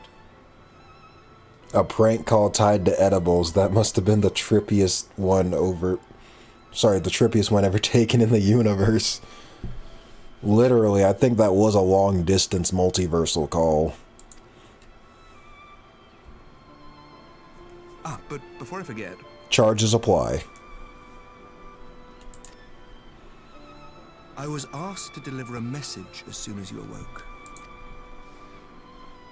A reminder that you are not alone, though many of your allies have fallen. When you are well and rested, you are to return home, where friends will be waiting for you.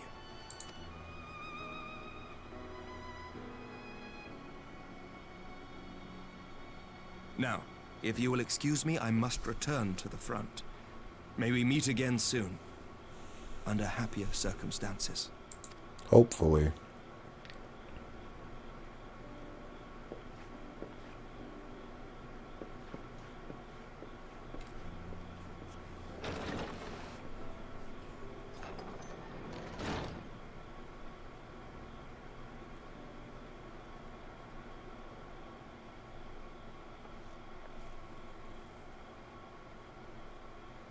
Well, this is a most unexpected surprise. I thought you were confined to bed.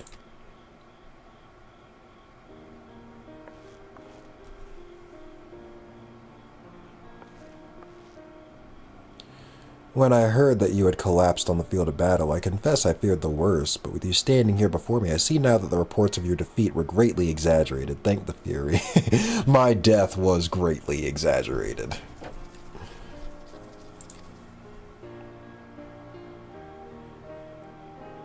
As long as we have you, Mistress CI, history suggests that we have a fighting chance. Speaking of fighting, you may be surprised to hear that the war's effects can already be felt even here in Ishgard. In anticipation of a need for reinforcements, Atuarel will soon be departing for the front lines with its contingent of our finest knights. I would advise you stay until your strength is returned, but I know it would be an exercise in futility.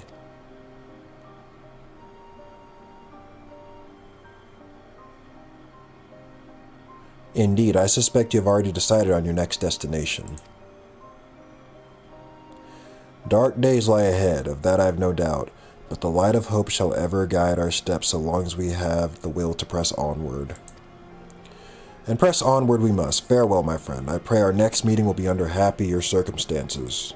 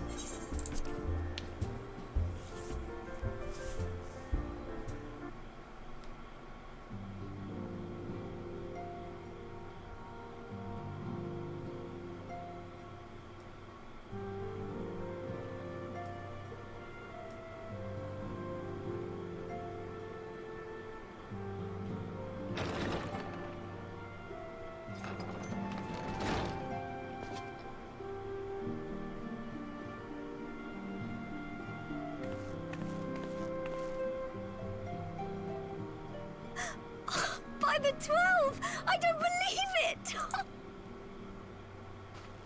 Voice acting.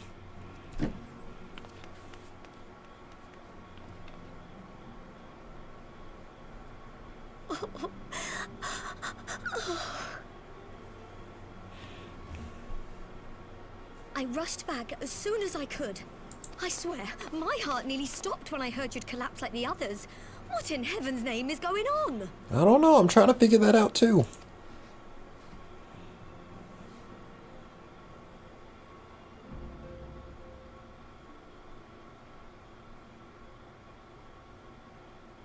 It all started when frickin'... I don't know. Win or lose, the path you walk leads only to oblivion. Oh, well, that's helpful. I was about to say... Yeah. And what else did he say? The better path leads to him? I mean, when he said win or lose, he was probably specifically talking about the war. If his is the voice you've all been hearing, perhaps the others are with him. That would be nice. Sir Emmerich said the fighting had reached a stalemate, didn't he? But if that monster masquerading as Xenos comes back... Thancred, Y'shtola, Urianger, Alphino, Alize. You're going to need all of them on your side to defeat him. And I forbid you from going to face him on your own. Do you hear me? I mean,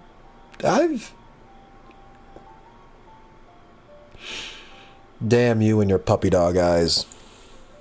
Fuck. I mean, I would have had him if... You must leave. Go and find the others. Bring them home.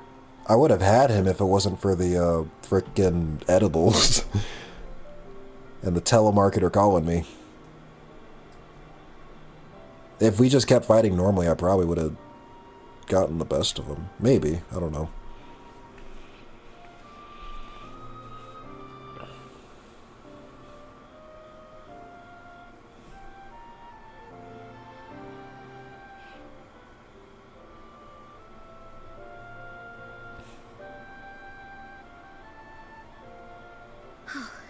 As for where to start, you said the stranger had left a beacon for you at the Crystal Tower, right?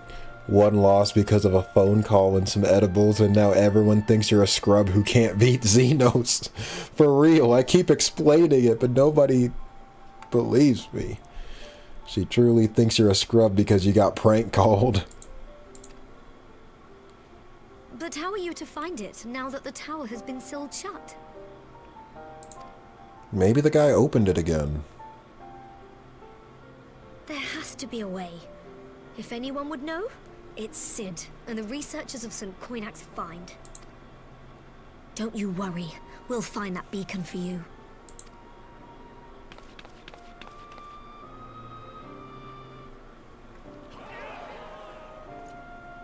Maybe it's already open. Meanwhile, in the Imperial Palace.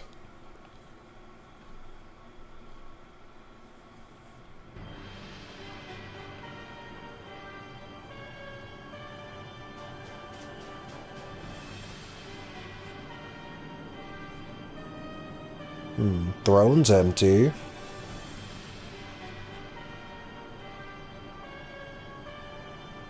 Oh, because he's standing over there. I pray you have good reason for abandoning the front. How could I remain there while the rumor that my son is possessed by a demon spreads like a sickness here at home?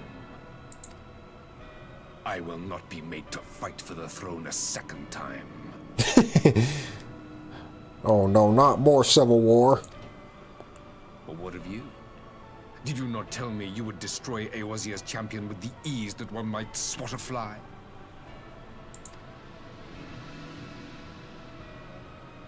A minor setback.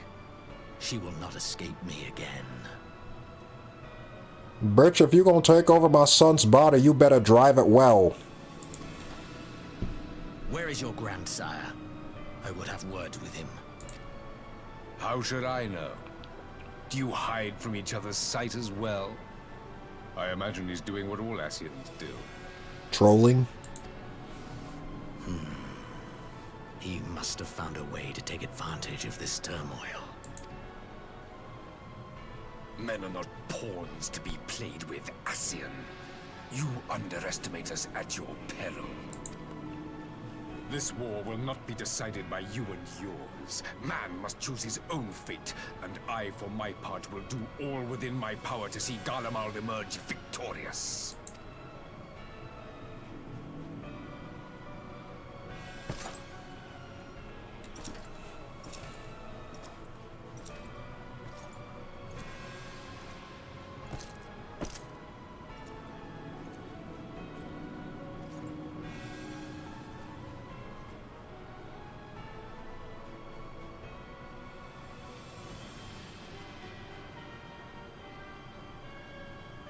Pray forgive the intrusion, Your Radiance, but the requested preparations are now complete.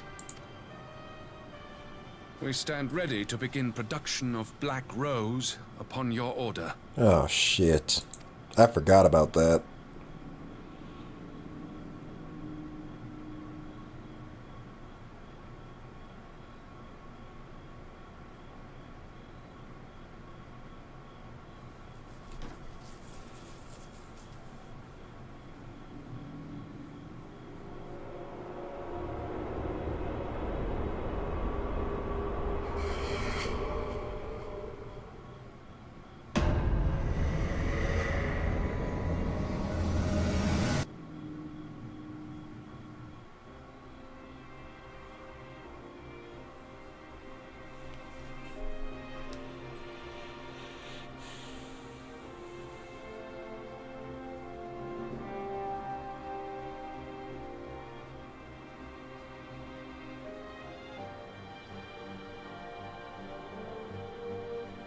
Oh, that's it.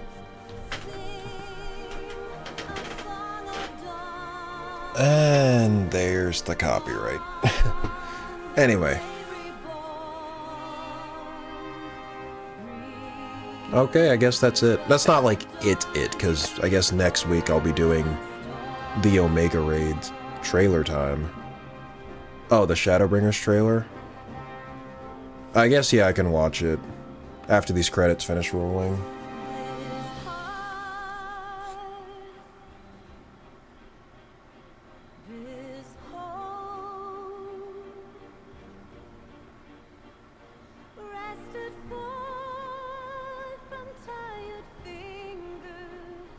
Bathed in blood and sealed Yeah, that's it for today. Well, apparently, I guess they want me to sort of, they want me to look at the Shadowbringers trailer, so I guess I'll watch that, but that shouldn't take more than a few minutes. The Stormblood trailer wasn't very long either. Yeah, I did the same thing going from Heavensward into, Stormblood.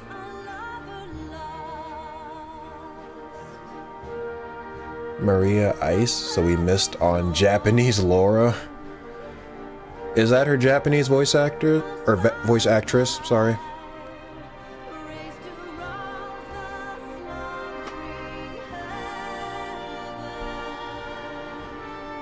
Yeah, that's it for today, because after that, I guess we'll be doing the, yeah, like I said, Omega raids. And then we'll be going back to East after that, because I'm kind of alternating. My whole, yes, Sarah drinking. The whole point of me even doing East in between this was because I had some account issues back then, and then I decided to sort of just switch between the two. Yugiri being Risha, Lise being Ellie, Varys is Osborne, and Connie Senna is Mariabelle. Connie Senna is not nearly as insane as Mariabelle, though. East, the pain will return. Well, I gotta do the Omega raids first, but let's say worst case scenario that maybe takes 3 weeks, and yeah, we'd be back on East.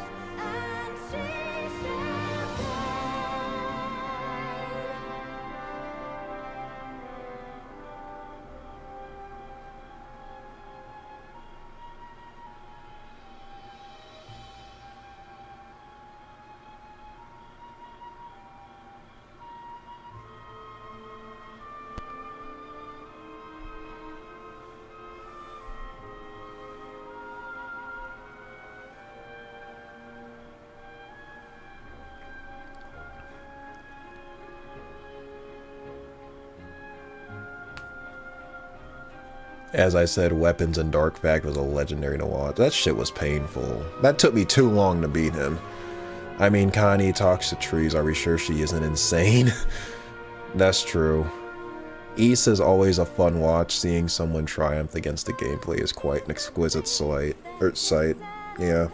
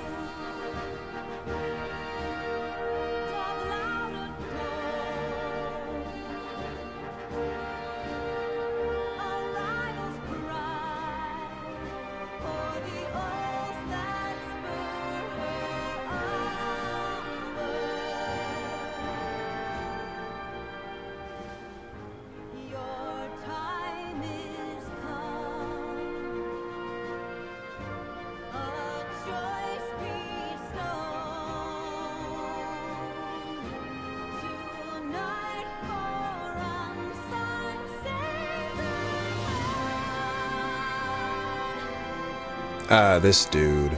He fills me with irrational anger.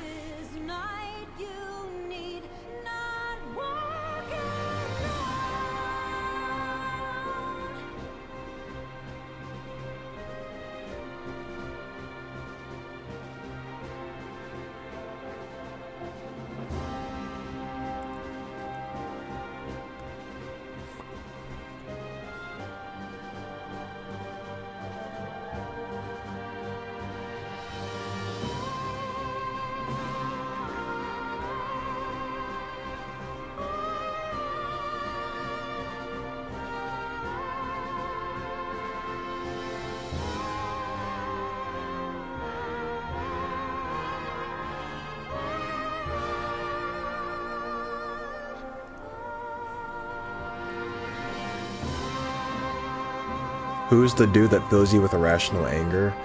He was on the screen a second ago. Yeah, he's a snake. He, how do I put that? Oh, there he is again. How do I describe him? It's like, on one hand, he's really good. He is like a really good fucking puppet master. Like, he's clever, but he is annoying as all get out. Like, as soon as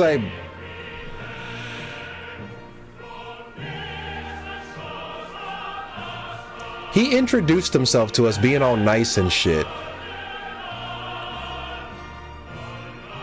Meanwhile, he was freaking scheming. Oh, that's the most annoying thing. Hold on, I'm all over the place with this dude. First of all, that man. If glazing Xenos was an Olympic sport, dude would have so many gold medals. He is like the freaking gold medalist of freaking slobbing Xenos knob, okay? There's that. Yes, Weissman and Gilbert, but he acts way more like Weissman than Gilbert. He just kind of looks like Gilbert and just has the high-pitched voice.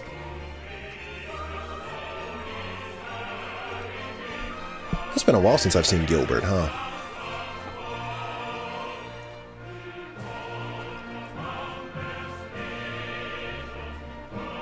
Frickin' his own sister, right? He physically looks like an adult wanderer in Genshin Impact. Throat goat Asahi. So his sister, who was also a major villain previously in the game, basically hit her head really hard and lost her memories. And shortly after everyone kind of came to terms with the fact that she was good now, for the most part, and she was kind of living her new life, whatever, he comes, forces her to remember, brings her abusive parents back into her life. And yeah, it didn't really end good for any of them.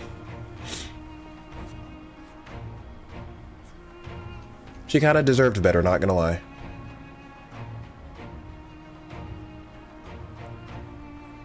For a side antagonist, he's really well written. One of my favorites from Stormblood. In fact, I kind of wish they had let him live a little longer. Honestly. I wouldn't have minded him, like... Well, I would have minded in the moment, but I think it would have been cool for him to just stuck around a bit longer and, you know, be used more in the Empire schemes. But then again, too, what he was doing, it kind of relied on him thinking that Xenos was the authentic Xenos and not like an Ascian using his body, so there's that.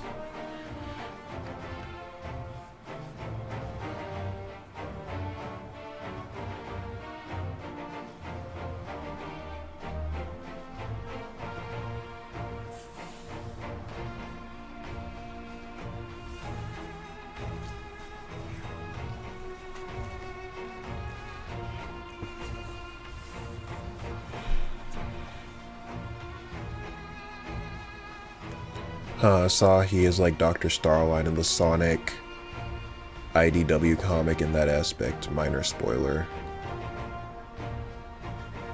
Definitely the antagonist with the most kickable balls and punchable face. What balls? Those haven't dropped yet.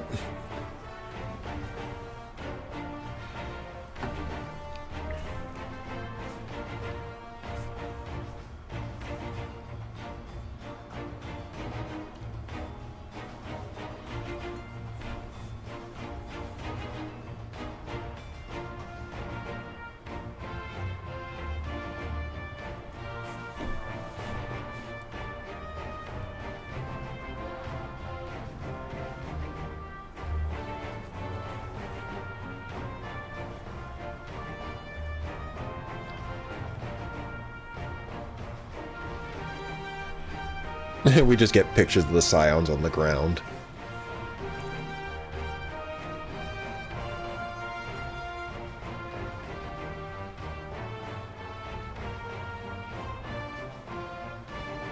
I've taken this too far, time to stop.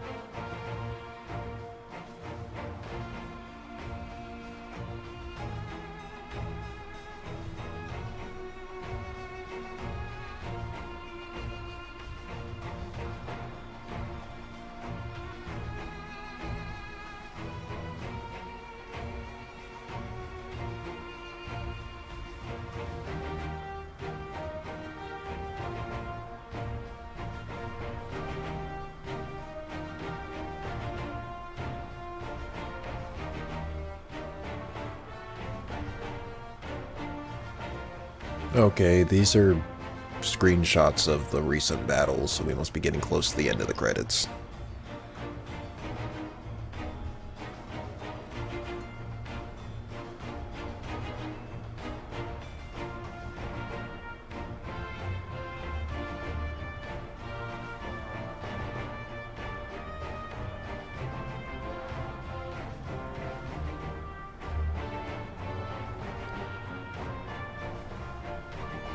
I've looked a little bit on the wiki. His family name being Brutus is very fitting if he's a snake. The known expression L2 Brutus was when Caesar... Right, yeah, I got backstabbed by Brutus, that's true. Anyway, with all that said and done, I'ma go to bed. Remember, kids, don't do school, stay in drugs, and Kryl is best girl, ciao. Alright, see you, Cathor. Thanks for coming by.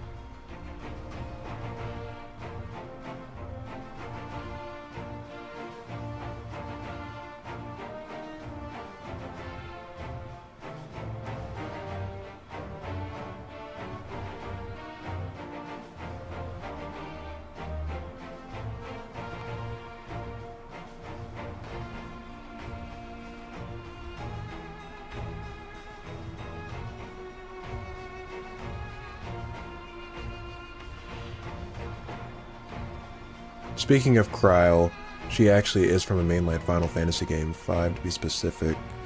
Yeah, I heard she was named after, specifically named after Final Fantasy V Kryl, yeah.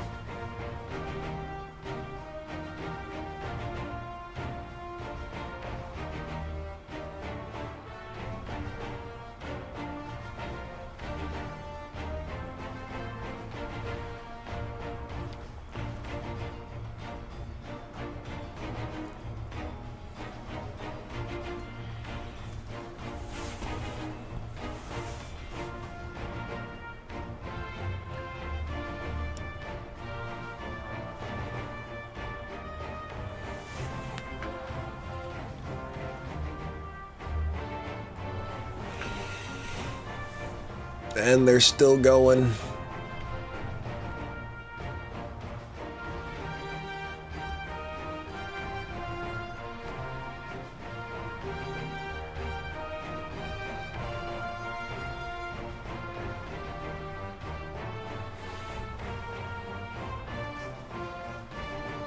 I'm really just sitting through this in case there's like post credits or anything like that.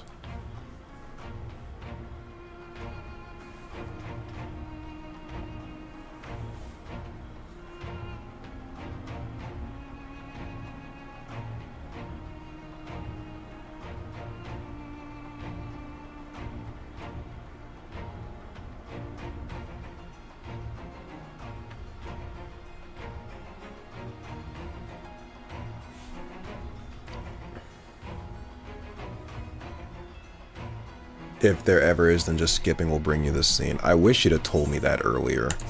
I would have skipped this a long time ago. I wish you'd have said that earlier. I would have done that like 10 minutes ago. A brand new traveling outfit.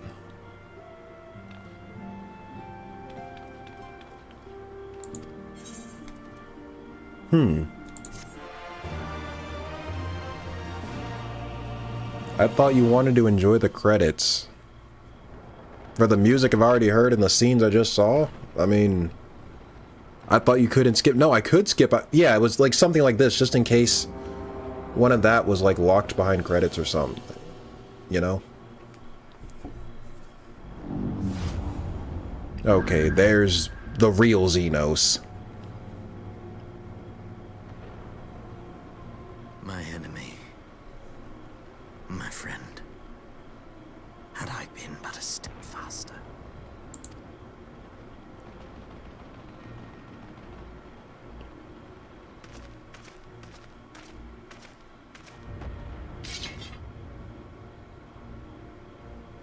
Bloody savages!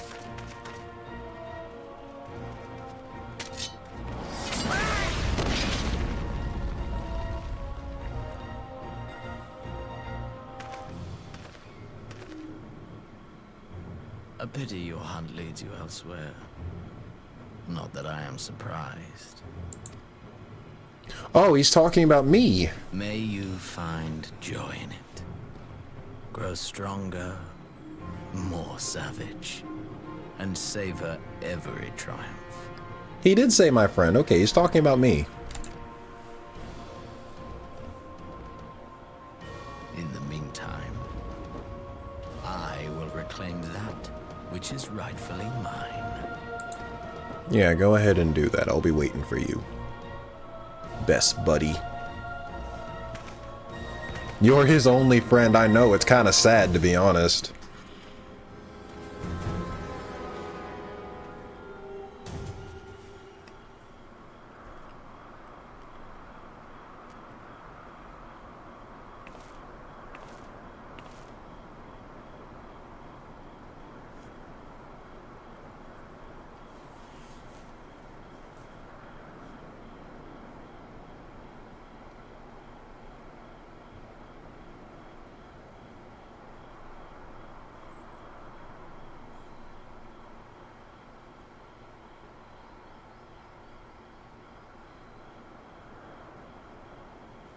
Best buddy, Dragon Ball Z abridged Goku, is that you?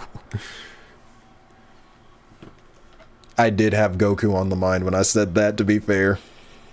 In the midst of a requiem for heroes, a voice rings out across time and space. In fields of tranquil light, sow you seeds of darkness. We in Shadowbringers territory now, I guess.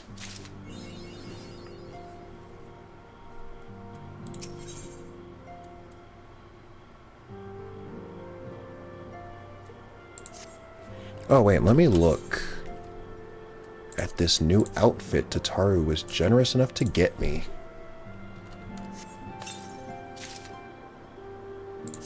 Traveler.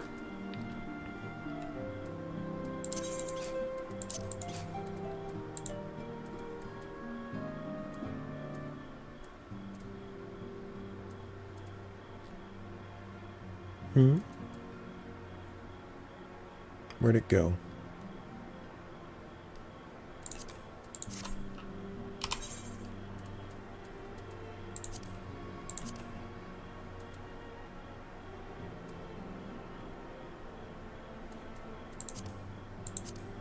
Hold on, let me sort all this shit.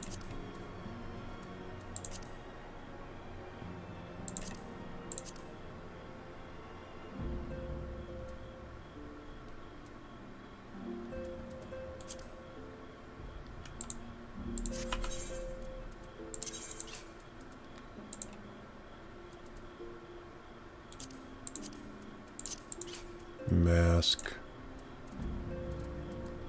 Oh, this is full, that's why.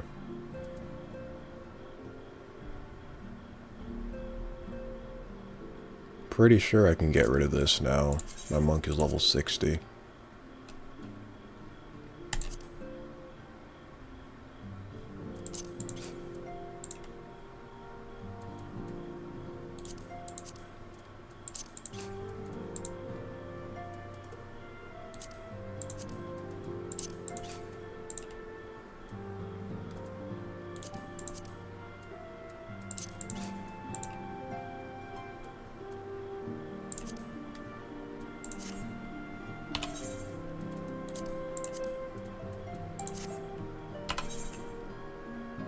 Huh.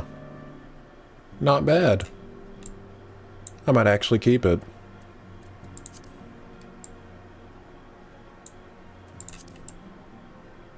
I might actually keep this.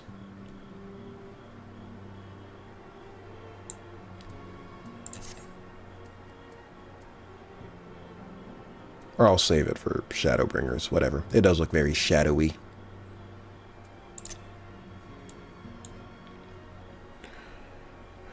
Okay, we're done here. Let me close out of this. And then one of y'all said you wanted me to see the Shadowbringers trailer. I don't know if you're still in the chat, but I guess you'll see me do it, and then whatever. If you're not here, I guess you can see it on the VOD. It'll probably take a while for that thing to close.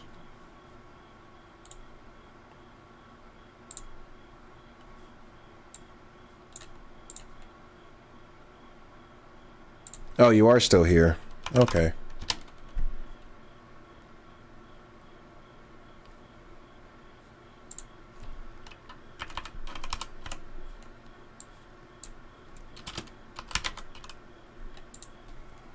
Shadowbringers trailer, let's go.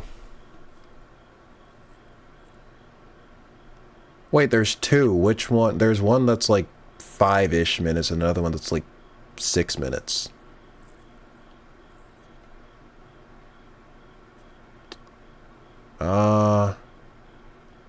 Alright, I'm gonna pick the one that has the most views, so I figure that's the main one.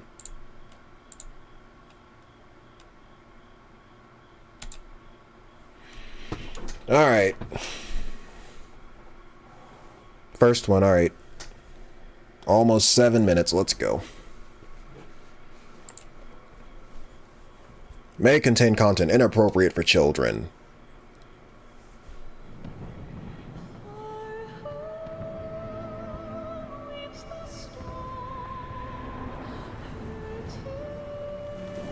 Hold on, can I up the quality on this? I'll at least make this 1080. Popcorn ready.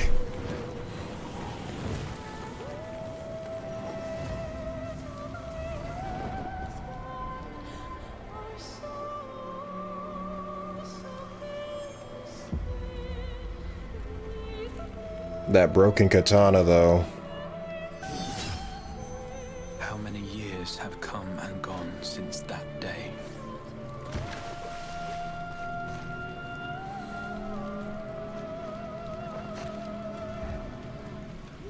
How many years have I waited for this moment?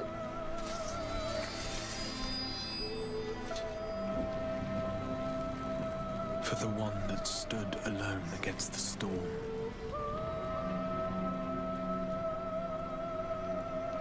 The timeline where you didn't get prank called.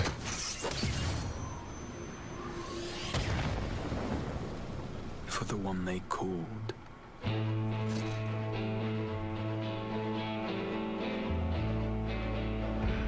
The warrior of light. The timeline I didn't get prank called in.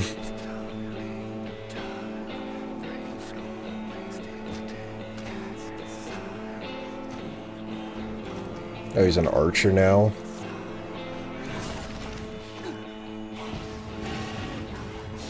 Huh?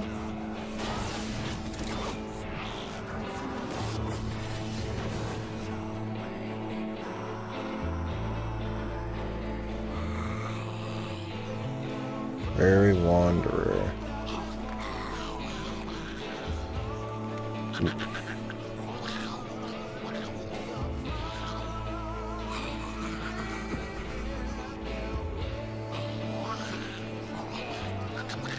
The fuck?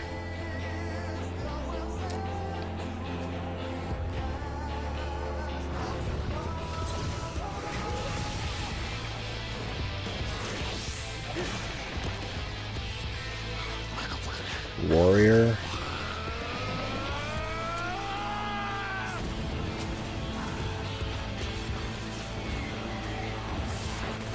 Is that Gridania? Shit. That is, I think that is Gridania. What sayest thou, Master Matoya? We may accept this fate, or defy it. Oh, Urianger finally ditched the frickin' hood. Deny. I am not wont to run from my troubles.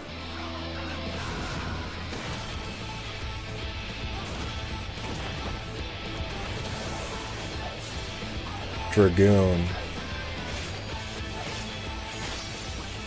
Floor tanking.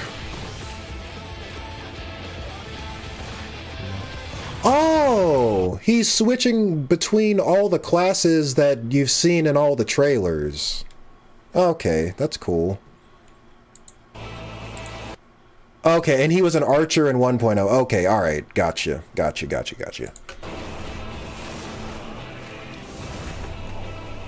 Until our friend returns, Wait, he called her Matoya. That's not Matoya. Whatever.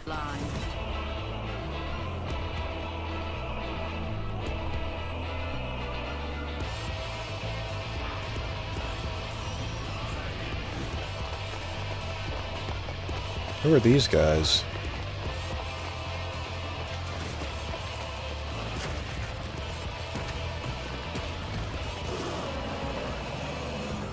This town certainly has changed. Oh, it's Thancred. Not at all for the better.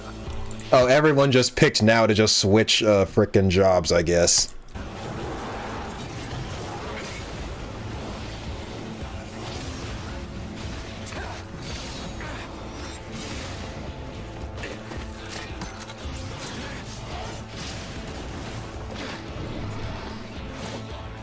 Yeah, it does look significantly higher quality than the previous 3 trailers.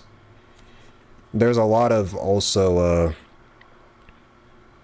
they're a lot less, I guess, reserved with showing like full-blown fight scenes and stuff too. Those are kind of few and far between in the well, the Stormblood trailer was an exception. They had like Lise and frickin' Warrior of Light fighting on top at Ralgor's Reach. There was that, but yeah, you get what I mean. I definitely sense a bump in quality already.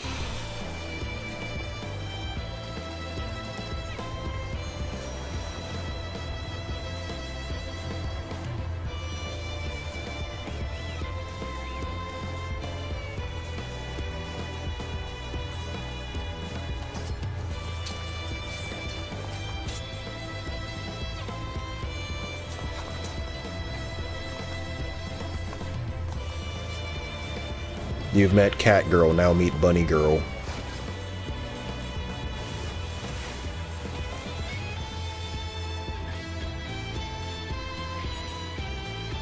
This tragedy, greater even than the 7th Umbral calamity, must be undone. Worse than that? Okay, now he's using Samurai again. Step on me.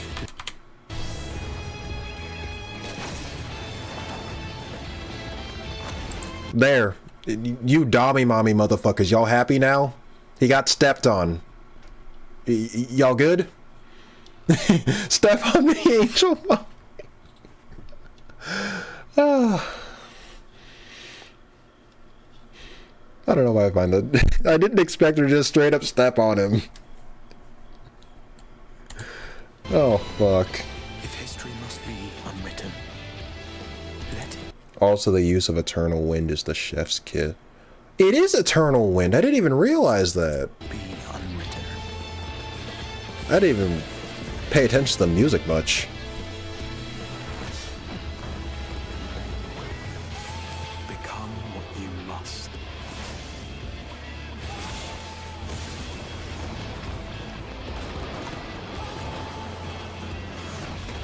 Oh, shit.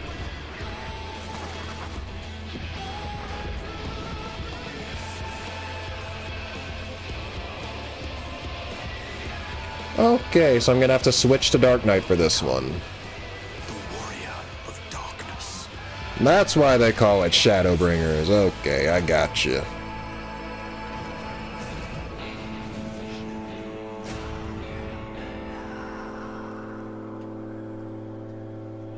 Okay. Now, I will say that trailer does take the cake as the best one I've seen yet. Before the Heavensward trailer was my personal favorite, but I think I like this one a little more.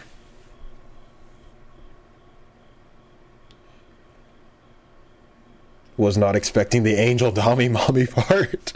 Yeah, I had to rewind. I'm like, hold up. Dark Knight expansion. They knew what they were doing. S-Craft when with crit turn does wonders. Howl, Radiance Lion.